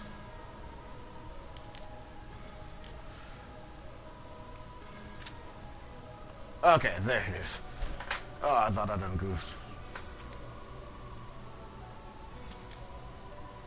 Yeah, I wish I could, but you know, there's a wait time, like 7 minutes, so that's between me and you. We can I sit in this chair? Ah, dance, sit. There it is.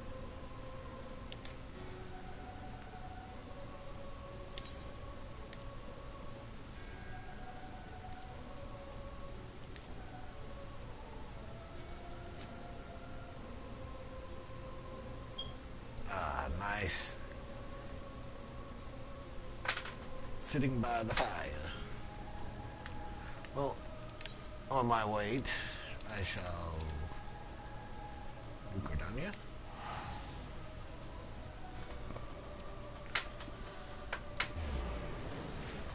And get some of these quests off my map or side.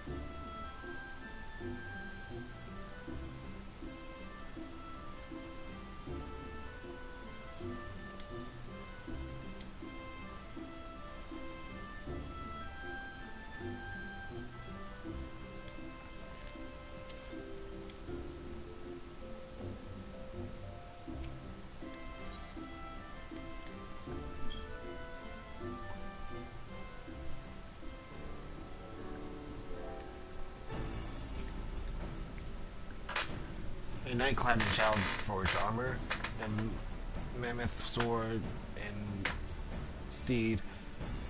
It is clear now our worst forbiddings have proven most unfortunate persistent.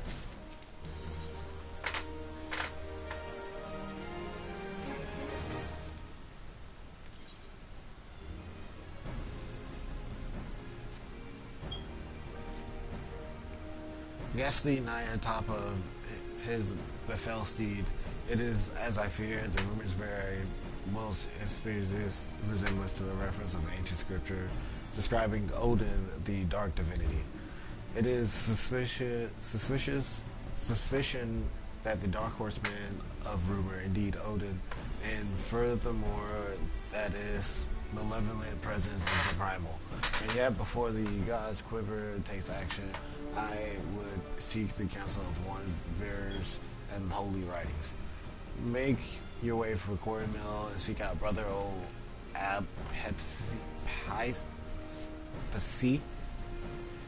I don't know. I would know that what he knows, and be swift. If Odin is truly come to the Shroud, time is not on our side.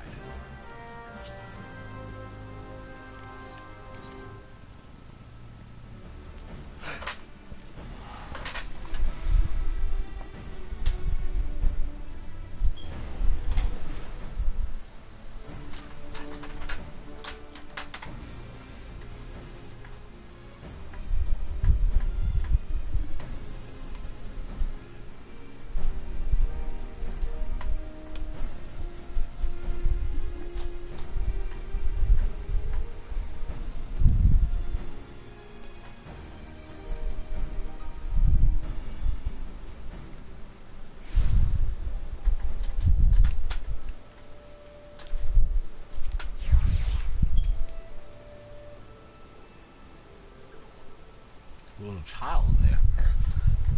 I am Absi, and you must be the adventurer I've been expecting.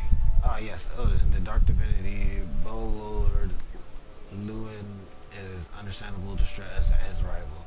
As one who has read the scriptures, however, I am not entirely surprised. Odin, as the ancient writing have it, rode forth into our world, wielding a dark blade capable of cleaving earth and the heavens. By his fell blade did perish Earth herself and countless multitude of her people. At long last, the great hero of Alaga did arise to do battle with the dark god. Odin was slain and his spirit sealed within a forest spring. For years, this was thought to be a mere wives' tale, a ghostly story told by mothers to frighten their young one into obedience. But recently, the archaeological studies of Allegheny ruins have unearthed evidence to the contrary. And now these rumors, these scriptures claim that the dark divinity slumbered in Earth's front, deep in the heart of the Shroud, where the power of the crystal finds him. I have ventured into the forest and seen the crystal with my own eyes, but this is many years ago.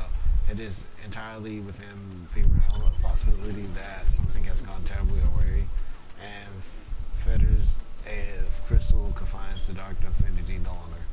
I would send you to Earth's front to investigate the matter, but be forewarned, your path will not be an easy one. Should any evil spirit stand in your way, this water of cleansing should avail you.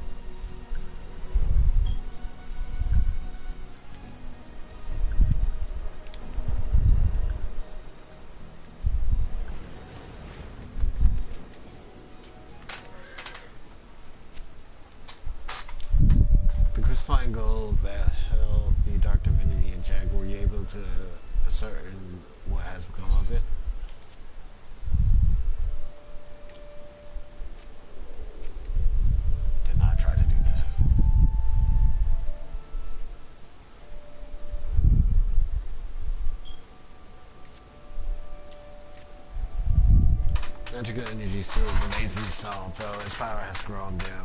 What more, behold how the stone has been cleaved clear and twined by Odin's fell blade. There can be no doubt. Yes, there can be no doubt as to the identity of our unwelcome guest, and yet it is all most curious. If the dark divinity rides free, why does he tarry in the shroud? Anyway, you are to commend for your bravery, adventurer. Simi is preparing a report on this very matter as we speak. I would be grateful if you could share your findings with her as well.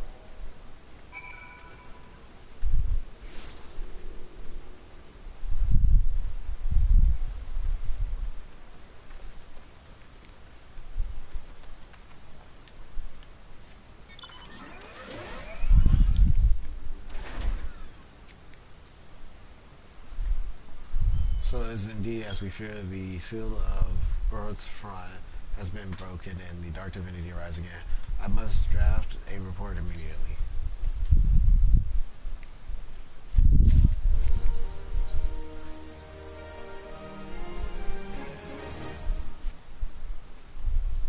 Your assistance in the investigation has proven valuable, adventurer.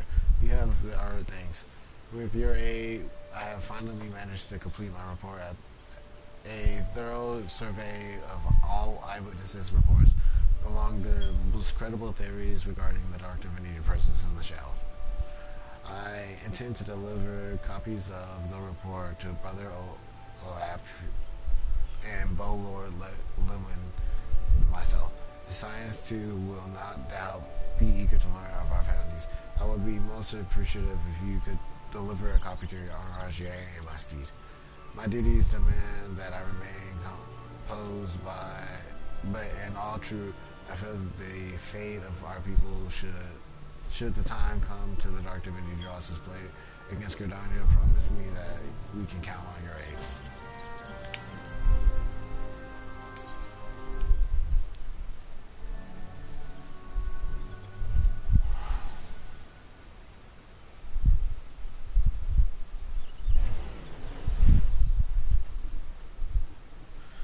Healer, 2 DPS.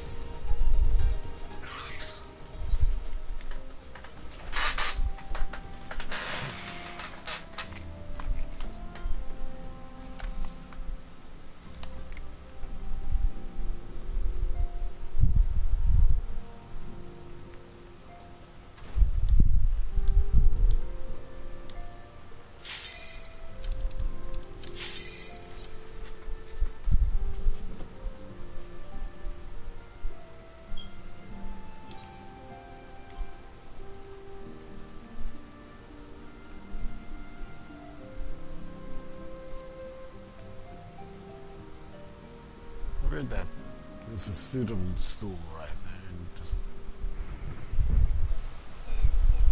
yo, broadcasting mute.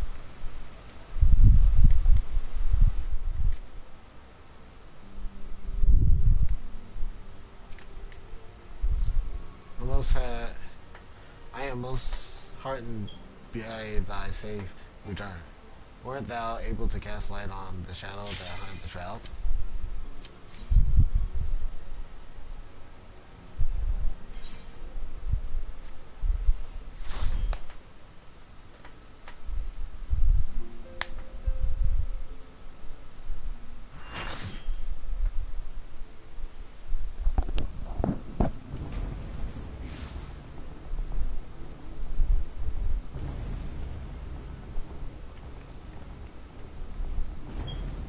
They're not in short supply of dark crystals.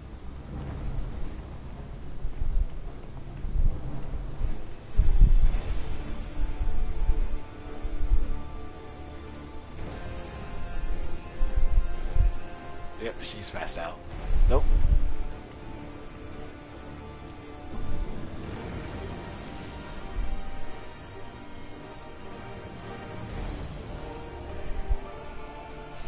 Does that mean if I kill you here, you will die forever, you know? Because you have nowhere to go after you die here.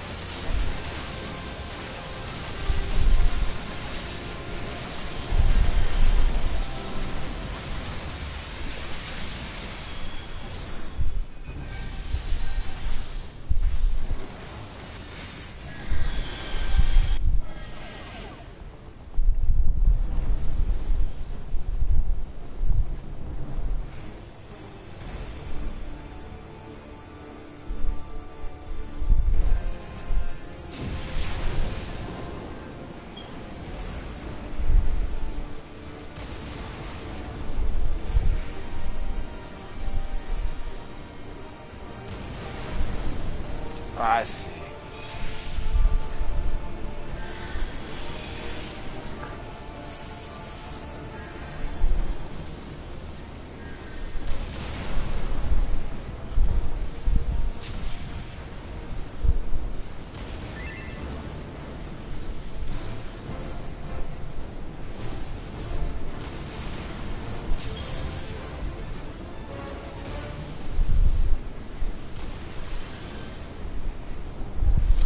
Pre-wipe.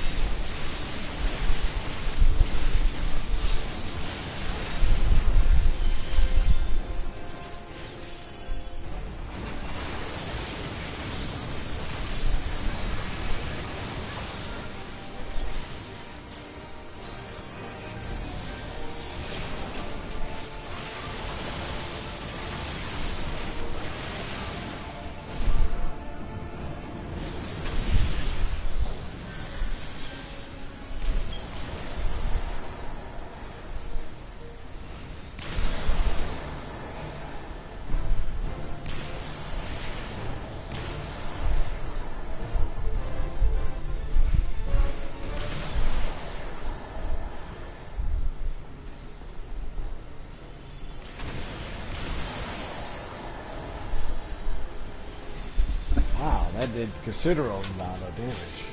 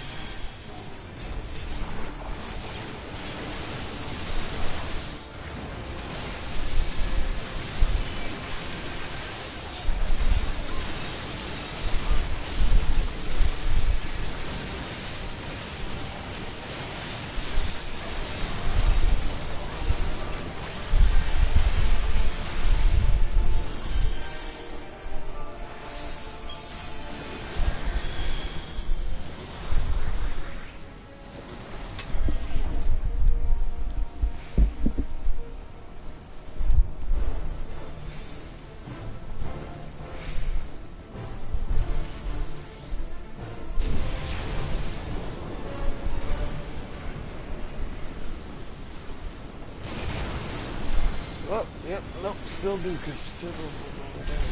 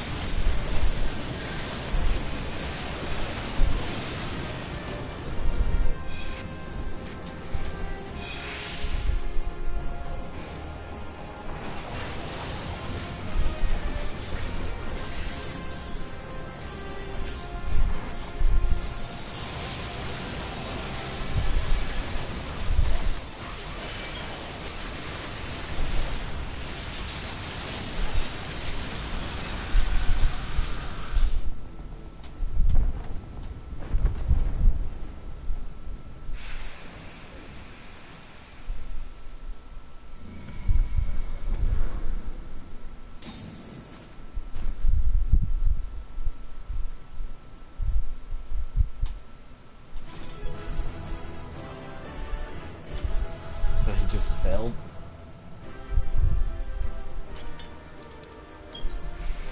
Scholar definitely deserved it. I died like 3 times.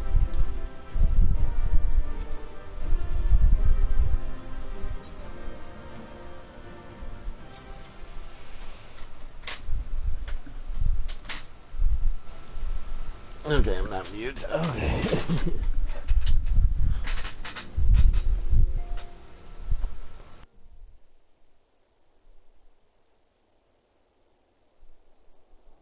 You're safe. Thank the 12.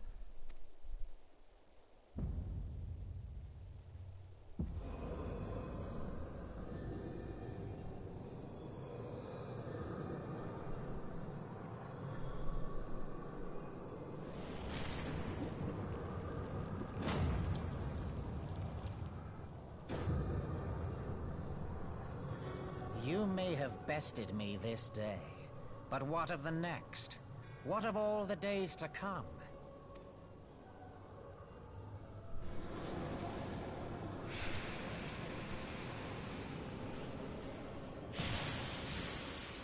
Remember, light no longer holds sway here.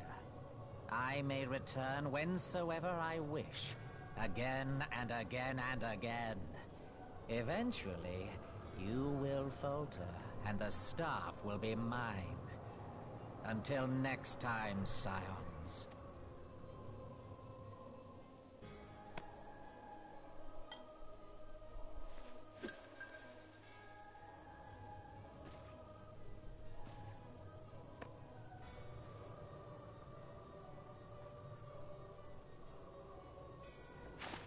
There will be no next time.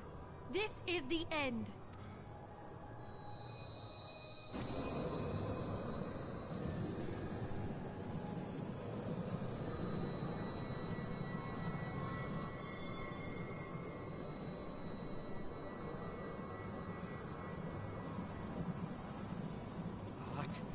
What trickery is this? No. No! Cannot! No!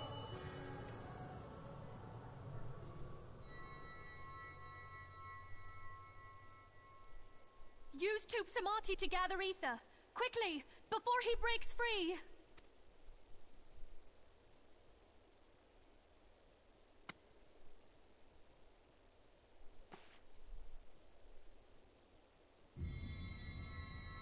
Concentrate. Call to mind the time you struck down La Habrea with the Blade of Light.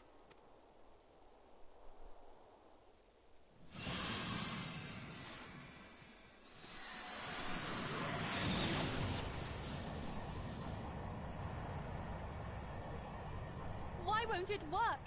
Is it because we lack the blessing of light? Damn it. So much ether. And it still isn't enough. Fools! No mortal prison can contain me! I shall make you pay for your insolence!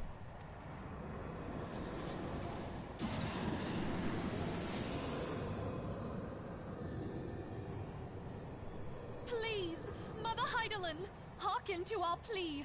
Lend us your divine light. Why can you not hear us? Do our words no longer reach you?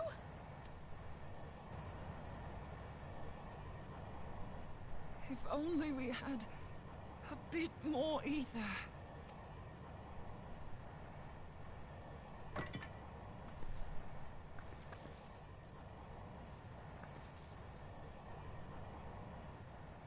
Moonbreeder, what are you doing? Master Louisoix, I understand now. The choice you made. In death, there is life. Farewell, Urianger. You daft old coot.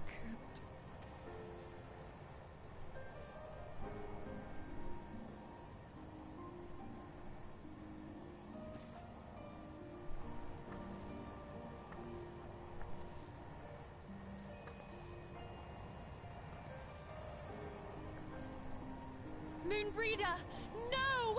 You mustn't!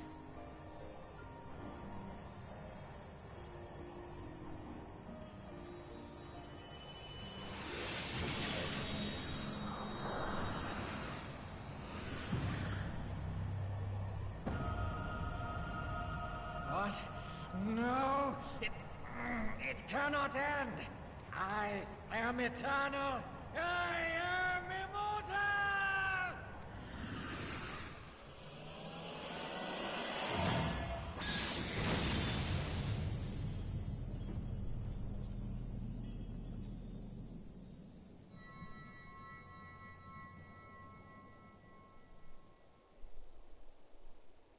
Moonbreeder. She's gone.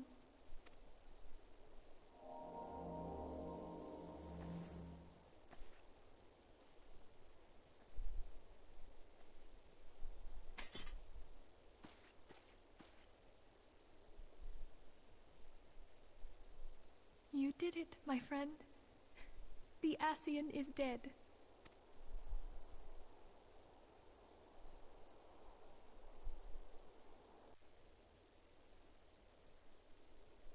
And that was starting to This like her. device is a legacy of Moonbreeder's toils and sacrifice. I shall hold on to it for safekeeping. Minfilia, are you all right? I am. Oh, we were surveying northern Thanalan when we received the distress call. We returned as swiftly as we were able. It seems you have everything in hand, however. What happened here? Where is Moonbreeder?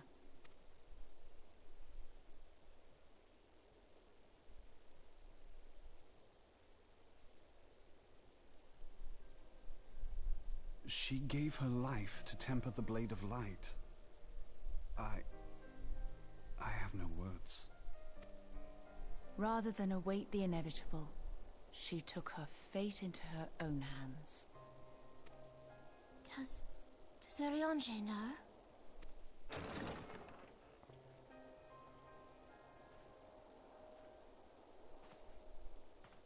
My friend, there is something I must tell you. I heard all, my lady. The moon sinketh, taking her leave of the heavens, yet her passing heraldeth the coming of a new day. Moonbreeder hath fulfilled her destiny, hath she not?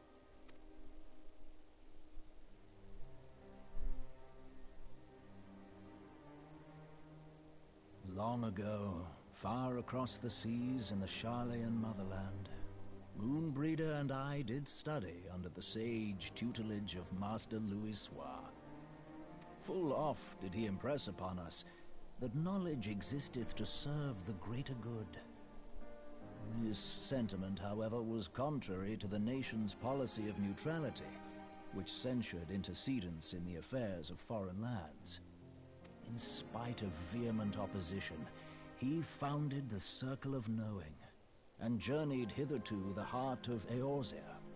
Through his noble sacrifice was the realm spared its doom. Yet this great soul, whom all should rightly have honored, was branded a pariah in his own land. His peers did accuse him of forsaking his duty as a man of learning, and of meddling in the course of history. When he left Sharlayan behind, Master Louisoix gave no word to signal his intent to Moonbreeder. Close as they were, as master and disciple, she was deeply wounded by the sudden exclusion from his confidence. Above all, however, she was confused.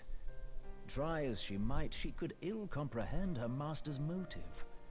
The slanders that were heaped upon him after his passing served only to inflame the turmoil within her. For years upon end, she knew not what to believe. Torn as she was twixt the man whom she revered and the man who forsook her and his duty both. The Louisoix I knew would never forsake his duty, much less one of his own. This I know full well, my lady. 'Twas not for want of love that Master Louisoix hid his intent. He but desired that Moonbreeder discover her own path, free of the shadow of his influence. Long did I contemplate revealing the truth to her, and long did I hold my peace. After all, was it not Master Louisoix's wish that she come to the truth unaided? I told myself it was, and resolved to let her suffer. Knowingly did I deny my friend the comfort she craved. And now she hath gone to her rest, with doubt still in her heart.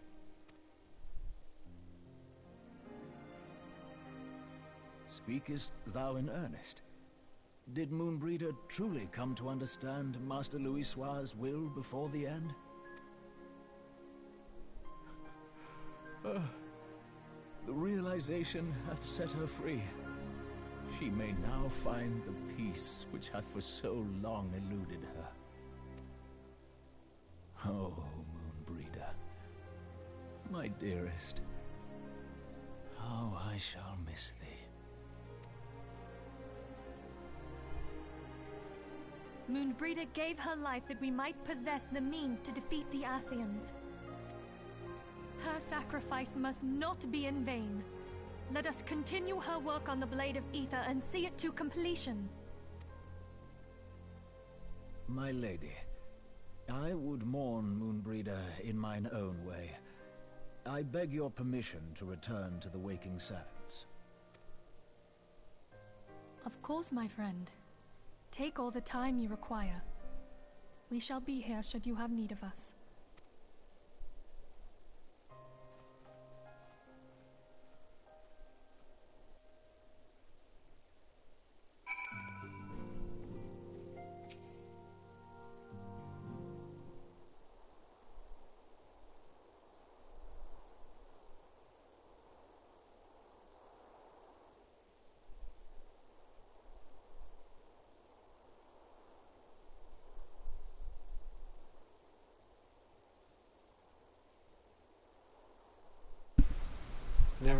Never have I seen Urianger so utterly defeated.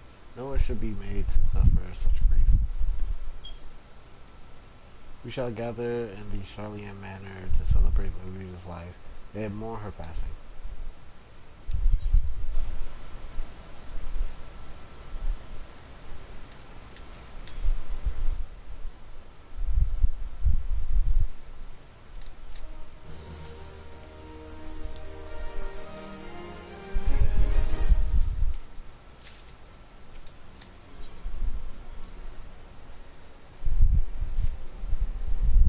As Moonbreeder was native of Sharlayan, I feel it is only fitting that we gather before the Mark of the Scholar. Are you familiar with the stone? 'Tis a monument found at Ruthfrost and is sacred to Thalic, guardian deity of the city of learning. There shall we pray for our dear friend's soul, and bid her a peaceful return to the light of the Mother Crystal.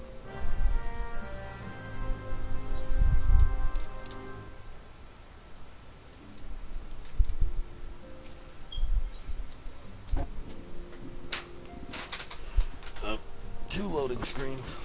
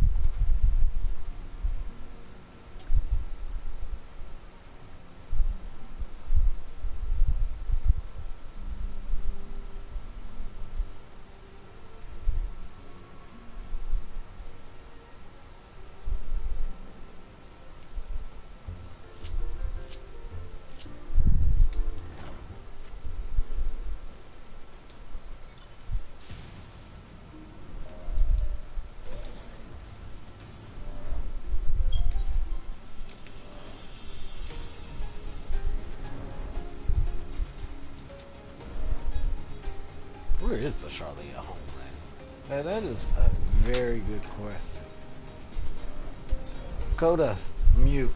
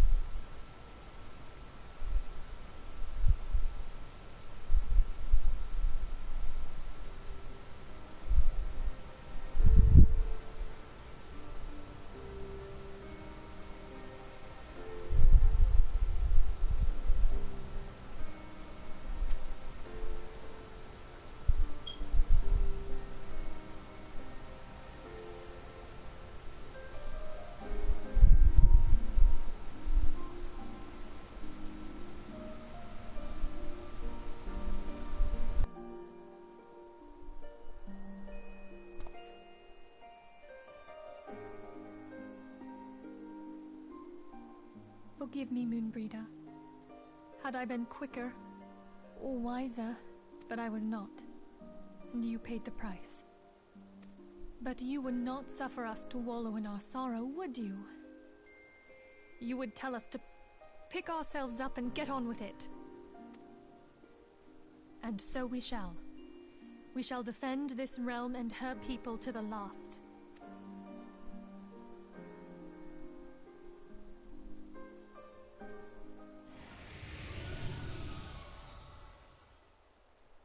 Life for death, a fair exchange. Other bargains will be struck.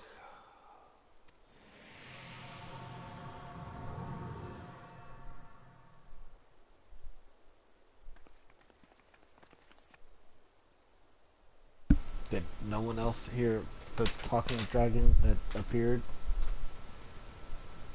Alright. You should move on with the day, apparently.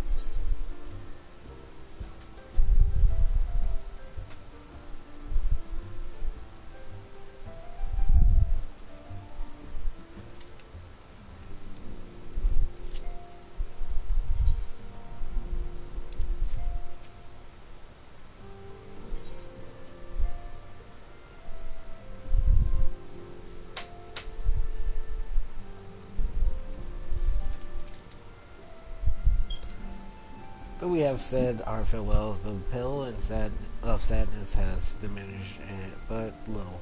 Forgive me, as it is my job to be the pillar of strength for all others to lean upon.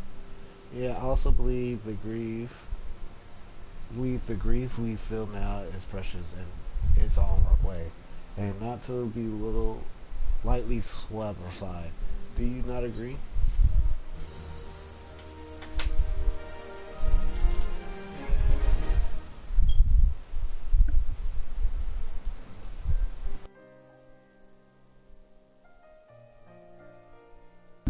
Tis as if a dagger has been thrust into my breast.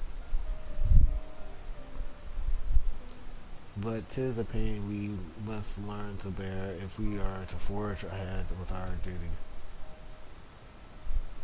The battles we have fought have taken the lives of so many. Louis Swab, Moonbreeder, our fellows at the Waking Sand.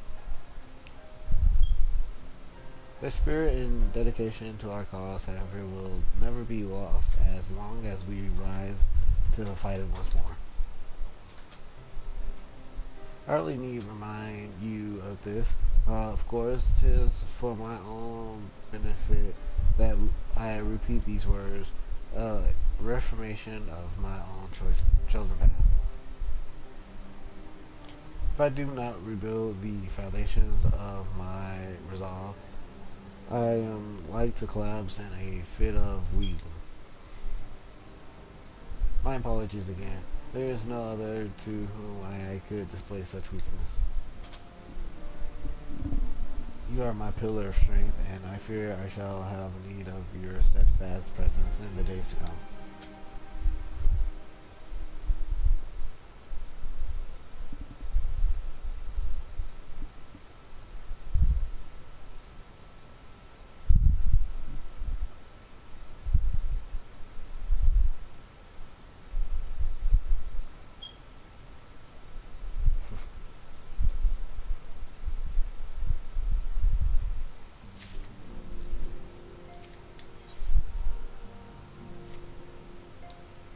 Have you a moment?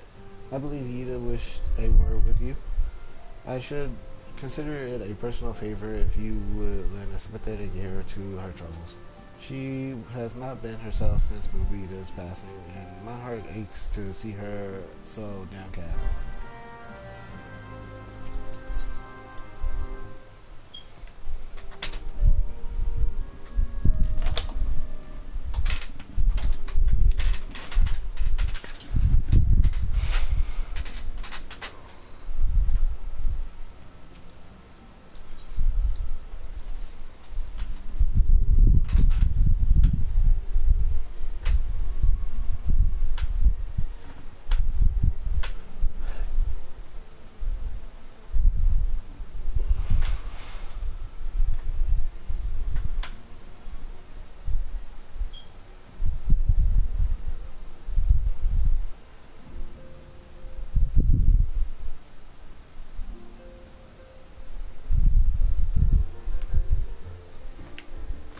I completely passed her.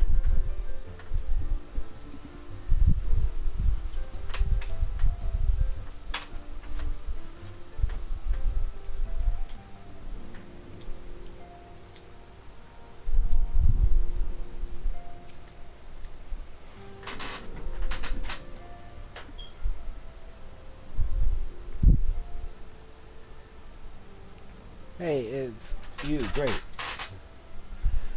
Oh, it's no use. I'm trying to stay positive, but it's just hard, you know.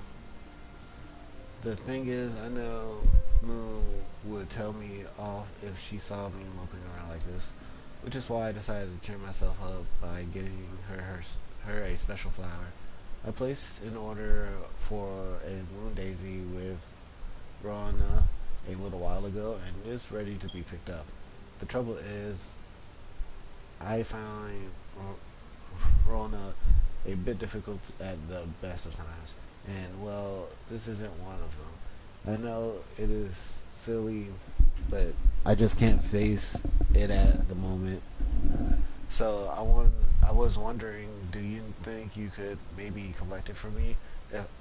I have the coin to pay for the flower right here. Thank you so much. I'll be waiting for you in the Daisy at Wraithfrost. Good gosh. That last sentence just couldn't come out correctly.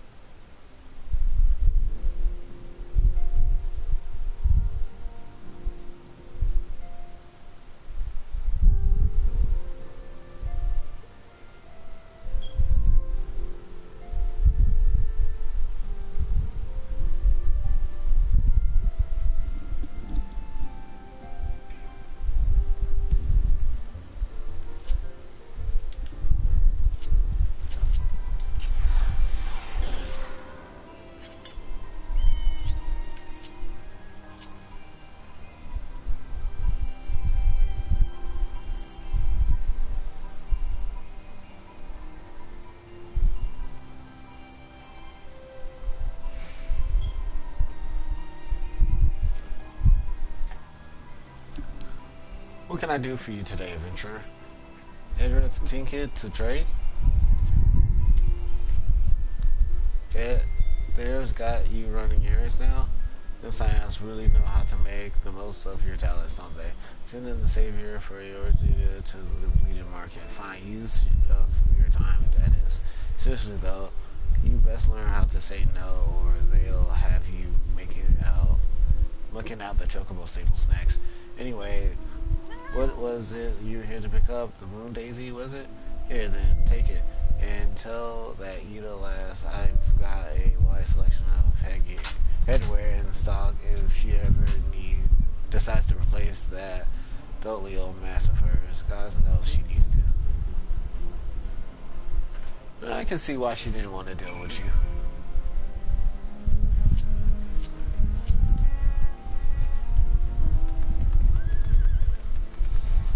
This unicorn loves camera time, I honestly swear.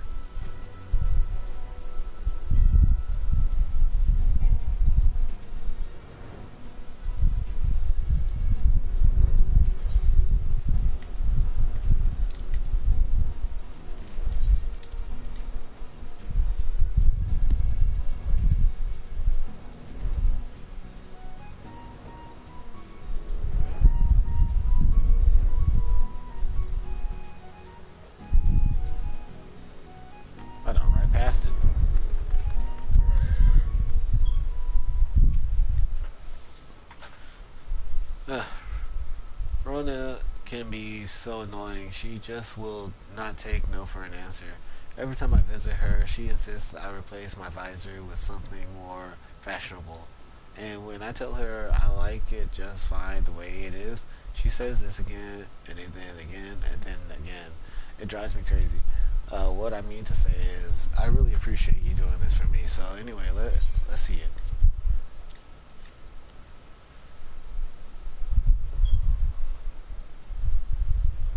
Moonbreeder love these things, you know. I hope that somewhere, somehow, she knows I'm still thinking of her.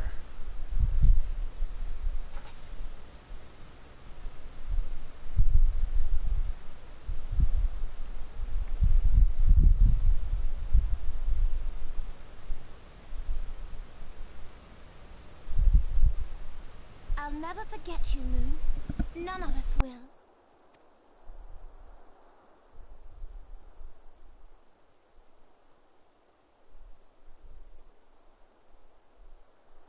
The song riseth to a crescendo.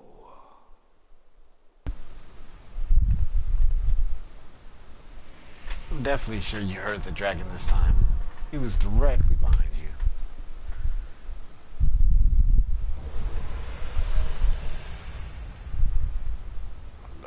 You heard those dragons.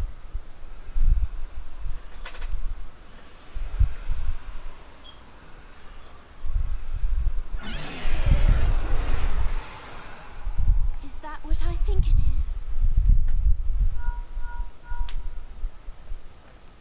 Hello, can you received grave tidings from Ishgard.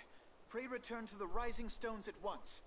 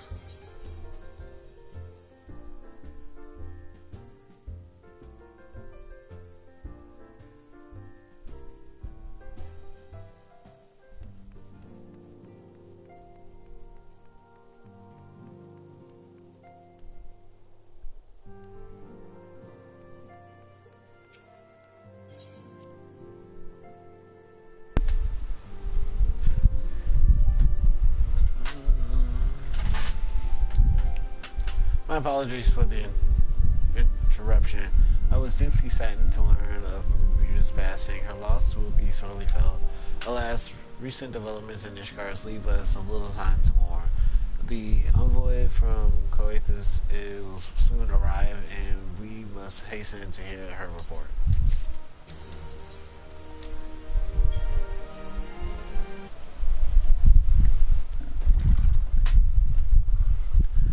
The envoy is here.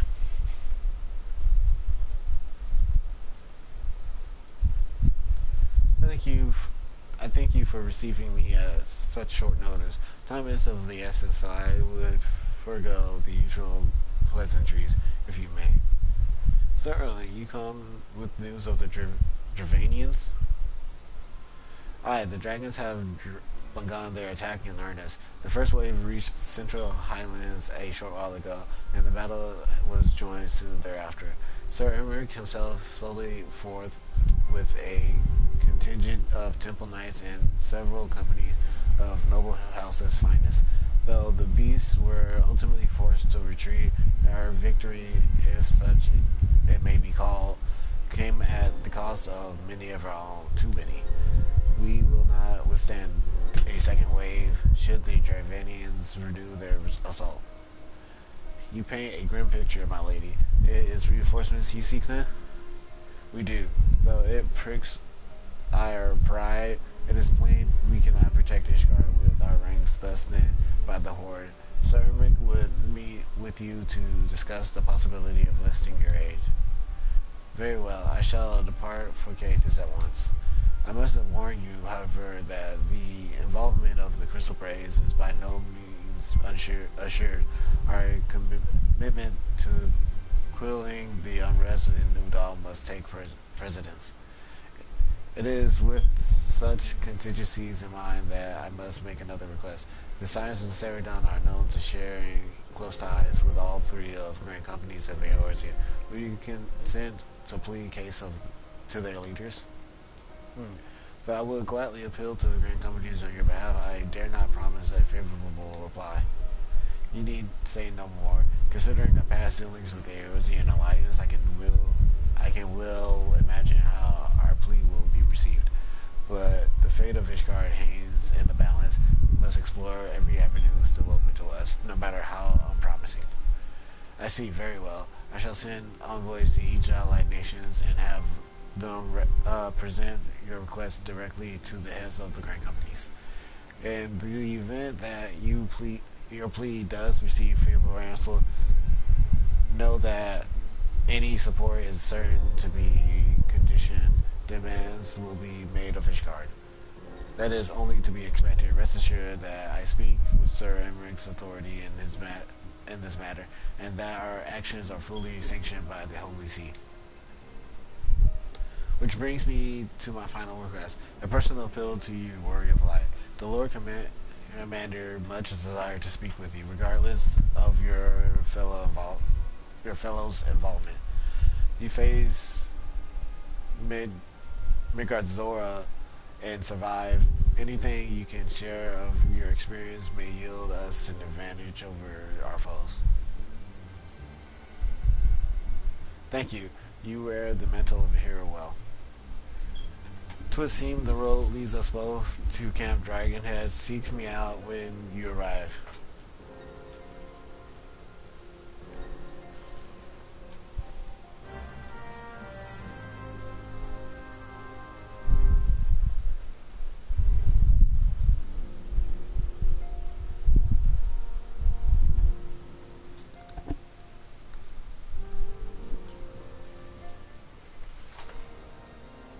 Oh, it just sends me there. Okay.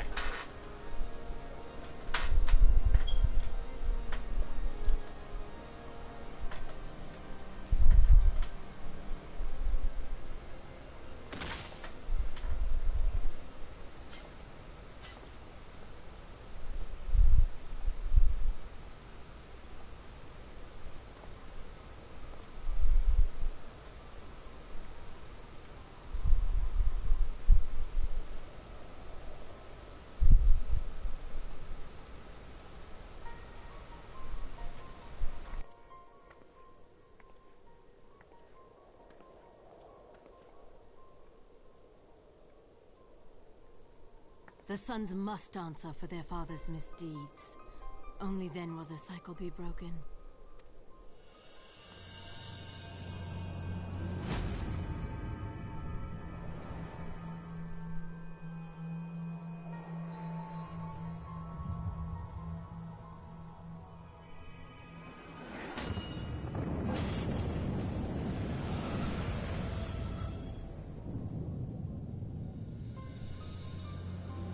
Brothers and sisters of the heavens, we raise our voices and join you in the chorus.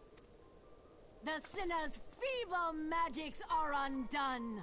Come, claim your retribution.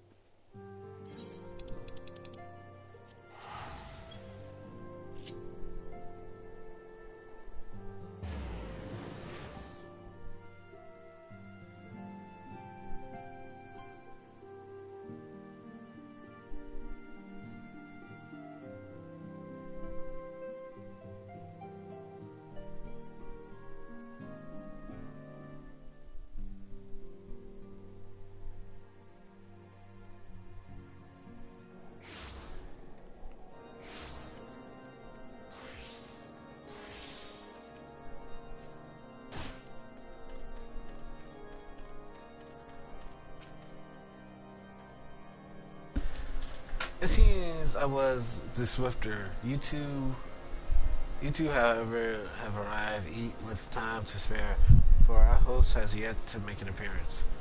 The murmuring about camp tell of some manner of trouble at the gates of judgment. The Lord Commander's absence, I suggest we visit the place and find out what is afoot.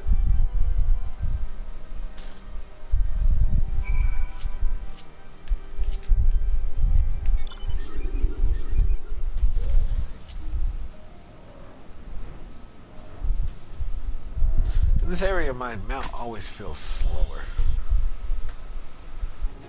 For some odd reason.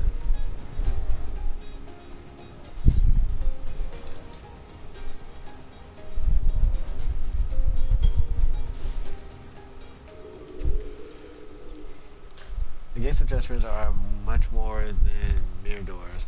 They are the outermost layer of Ishgard magical war.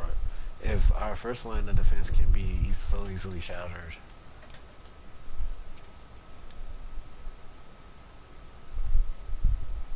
When I laid eyes upon the Lady Iceheart, I felt my Mara freeze within my bones.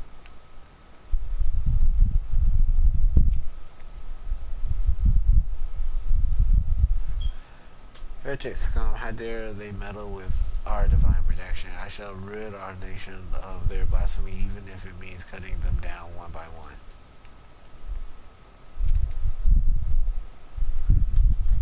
We need to not fret over much. There are yet several layers of arcane protection that shield the city from invasion. Mother will be fine.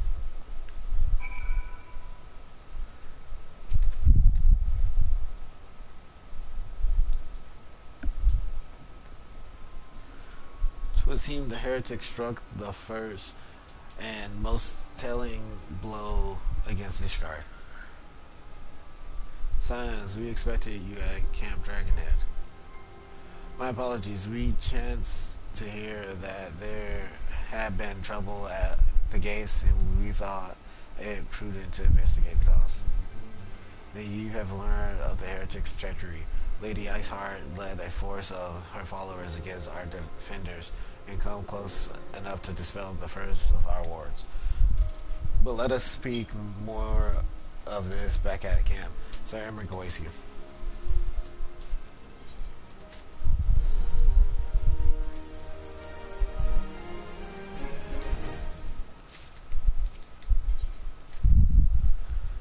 Lady Iceheart has grown bold indeed. If she would risk direct actions against the city, come, let us do as we were bid and return to Camp Dragonhead. Or Hierophant will know where Sir Emmerich means to receive us. It's probably in the same room as last time.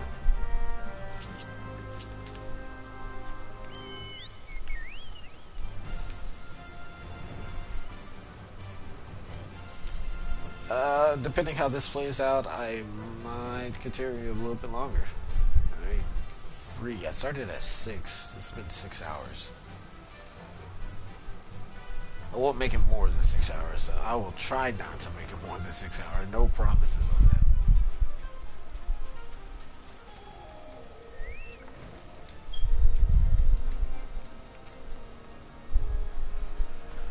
It is reassuring indeed to behold the countenance of a friend when one's homeland teeters upon the very brink of disaster. Though a single mishap could send us plunging into the abyss, their heroic presence stokes the flame of courage within my heart. But you do not come to Dragonhead to listen to my prattling. The Lord Commander has arrived and would treat with you in the Intisori.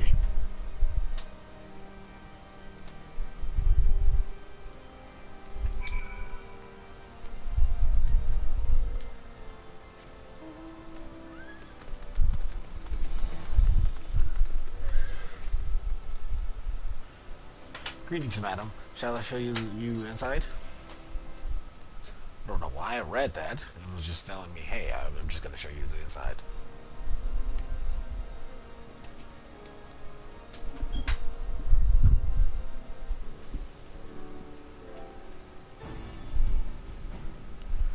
Thank you for coming with such haste, and apologies for my absence. Suffice it to say, Lady Iceheart and her heretics have much to answer for. Yes, we are but recently returned from the Gates of Judgment ourselves. Given the circumstances, we quite understand if you would prefer to postpone our appointed audience.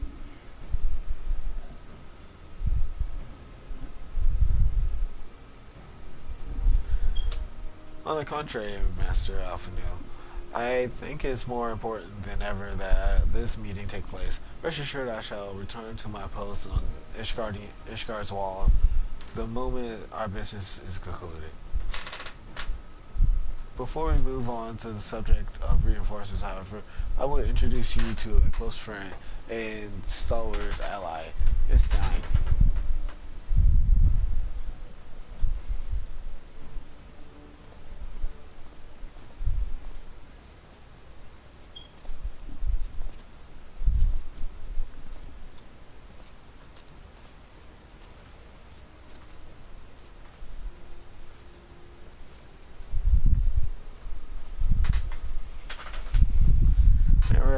present you Ishgardians Azure Dragoon. An impressive title, though I confess I know precise little of the Order of Dragoons. They are formidable warriors all, yet when even among such masters of the lands, their sense is without equal. He, out of all warriors of Ishgard, was chosen to wield the power of a dragon, and made thus content with any Dravenian. You flatter me overmuch, Lord Commander. So you are the adventurer of whom they spoke. I see now why my blood fair song in anticipation of our meeting. Now that we have all been introduced, let us proceed to the matter at hand. I would share with you what we have learned of Iceheart's design, as confessed by the heretics taken captive after the assault on the gate. 'Twould seem that Lady Iceheart and the Dravenians share a common goal, the reclaim of Nighthawk's stolen eye. Nighthawk's one of the 7 great worms. His name features prominently in our nation history, though once defeated by hero Hardreth, the beast is said to have terrorized Gothis since Ishgar's founding. Aye, many are the scars our walls bear from Ishgar's relentless effort to raise the city. The trophy hath plucked from the beasted worm skull, known simply as the Eye, is a treasured relic of Ishgar, and one possessed of untold power. Should it ever be returned to Nidhogg, the dread creature would be restored to the height of his strength, and then no wall or ward we could erect would be stoic enough to deny him. My vengeful son hath waged war against Ishgar for 1,000 years. No, mortal mind could comprehend the depth of his rancor. The eye itself is secreted deep within the vault. It is kept under heavy guard, surrounded at all times by men and women who have proven their loyalty to the Holy See. But though stout walls and sharp blades may suffice to discourage the heretics, the dragon are another matter. They are individuals within the Dravonian horde whom an entire company of knights would labor to repel, to say nothing of Nidhogg himself. Nor does age rob them of their strength, though the endless march of years the dragon endured, patient, calculating, and inexorable. You must understand, these creatures do not share our perception of time. And that is especially true of the great worms. They who spend centuries in slumber only to wake and resume their campaign as if mere hours have passed.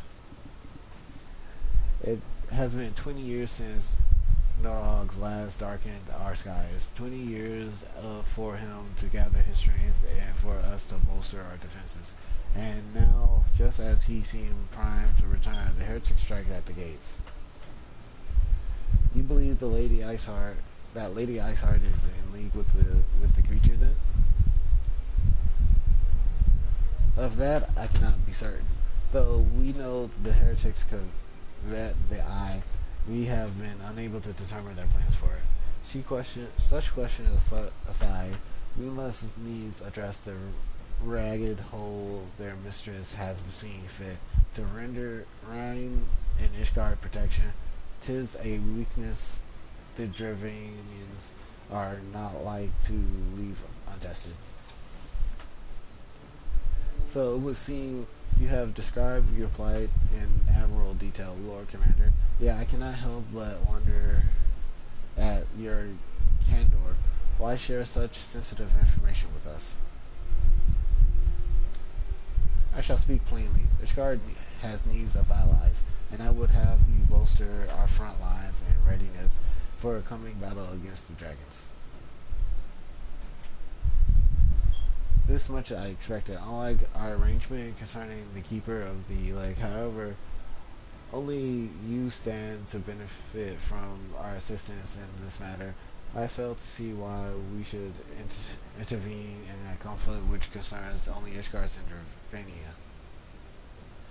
When the Eorzean Alliance requested Ishgard's assistance during Operation Archon, you refused us. Does it not seem grossly unjust to demand that we are now risk our lives in your private war?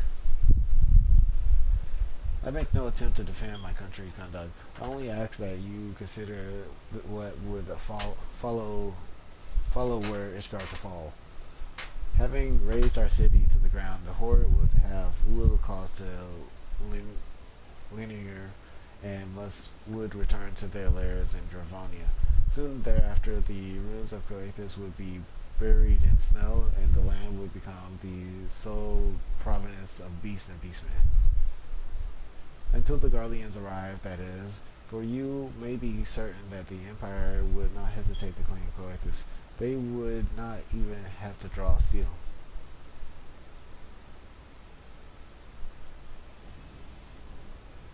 An imperial province sharing a border with Mordana. Sevens. Very well. We will assist you in repelling the dragons. The roar of a great realm may have shaken the firmament, but we of Eorzea will not abandon our Ishgardian brothers to face the coming horde alone. Nor did I ever think you would. Now, upon the matter of the war, allow me, Sir Rick. Though the power of the Eye have become the vessel of Ishgard's strength, possesses has stolen into my very blood.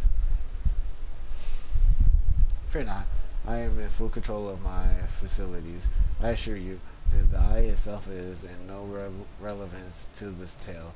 It is not essential that I bear it with me, wheresoever I go. This lineage's influence does, however, allow me to hear Nidhogg's voice. And then the worm who roared. It was Nidhogg. Aye, he means to hurl his horde against Defin's collar and shatter the remaining wards that protect the city. There can be no doubt the Worms has summoned his minions to war.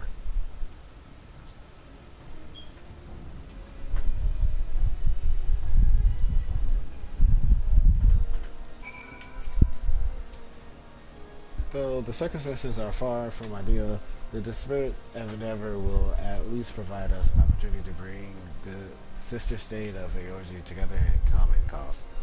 Sir Emmerich was more ruthless in his negotiation than I had anticipated. I suppose one must give no quarter when one's home is at stake. But did you see the look of his face when he formally requested our assistance? The Lord Commander has long campaigned for Ishgard to open its gates to outsiders. I suspect the softening of the Holy See's attitude towards foreign cooperation came of something as a bittersweet victory.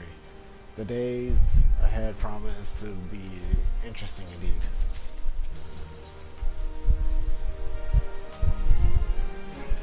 If we are to aid Ishgardians in this war of theirs, preparations will have to be made in Zil. Before proceeding, however, we must return to Rising Stone and make our report to Ascendant.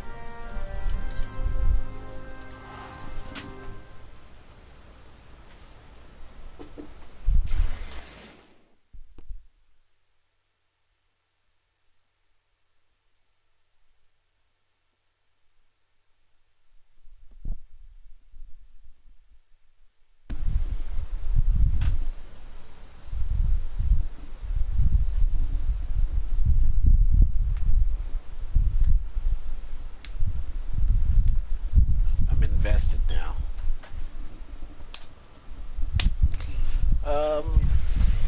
I do mean to record tomorrow, because I do have to renew the 30 days, which I might just do it off right back.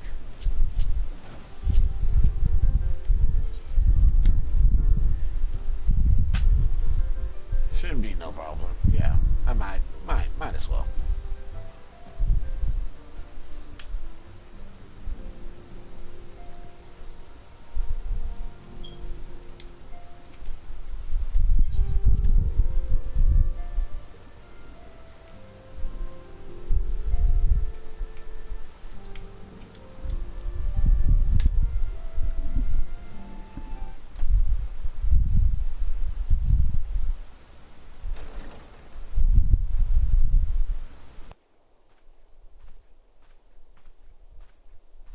Alphino, it is good to see you.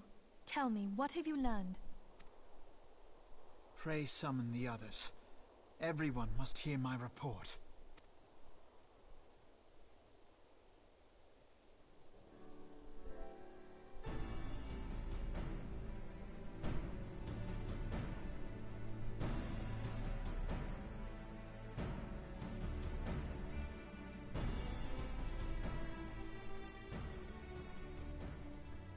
So this was all but a taste of what's to come. Indeed. The main host advances upon Ishgard as we speak. Whose vaunted defenses have been nullified. Shorn of its wards, the city will bear the full force of Nidhogg's fury. All those people. Alphino is right. The Dravanians cannot be allowed to prevail. If Ishgard falls, all of Eorzea will suffer the consequences. Then you agree that we have no choice but to intervene. For the good of the realm, the Scions of the Seventh Dawn and the Crystal Braves must join the defense of Ishgard. Let there be no ambiguity about what has been proposed. We would be directly intervening in the war. But if all here believe the cause to be just, then to war we shall go.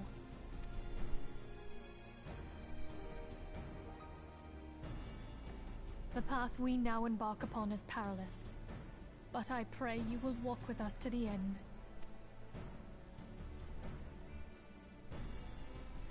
For those we have lost, for those we can yet save.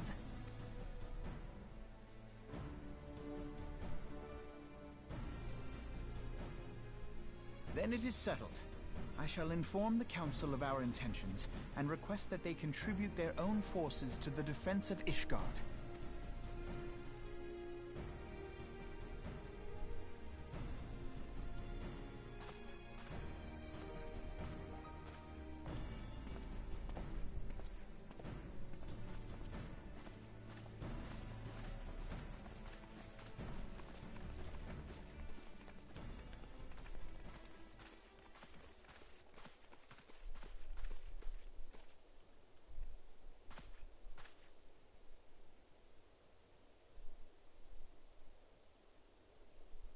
Something is amiss with them too.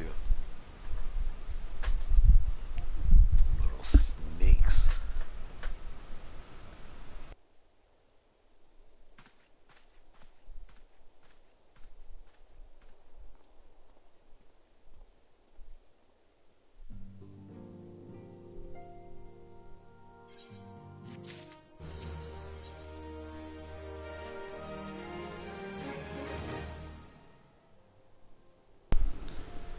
Have bid the Archons travel to their assigned nations. Should the members of the Alliance agree to pledge Grand Company soldiers to Ishgard cause, our comrades will be on hand to act as intermediaries for the duration of the conflict. The small matter of persuading the Alliance leaders to grant such support I leave to Alphino. For you, my friend, a different task awaits. I would have you reach out to your fellow adventurers and gather what allies you may for a common siege.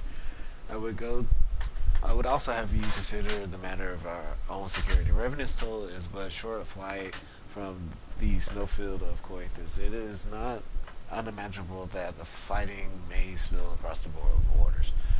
Pray brief South Braun on the brewing conflict and discuss potential contingencies. The frontier settlers must be prepared for all that might wing its way over our walls. I only hope that such precautions prove unnecessary. Before you leave, might I suggest that you have Tasha to accompany you. She has a talent for administration and firm grasp of the practical challenges that we may encounter.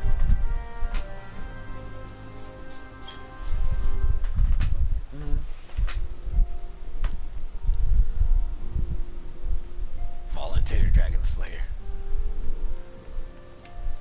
I forgot this is not a regular door. I actually got to leave.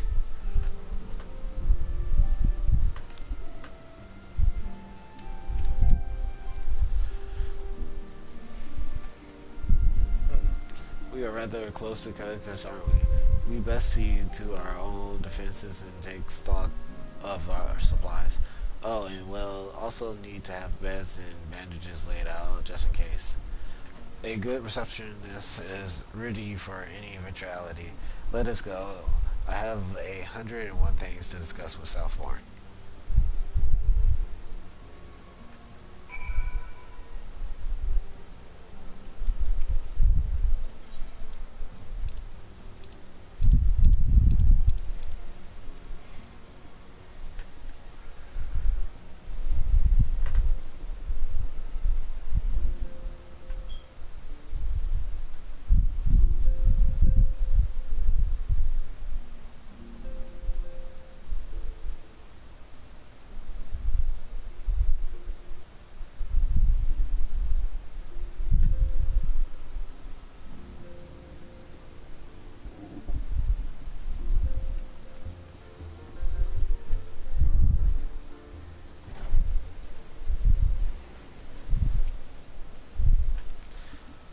I appreciate the warning. If war is coming to Calicus, then the toll must be made ready.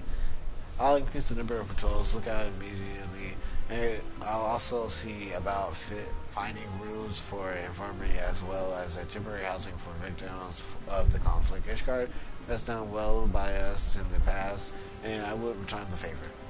But as for rounding up volunteers for fighting itself, I'm afraid I must disappoint you. I will not send my fellow guild members to die on Ishgardian soil, and I am certain headquarters will say the same. There will be no official Adventurers Guild presence at the siege. That said, each adventurer is of course free to do as he or she will.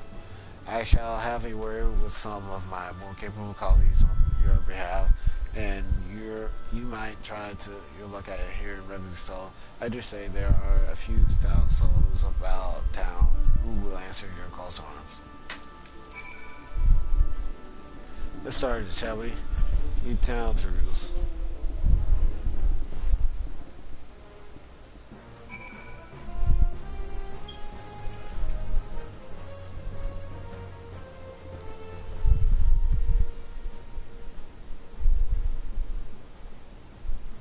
Spare me the talk of glory and fame. I'm not in the habit of volunteering for a lost cause. I've survived this long by trusting my instincts, and my instincts tell me to stay well away from Ishgard.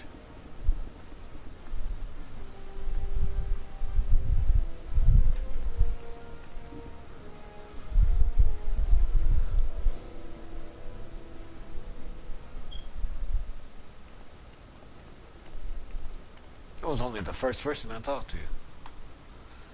This girl sounds like she's in the right mess, but that ain't what I wanted to talk to you about. I need you to cast your mind back to the scuffle with the Empire out by the processing plant. Lad from Little Amigo by the name of Wilward was there with the 4th that day, and I want to know if you've seen him since. Have you? I feared as much. No one's bloody seen him. It is like the ground opened up and swallowed him whole. But that ain't all. Around the time when we were stopped turning up for duty, them black market weapons went missing from the vault in Ul'dah. So now, of course, half of the brave suspect the lad of making off with the goods. Folk like to believe our company a disciplined fighting force, but as you and we both know, it's no more a motley collection of mercenaries, adventurers, and Grand Company veterans. The only thing as binds us together is a vague oath about fighting for the freedom of all, that and the steady pay. Now, compared to most others in this crew, Ur was a fresh-faced novice, a bleeding well amongst wolves. But the boy got passionate. When he talked about being a guardian of Eorzea, he bloody well meant it. A lad like him wouldn't rob us blind and bugger off like that. He ain't the type. And this is just between you and me, mind. There's the fact that the lad wanted to tell me about something queer. He noticed the ledgers, something about the Braves numbers not adding up. Hi, there's a villain at the end of this trail I stumbled up on, and I'll bet me good eye it ain't young Bluebird. Anyway, you've got a war to wage, so I'll let you get on it. I just thought someone should know I'd be seeing you.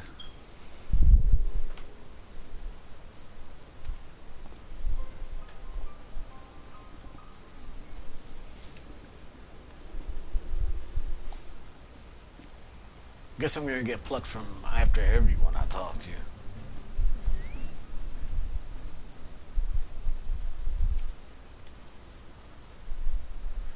So Ishgard seeks sellswords to bolster their ranks, eh? Though I'm not sure I'll like the sound of this siege. Those nobles will surely be generous with their rewards. But I've pledged myself to guard Revenant's toll. Modest work though it is, I am loath to break the terms of my contract. What to do, what to do. Just say no.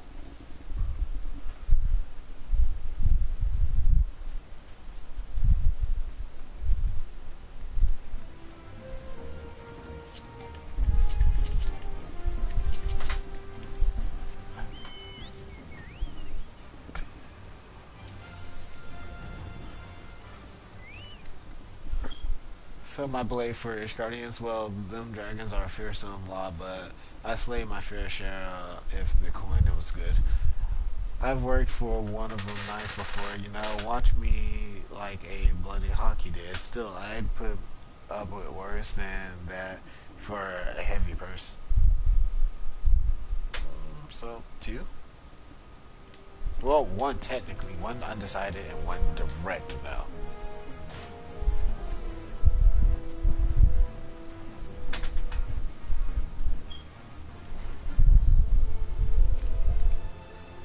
Volunteer my service to defend Ishgard? I think not. Dragons claim the lives of every one of my brothers, and I do not mean to offer them mine. 'Twas to escape such a fate that I took up the mantle of adventurer in the first place. I would sooner die in pursuit of fortune than huddle behind an icy wall. So you are Ishgardian. Good gosh, that's just ruthless.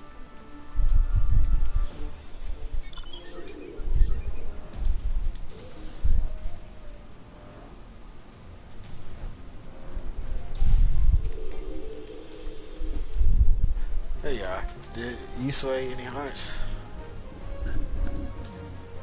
1 or 2, eh? Well, add to mine, that makes 3 or 4. Not including self-marched friends. We won't have the largest company in the army, but I say 1 Revenant's Toll veteran is worth a dozen clanky knights at least.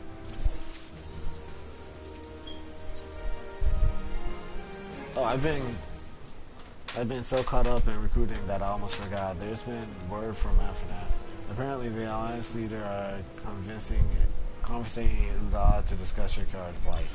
And they requested your presence as usual. Anyway, you best make your way to Udal or you'll be late. Amphenat said that he would meet you at World Promenade.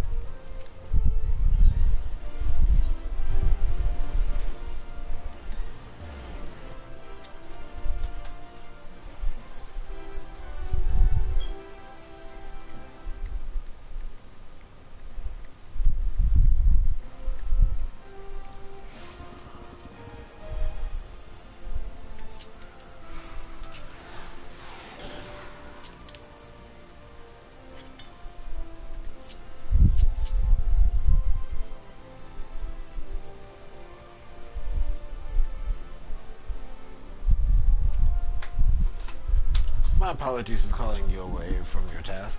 I had hoped to proceed with these negotiations 1 leader at a time, but it seems my urgent request for an audience has prompted a gathering of the council. Needless to say, I felt obliged to attend. The Alliance leaders are already seated within. Let us join them, and shall we?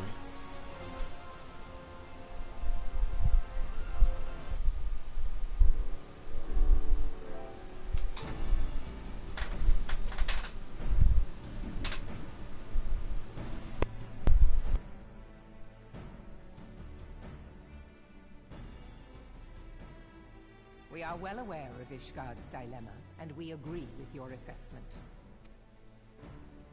Then I trust there are no objections to the Crystal Braves' intervention. Ul'dah has none. Gridania does not object. The Crystal Braves are yours to command, Alphino. Do what you will. We shall pray for your success. It was my hope that you would offer more substantial aid than prayer. I know it is within your means. Do not presume that you have knowledge of our every concern. The Garleans and the Beast Tribes are but two of many. We are not in a position to contribute greatly to the defense of Ishgard, not when our own homes are still under siege.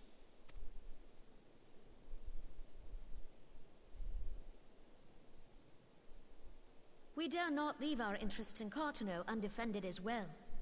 Teleji Adeleji and his ilk would seize control of the territories in our absence. The enemy is at their gates, and you would cower behind yours? No one is cowering, boy. We will offer what support we can. Aye, support. A handful of men and no more. Would that we could commit more than a token force to this cause. Yet there are others to whom you might turn. The free companies ever want for work. Ah, yes. The free companies. They're not like to turn you down. I beg your pardon? You would entrust the survival of Ishgard to sell swords? Crises like these are the very reason why this alliance was formed. It is our duty to aid our fellow man. My duty is to my country and my people. If you expect us to place the welfare of a foreign power above our own, you're going to be sorely disappointed.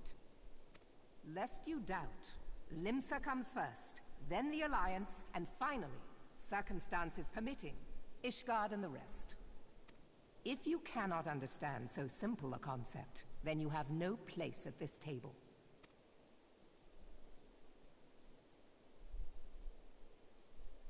Forgive me, Admiral. I was careless in my choice of words.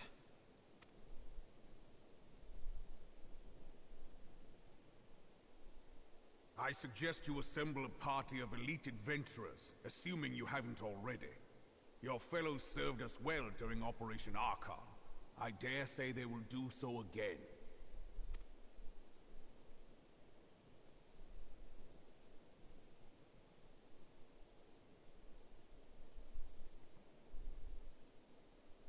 If I may, Your Grace, I wish to propose a redistribution of forces. If we entrust the security of Ul'dah to the Brass Blades for a time, we can dispatch a larger force to Ishgard.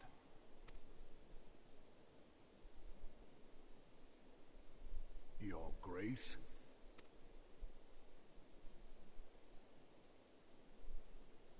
Yes. Yes, of course. Do what you will.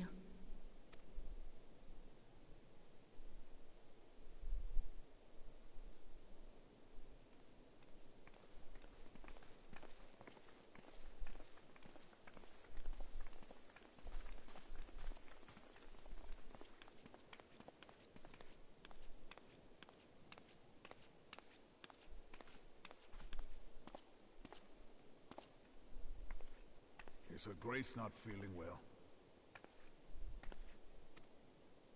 To the best of my knowledge, Her Grace is in perfect health. I see. Carry on.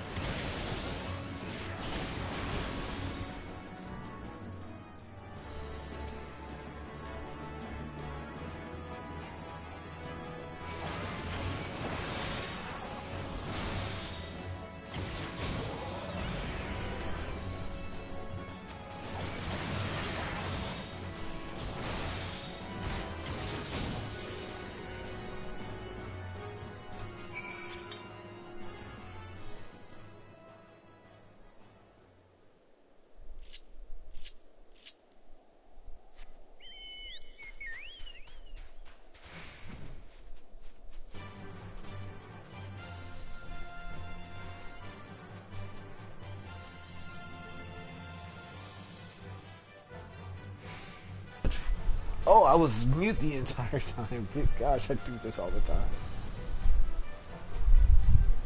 But, I was saying some stuff.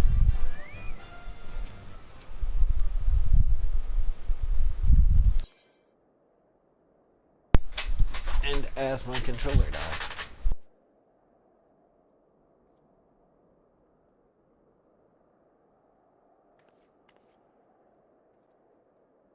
It would seem like time is telling me after this it's time to call this an end of the video, so after this one it is to be the end for me. I shall bid adieu.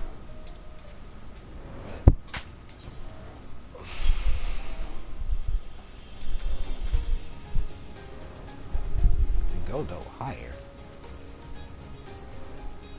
Well, I have high mountains if I can go no higher.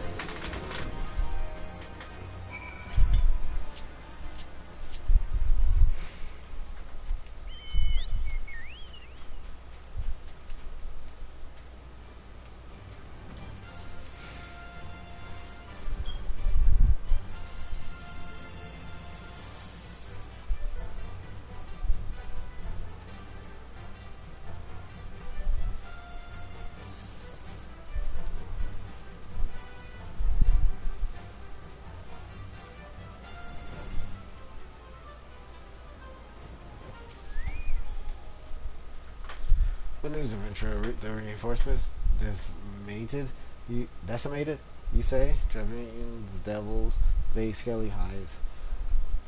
Hold fast to your brief and fury, my lady. We will avenge the deaths of your fellows in battle to come. Alright, that's about it.